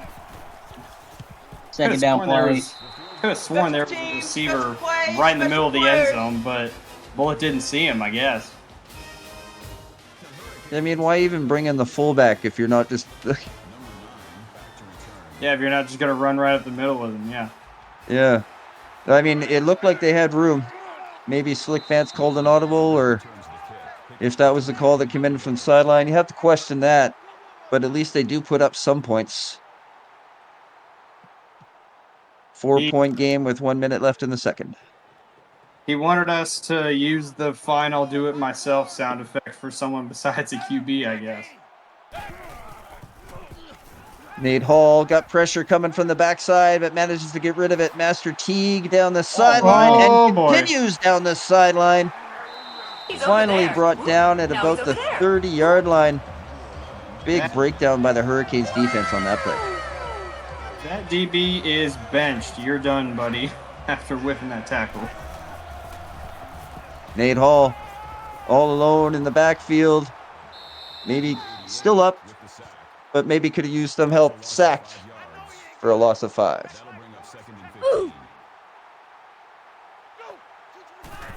They'll set up again. 45 seconds left to go in the second quarter. That one's floated over the middle, complete to Ty Bird. Those are great. Buckeyes will hurry to the line. Nate Hall drops back one more time. Pressure coming. And he can't get away. 2 sacks for the Canes on this drive.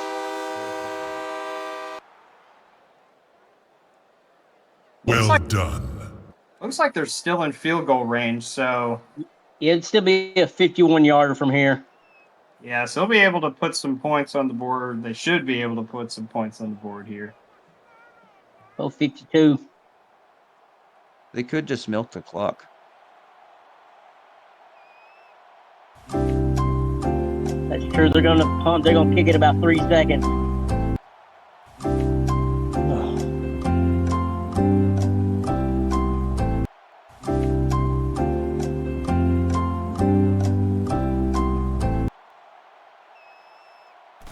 Well, in more eventful news, Roy Kent and the rest of the world juniors are going to have a hard time going in 3-1 going into the third in goals. As I stumble all over that, try to give somebody else a shout out. Halftime here. Ohio State 23, University of Miami Hurricanes 16.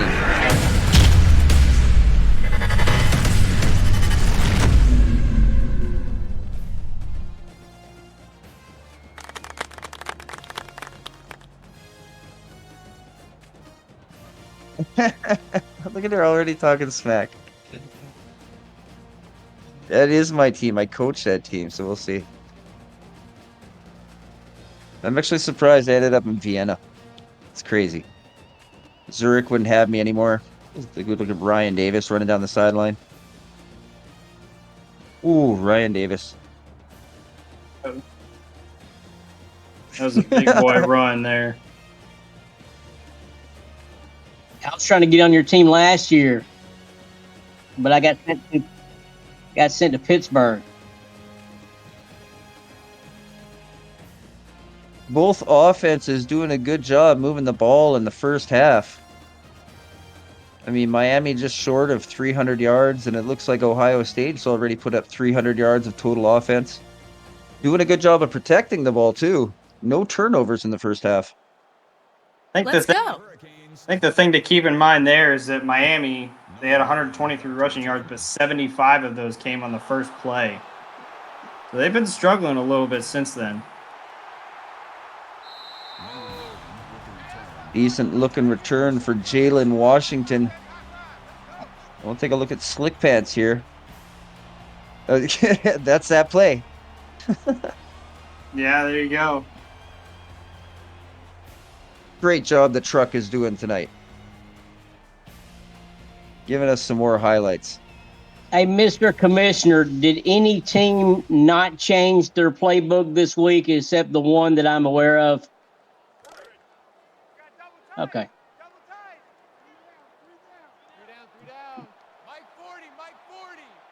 They did not, yes.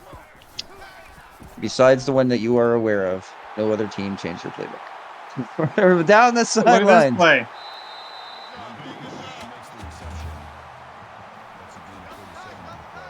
Trent Rivera ripped off a huge catch and run.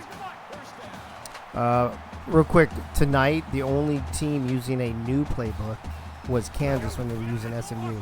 Alabama did swap out one of theirs, but they used one of their other remaining playbook tonight. So, unlike the other night when 5 out of 6 teams used new playbooks, only one team tonight is using a new playbook. Oh, good shit. Oh, shit. Oh, good job, whoever our goalie is, as the call comes in from the sideline. We motion the tight end left. They'll run up the middle. It was a big hole. Ryan Davis gets a first down and a couple more. I mean, he's ripped off a big run, but he's already up over 100 yards as well. I want to see the truck in the game. I want to see him throw in another block. Perfect name for a fullback, Truck. Davis does a good job in distraction. And Nate Hall takes off, gets drilled close to the goal line. And also the first down marker, which was right there. He no. might be down for a few minutes. Emotional damage. Kind of tit for tat, I guess. Yeah, looks like Stroud's in there. Oh, yes, CJ Stroud. He'll run to the right pitch. Good job to break a tackle. Can't break another one. Steel Chambers. It'll be 3rd and 1, and they still have a chance to get a first down. Stroud leads the offense. He'll roll right and throw to that pylon. Brutus was the closest one to that catch. And the Buckeyes will settle for an attempt at 3. Special teams, special plays, It's special up. players. And it's good, and Canada is up 5-1. Jeez.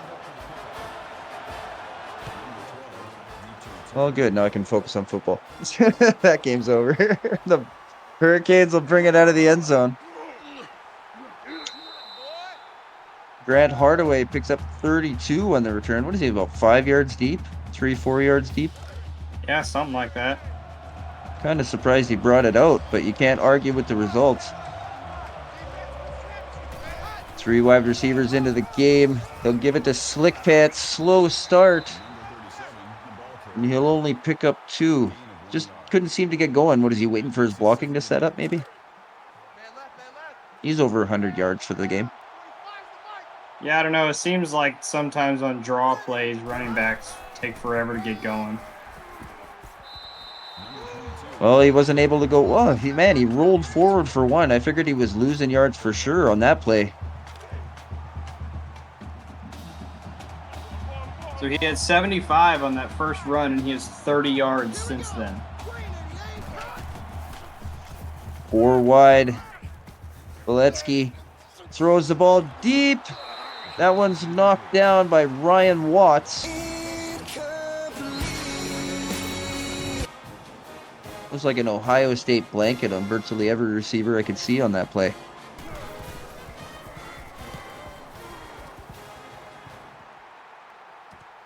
Big boot. Caught it about the 23-yard line. Returned for another 15. Pretty good field position for the Buckeyes here, up 10. It's just about halfway through the 3rd quarter. They'll give it to Davis. He'll pick up a couple up the middle.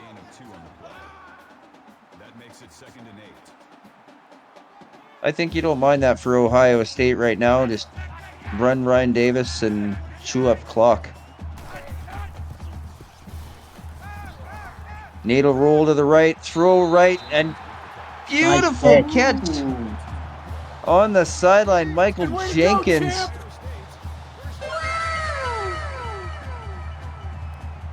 Wow, indeed. Even I'm impressed, and I'm a corner. They'll hurry to the line. Call comes in from the sideline.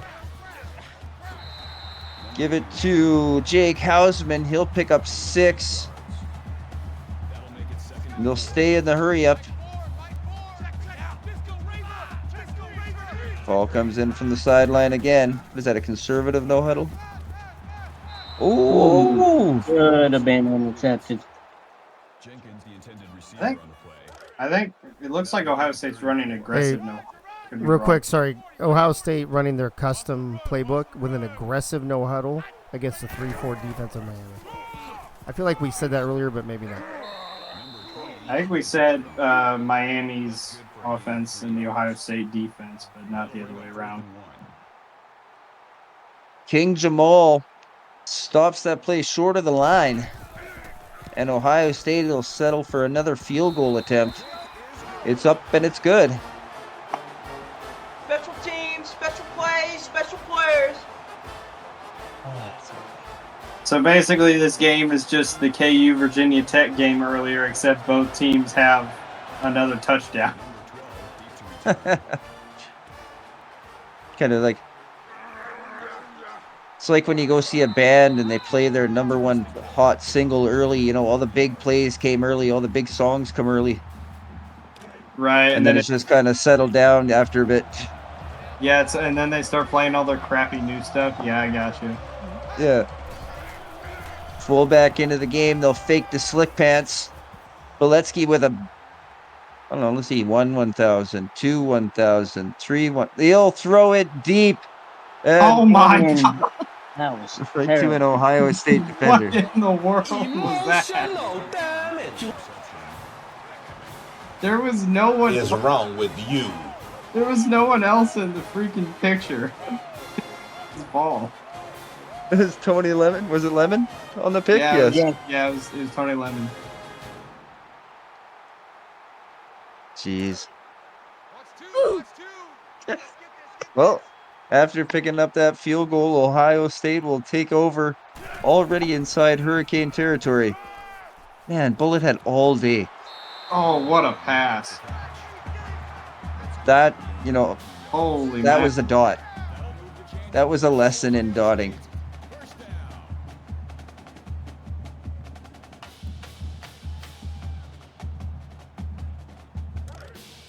That was incredible. Ray Bashan would have been impressed. Yeah, I was about to say. Throw more dots, more dots, more dots. Come on, more dots. More nuts. Oh, Ryan Davis drums a man oh off. man. He'll finish off the play. 26-yard Buckeye.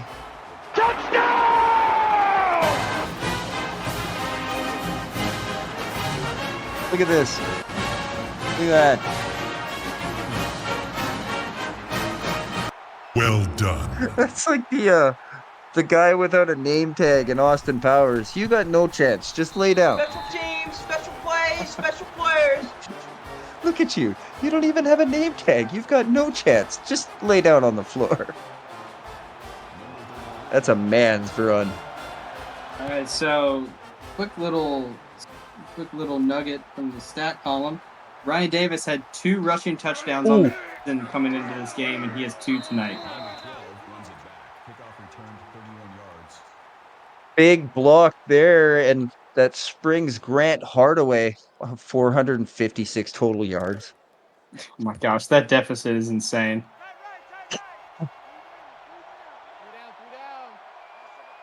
Man, it's been a big couple weeks here for the AACL. Beletsky will hand that one off to Slick Pants. What in the world was that? I think he got hip tossed. That's a good way to describe it. Imagine if he landed on his feet and kept running.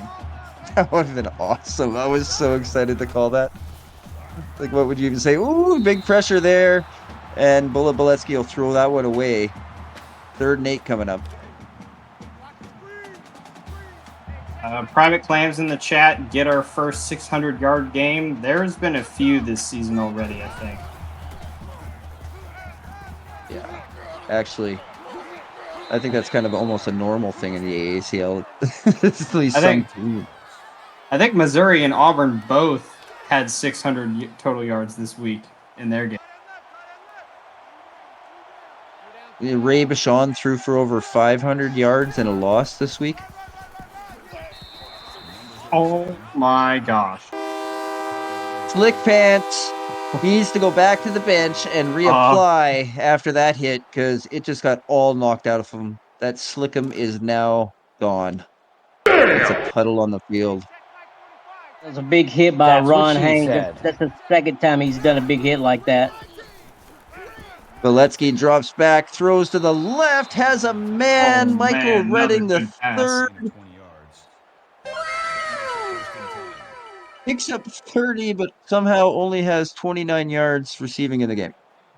Hold my drink, bitch. Man, those 14 to 18 yard corner routes in the AACL are deadly. Wins right. They'll fake the Slick Pants roll left. Beletsky finds a man over by the sideline. Corey Gooden. I think Beletsky might have shaken that earlier injury off. That was 2 good passes at the sideline back to back. Still looking for a touchdown pass, though. That's right there. only 2 field goals so far in the red zone. They'll go 4 wide. Ooh, Beletsky can't get away from that hit. He's brought down in the backfield. P. Fedor on the tackle. First tackle for loss.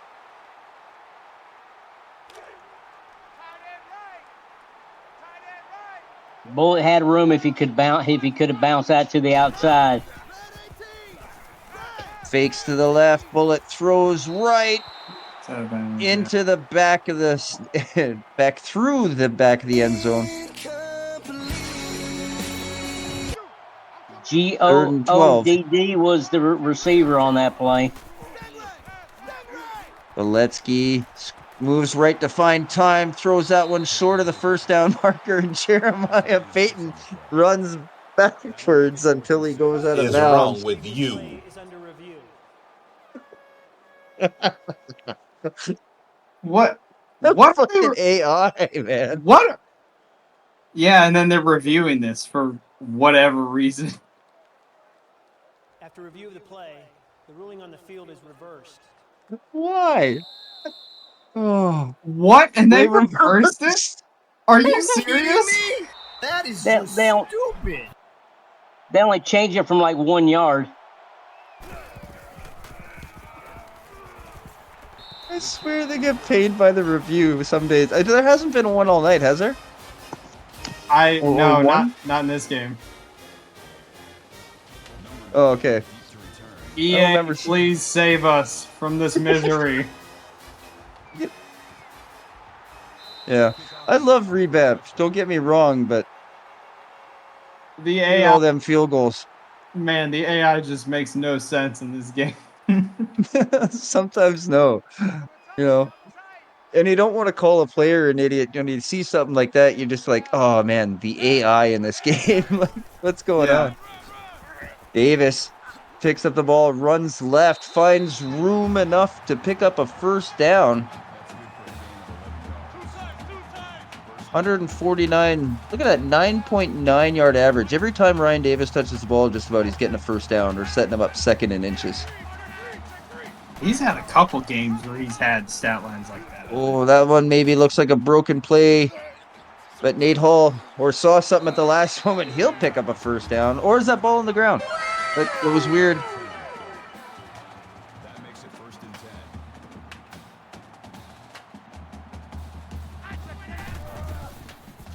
Help. Oh, there we go. Number 20 with the run. That's good for a gain of 1 yard. That brings up second and 9. Cheat. There we are. Sorry, guys. Lost it for a second.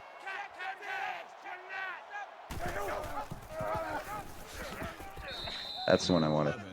Sorry, guys. Ryan Davis can't pick up anything on that first down or that play. Yeah, it was for a second. I fixed it, though. 3rd and 9. You're good. Ohio State's winning the field goal battle 5-4. Yeah. Well, I noticed that stat. Ty Highfield gets the black screen of death. And he'll be carted off the field. Dragon fire in on that tackle. That sucks. One catch and you're done for the game, maybe. He said, hey, put me in, coach. Then he gets hurt, says, maybe not, coach.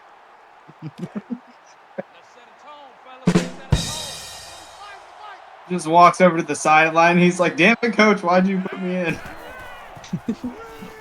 Beletsky looks like he's setting up a screen here. That one will be knocked down by Dan Wilkinson. That's a familiar stunning name. Big Daddy Wilkinson. Did he throw it right into his helmet?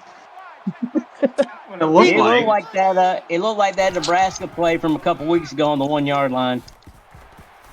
Oh, yeah. Yeah, Slick Pants can't quite get away, but he'll pick up 6, and it'll be 3rd and 4. All right, let's go, Miami. Let's convert on this one.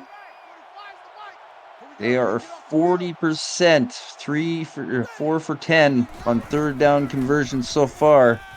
Can they even it up on this play? They're looking deep down the sideline. Look at that. God. And down the sideline goes. Fire in the hole! Artist Well God. done.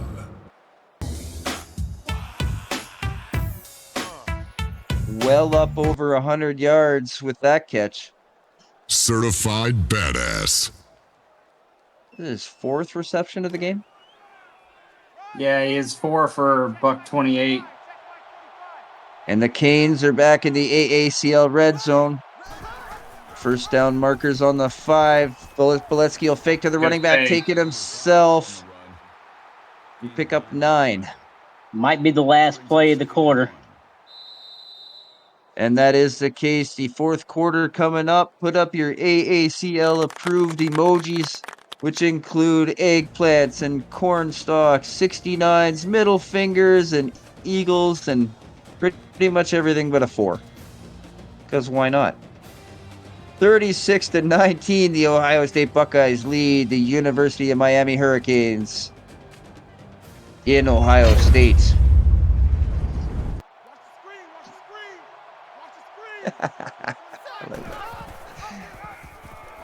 Boletsky option left. They took away Slick Pants. And then Lemon finished him off. That's his 7th tackle of the game.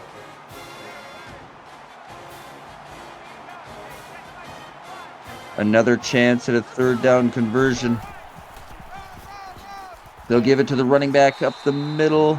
That is Jalen Knighton. And he is short. But the Canes are down. What do you do? These nuts. Yeah, I like this call here. Slick Pants is out, but will return soon. And nice. Not at the line. He's still going. Is Jalen Knighton picks up a hard 4 and gets Sebastian the Ibis moving.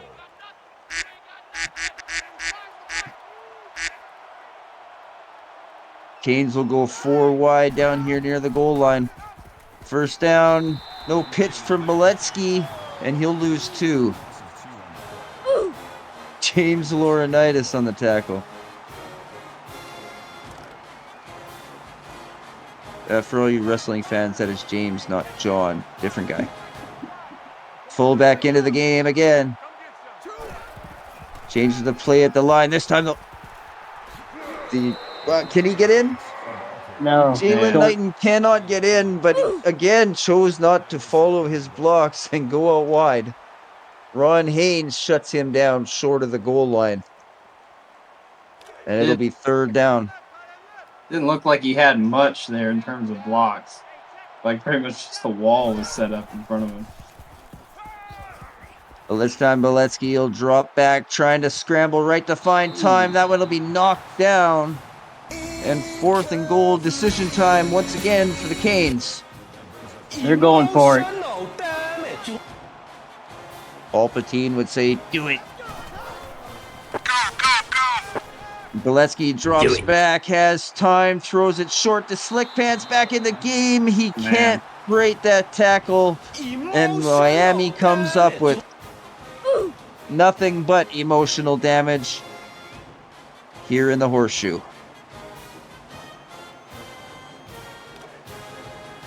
Don't they call it a horseshoe? Yes, yeah, they do call it the horseshoe. It kind of looks like a toilet bowl, to be honest. More than a horseshoe to me, but... You should say that in front of Ray and see what he says. I'll say it all the time, man. I like Michigan, so... That's kind of my duty to shit on Ohio State, isn't it? Yeah, that's fair. Yeah, they have this claims in the chat. Please don't tell Ray. I mean, I know I'm Canadian and I'm sort of catching up to all this kind of rivalry stuff that you have. Like, I've been watching it for a long time, but I took a break, so... Now with this, I gotta pay attention to what's going on, everything. But... The big house is better than this place for sure, anyway. King Jamal gets his 8th tackle of the game. It'll be 2nd and 8 as we go back to what's on the field. Fake to Ryan Davis. Nate Hall takes the ball up the left side on the hash. And he'll pick up 12. It'll be another 1st down for the Buckeyes.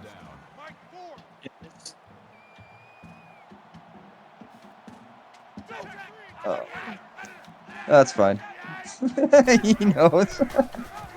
4 wide for the Buckeyes. Nate Hall does a good job to hold on to the ball as he gets ripped down. Why does everything with him rhyme?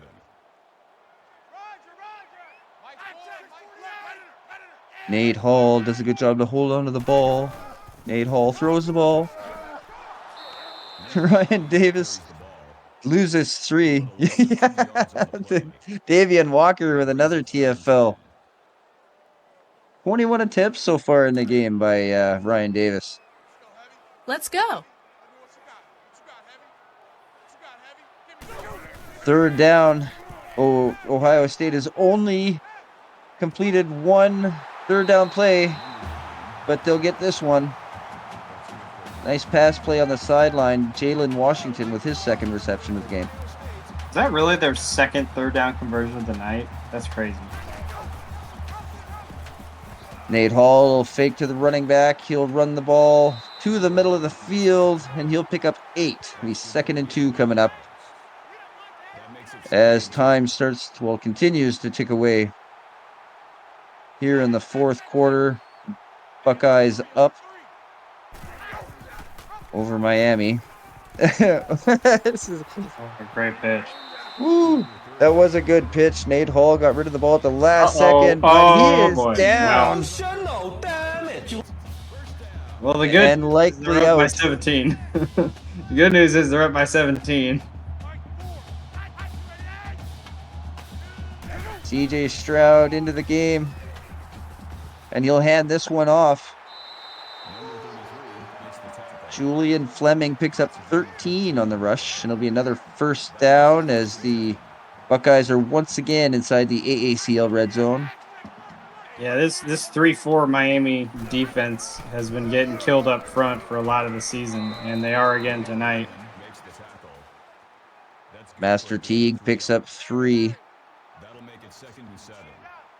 All just short of the 15-yard line. Call comes in from the sideline. Motion, wide receiver in motion. Kind of a stacked backfield there. Option play setting up. This will be CJ Stroud keeping the ball. Body down at about the 5, I think, with forward progress. Looks like the 3. 1st and goal coming up for the Buckeyes.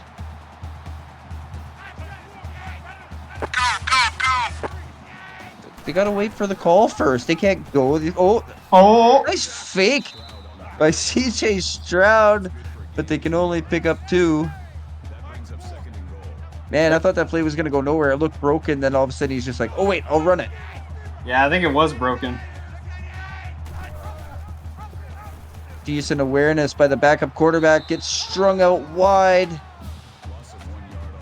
Doesn't get anywhere. It'll be 3rd and goal from about the 1.5.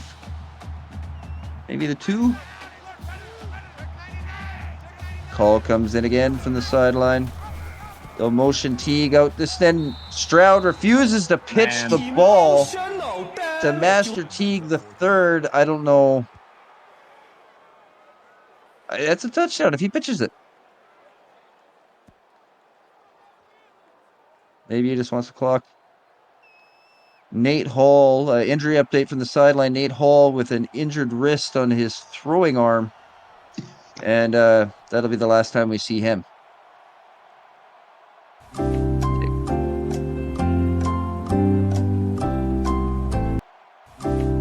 I was just about to say tick, tick, tick.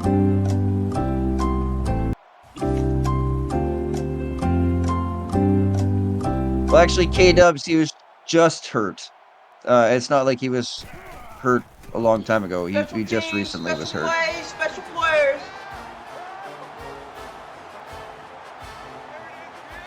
Yes, both quarterbacks were hurt earlier, and Nate got hurt a 2nd time.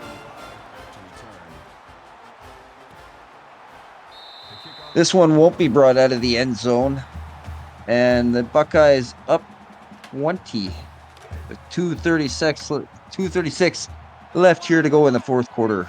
1st and 10 at the 25 for Bullet Beletsky and his Miami Hurricanes. As he leads them back out there one more time, throws right.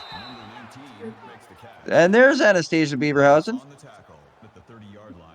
The Beeve picks up 5 on her 1st reception of the game. Let's go. Yeah, you got to get the ball to Beaverhausen earlier than that. Looks like Grant Hardaway picks up 11 on that catch, and Miami will work from the hurricane or from the hurry up. The Hurricanes. Hurricanes will work from the hurry up. Beletsky takes the snap. An overloaded formation right. They'll give it to Slick Pants, who does enough to pick up the first down. Now on the Buckeyes side of the field. 4 wide for Miami. Beletsky drops back, takes a look, throwing deep. And that one's knocked down by Zach Elliott.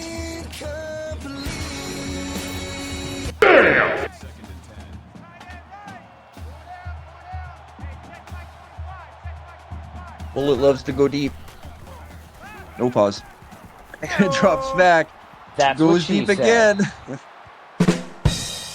And that one's incomplete. A bit safer pass that time on the sideline, keeping it away from the defenders there. He's got the big pee-pee.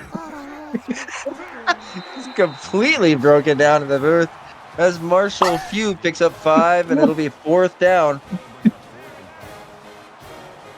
Yeah, I do. Yeah. Attaboy, Bullet. I put on my big boy pants. Daddy. Look, I'm wearing a belt. I got big boy pants on. Oh, he dropped it. I thought he had it.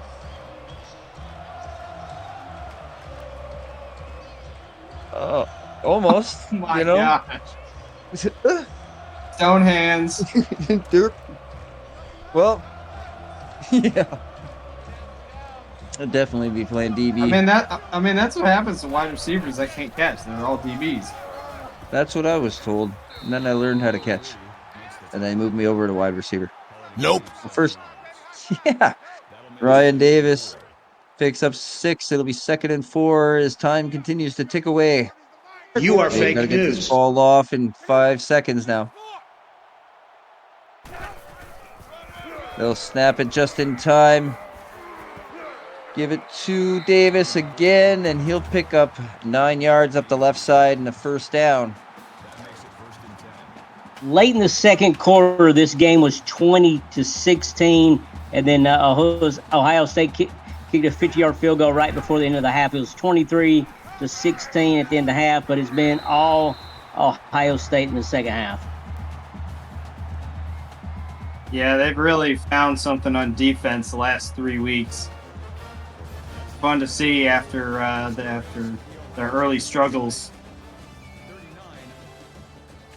Ray Finkel, player of the game, 6 for 6 field goals. How can you not give it to Ryan Davis? He had like 180 some rushing yards and 2 touchdowns. Laces out. The laces were definitely out tonight. I'm supposed to ask why, Ron. Why, Dave? F you. Oh, because apparently they hate him. Oh, man, we're getting old tinfoil Hattie in chat.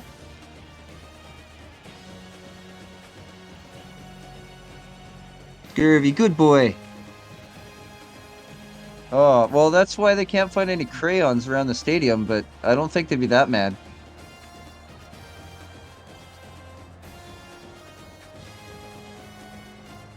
Is that like one of those things that I'm not supposed to say? Can I joke about that crayons thing? Or is that like a Marine only joke? Yeah, yeah. It's like, is that one of those words, you know? There's other words like that that I'm not supposed to say. Yeah.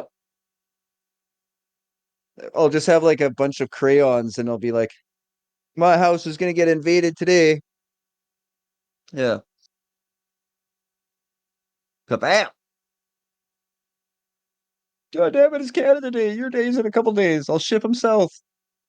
So you take a look at the stats here. Look at the rushing yards for Ohio State. Oh my gosh. To my knowledge, no. I think the record is 378 by Bama last season.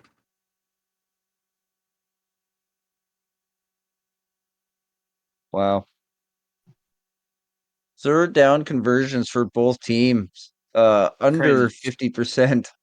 Two of 10. 2 of 10. And they won the game. 2 of 10 and And they they won the won by game. 20. Crazy. Yeah, no, the inability to get the ball into the end zone in the red zone definitely lost it for Miami. Had to settle for field goals all night. Pretty clean game. The only Bullet Boletsky, when he had, what was I count, like 3 steamboats, and I started to count like 5 seconds. He had so Yeah. much time in the pocket, it was disgusting, and just threw the ball to. Yeah, the AI. Hey, what do I do with all this time? It just chucks it into the middle of nowhere.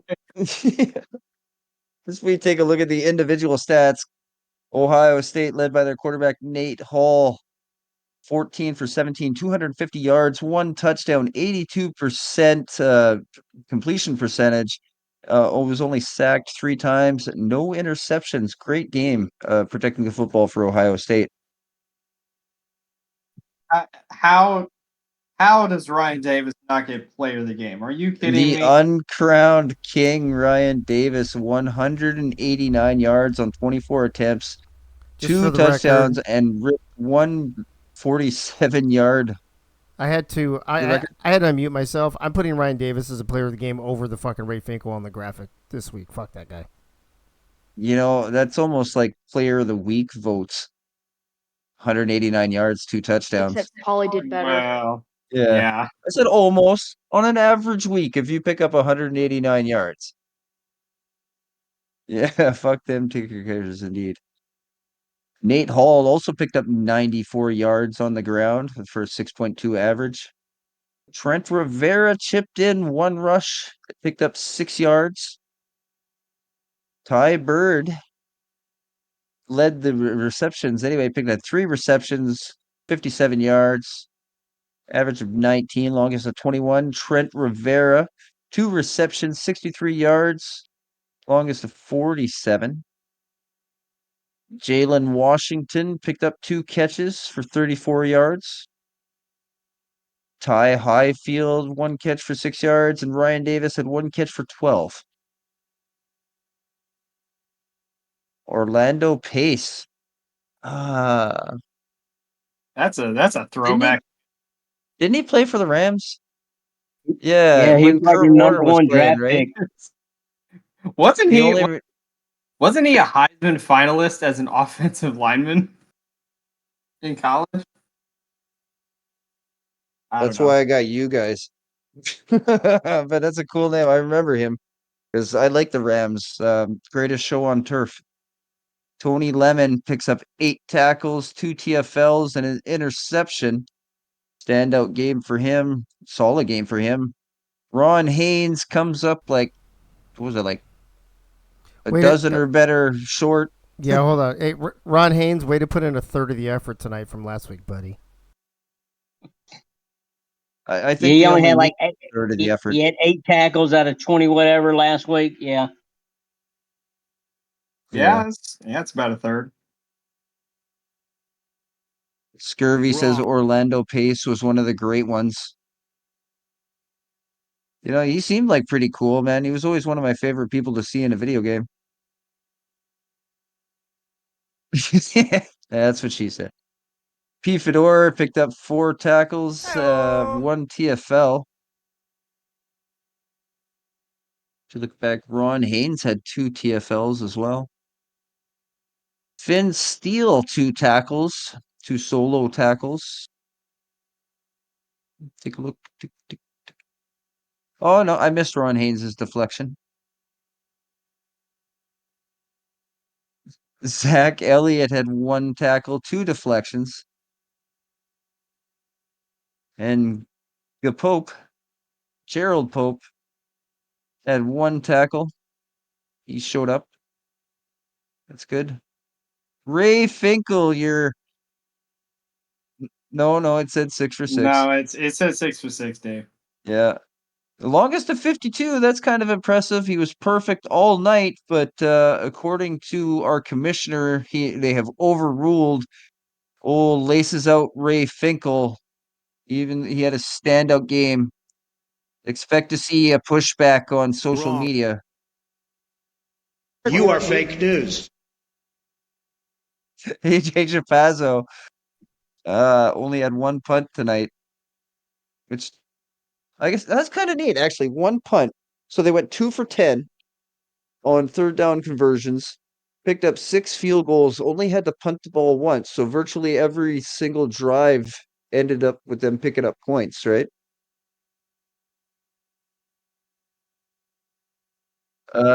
No, Ohio State had no turnovers, so that's just, I don't know, weird stats. Kind of neat though. 4 kick returns for Jalen Washington. He also had 3 punt returns, longest to 17. Bullet Beletsky got kind of banged up early, but managed to come back in the game. Went 22 for 36, 289 yards with a absolutely bizarre interception. Jimmy Slickpants had a huge run of 75 yards on the first play from scrimmage, but only finished with 115. That's crazy. On 14 attempts. I think that's what? That's math. Quick math, 40 yards. Bullet Beletsky had 8 attempts, only picked up 7 yards, but the game kind of screws those numbers up. So he probably had a lot more yards rushing. Grant Hardaway led the way with 5 receptions. He picked up 53 yards. Artist GODD, no, at 4 receptions, was the yardage leader, 128. I was hoping.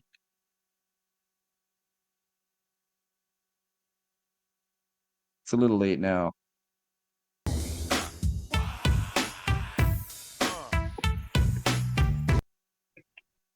Corey Gooden, 6'6", 235-pound freshman receiver out of Las Vegas, Nevada, had 4 receptions for 54 yards, longest of 23. Jimmy Slickpants chipped into the receiving game as well, 2 catches for 6 yards. And Anastasia Beaverhausen left kind of by herself for most of the game, only 1 reception for 5 yards. Artist God, 7 pancakes, nice. King Jamal, 12 tackles, only 1 assisted, so 11 solo, 2 TFLs. Booger Conway, 8 tackles and 1 deflection. Dragonfire had 8 tackles on the game. Luther Vandross Jr., 6 tackles. Davian Walker had 5 tackles, 2 TFLs. Who recovered the fumble? Oh, no, they recovered it themselves, didn't they? Yeah, Ohio State recovered their own fumble. Yeah, that's right. Sosa had 2 tackles. Tino Sosa, 6'3", 210-pound freshman out of Memphis, Tennessee. Travis Kicks made 4 field goals, longest of 38, and was perfect on his 1 extra point. So 10 field goals combined between these 2 teams. Wow, that's a lot. Dem kicker's going to have to ice their legs. Ooh, with that punt. And Hunter Punter. And, wow, good yardage, though, on 3 kicks, I'd have to say. Average of 47.3 and a 97 net. It seems like a good day for a punter. Grant Hardaway had 3 kick returns. He shared the duties with Booger Conway, who also had 2. Grant Hardaway had a longest of 31. And no punt returns. And the winless Hurricanes, I hate to say, I was kind of hoping this was a week. I'm always kind of hoping this is a week because there's been some Tough days in that locker room.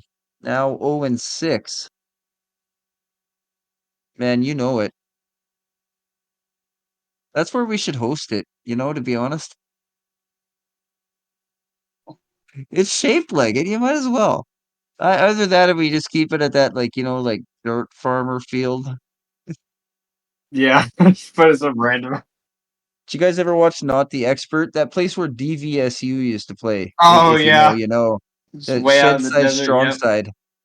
And I want to call that game because I want to say that about 16 times. I love that dude. But anyway, look at the rushing yards for Ohio That's State. Actually, yeah, that's I'll turn insane. you guys loose on this. Any final words before we kind of wrap it up? Yeah, Miami. This was probably their worst game of the season so far, I'd say. Ohio State, though, they're really starting to come into their own. Their last 3 weeks, they beat Tennessee by 35. They beat Florida in overtime, and they killed Miami tonight. So they're really starting to figure it out, which is nice to see after the struggles they had earlier on in the season. But yeah, Miami, I got to find something. I think the big thing on Miami is that whatever defensive formation they're using, I think it's a 3-4. It's really not working out for them. They're getting killed up front by the offensive line and giving up a bunch of rushing yards, and you're not going to win many games doing that.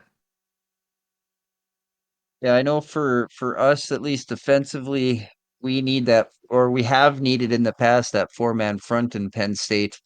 And it seems to be doing a good job for us again this year. Can't complain.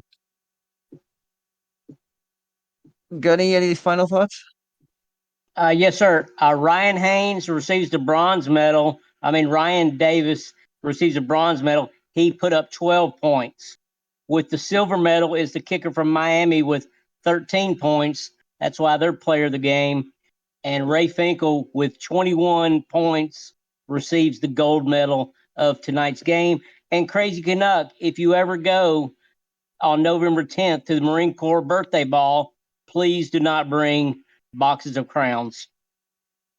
No, I've seen pictures of some of them, and the big bags that are shaped like crayons and stuff. Like, I think it's just cool, and I got so much respect for people that got to wear the uniform, and still continue to wear the uniform.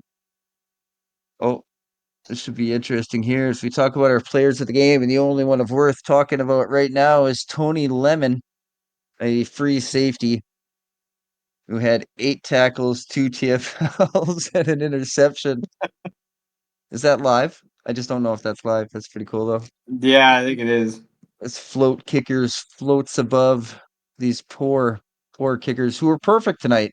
Really impressive, but when Ryan Davis picks up 198 yards and 2 touchdowns, I don't see how you feature your kicker. Yeah, that's crazy. And I believe that the commissioner may provide some oversight on that and get Finkel scrubbed. So, well, that's the game. 39-19, your final score. I'm Dehayton Crazy Canuck 117. Thank you, Keith. Thank you, Gunny. Been a pleasure sharing, and we got the group of people on the soundboard, Michaela and Clams. Thank you guys very much. Woo! And we'll throw it back to the commissioner. And chat. Thanks, chat.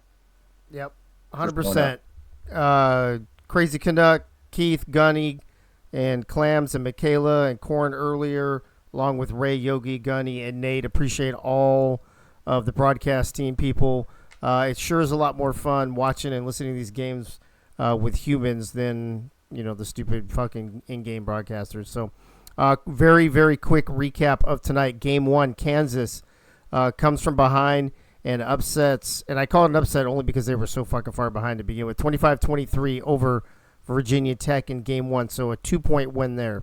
In the second game, Alabama upsets number 2 LSU. Down goes Frazier. 45-42, so a 3-point game there.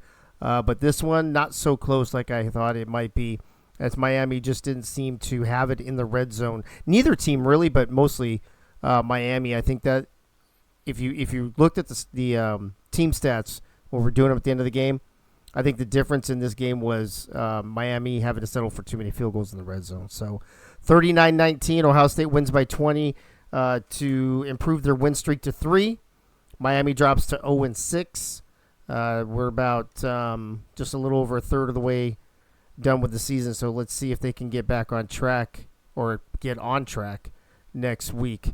My main man Freddie's here to sing us home, so Freddie, come on in, take us home, buddy. All right, Dave. Good job tonight by all the broadcasters. Good games tonight. AACL, here we go. Turn out the lights. Night's party's over. They say that all good things must end. Call it a night. The party's over. Till next week, where we party down with Dave again. Good night, everybody. Good night, everybody. A real quick update for next week. Week 7. It's a holiday week. And plus, Ray will be doing his show at 9 p.m. on Monday instead of 8 p.m. So 9 p.m. Eastern on Monday is the AACL recap. And then Tuesday at 7 p.m. will be AACL tonight, followed by 2 games, 3 games on Wednesday, and then the last 3 games will be on Friday since Thursday is an American holiday. So thank you for everybody tuning in. Appreciate all the people in the chat, all the broadcasters, the soundboard engineers, all of them. We'll see you in a couple days. I mean, we'll see you tomorrow night at 9 p.m. Eastern, where you check out the week 5 and 6 recap together. So have a good night. Stay safe. We'll see you tomorrow night at 9 p.m. And good night now.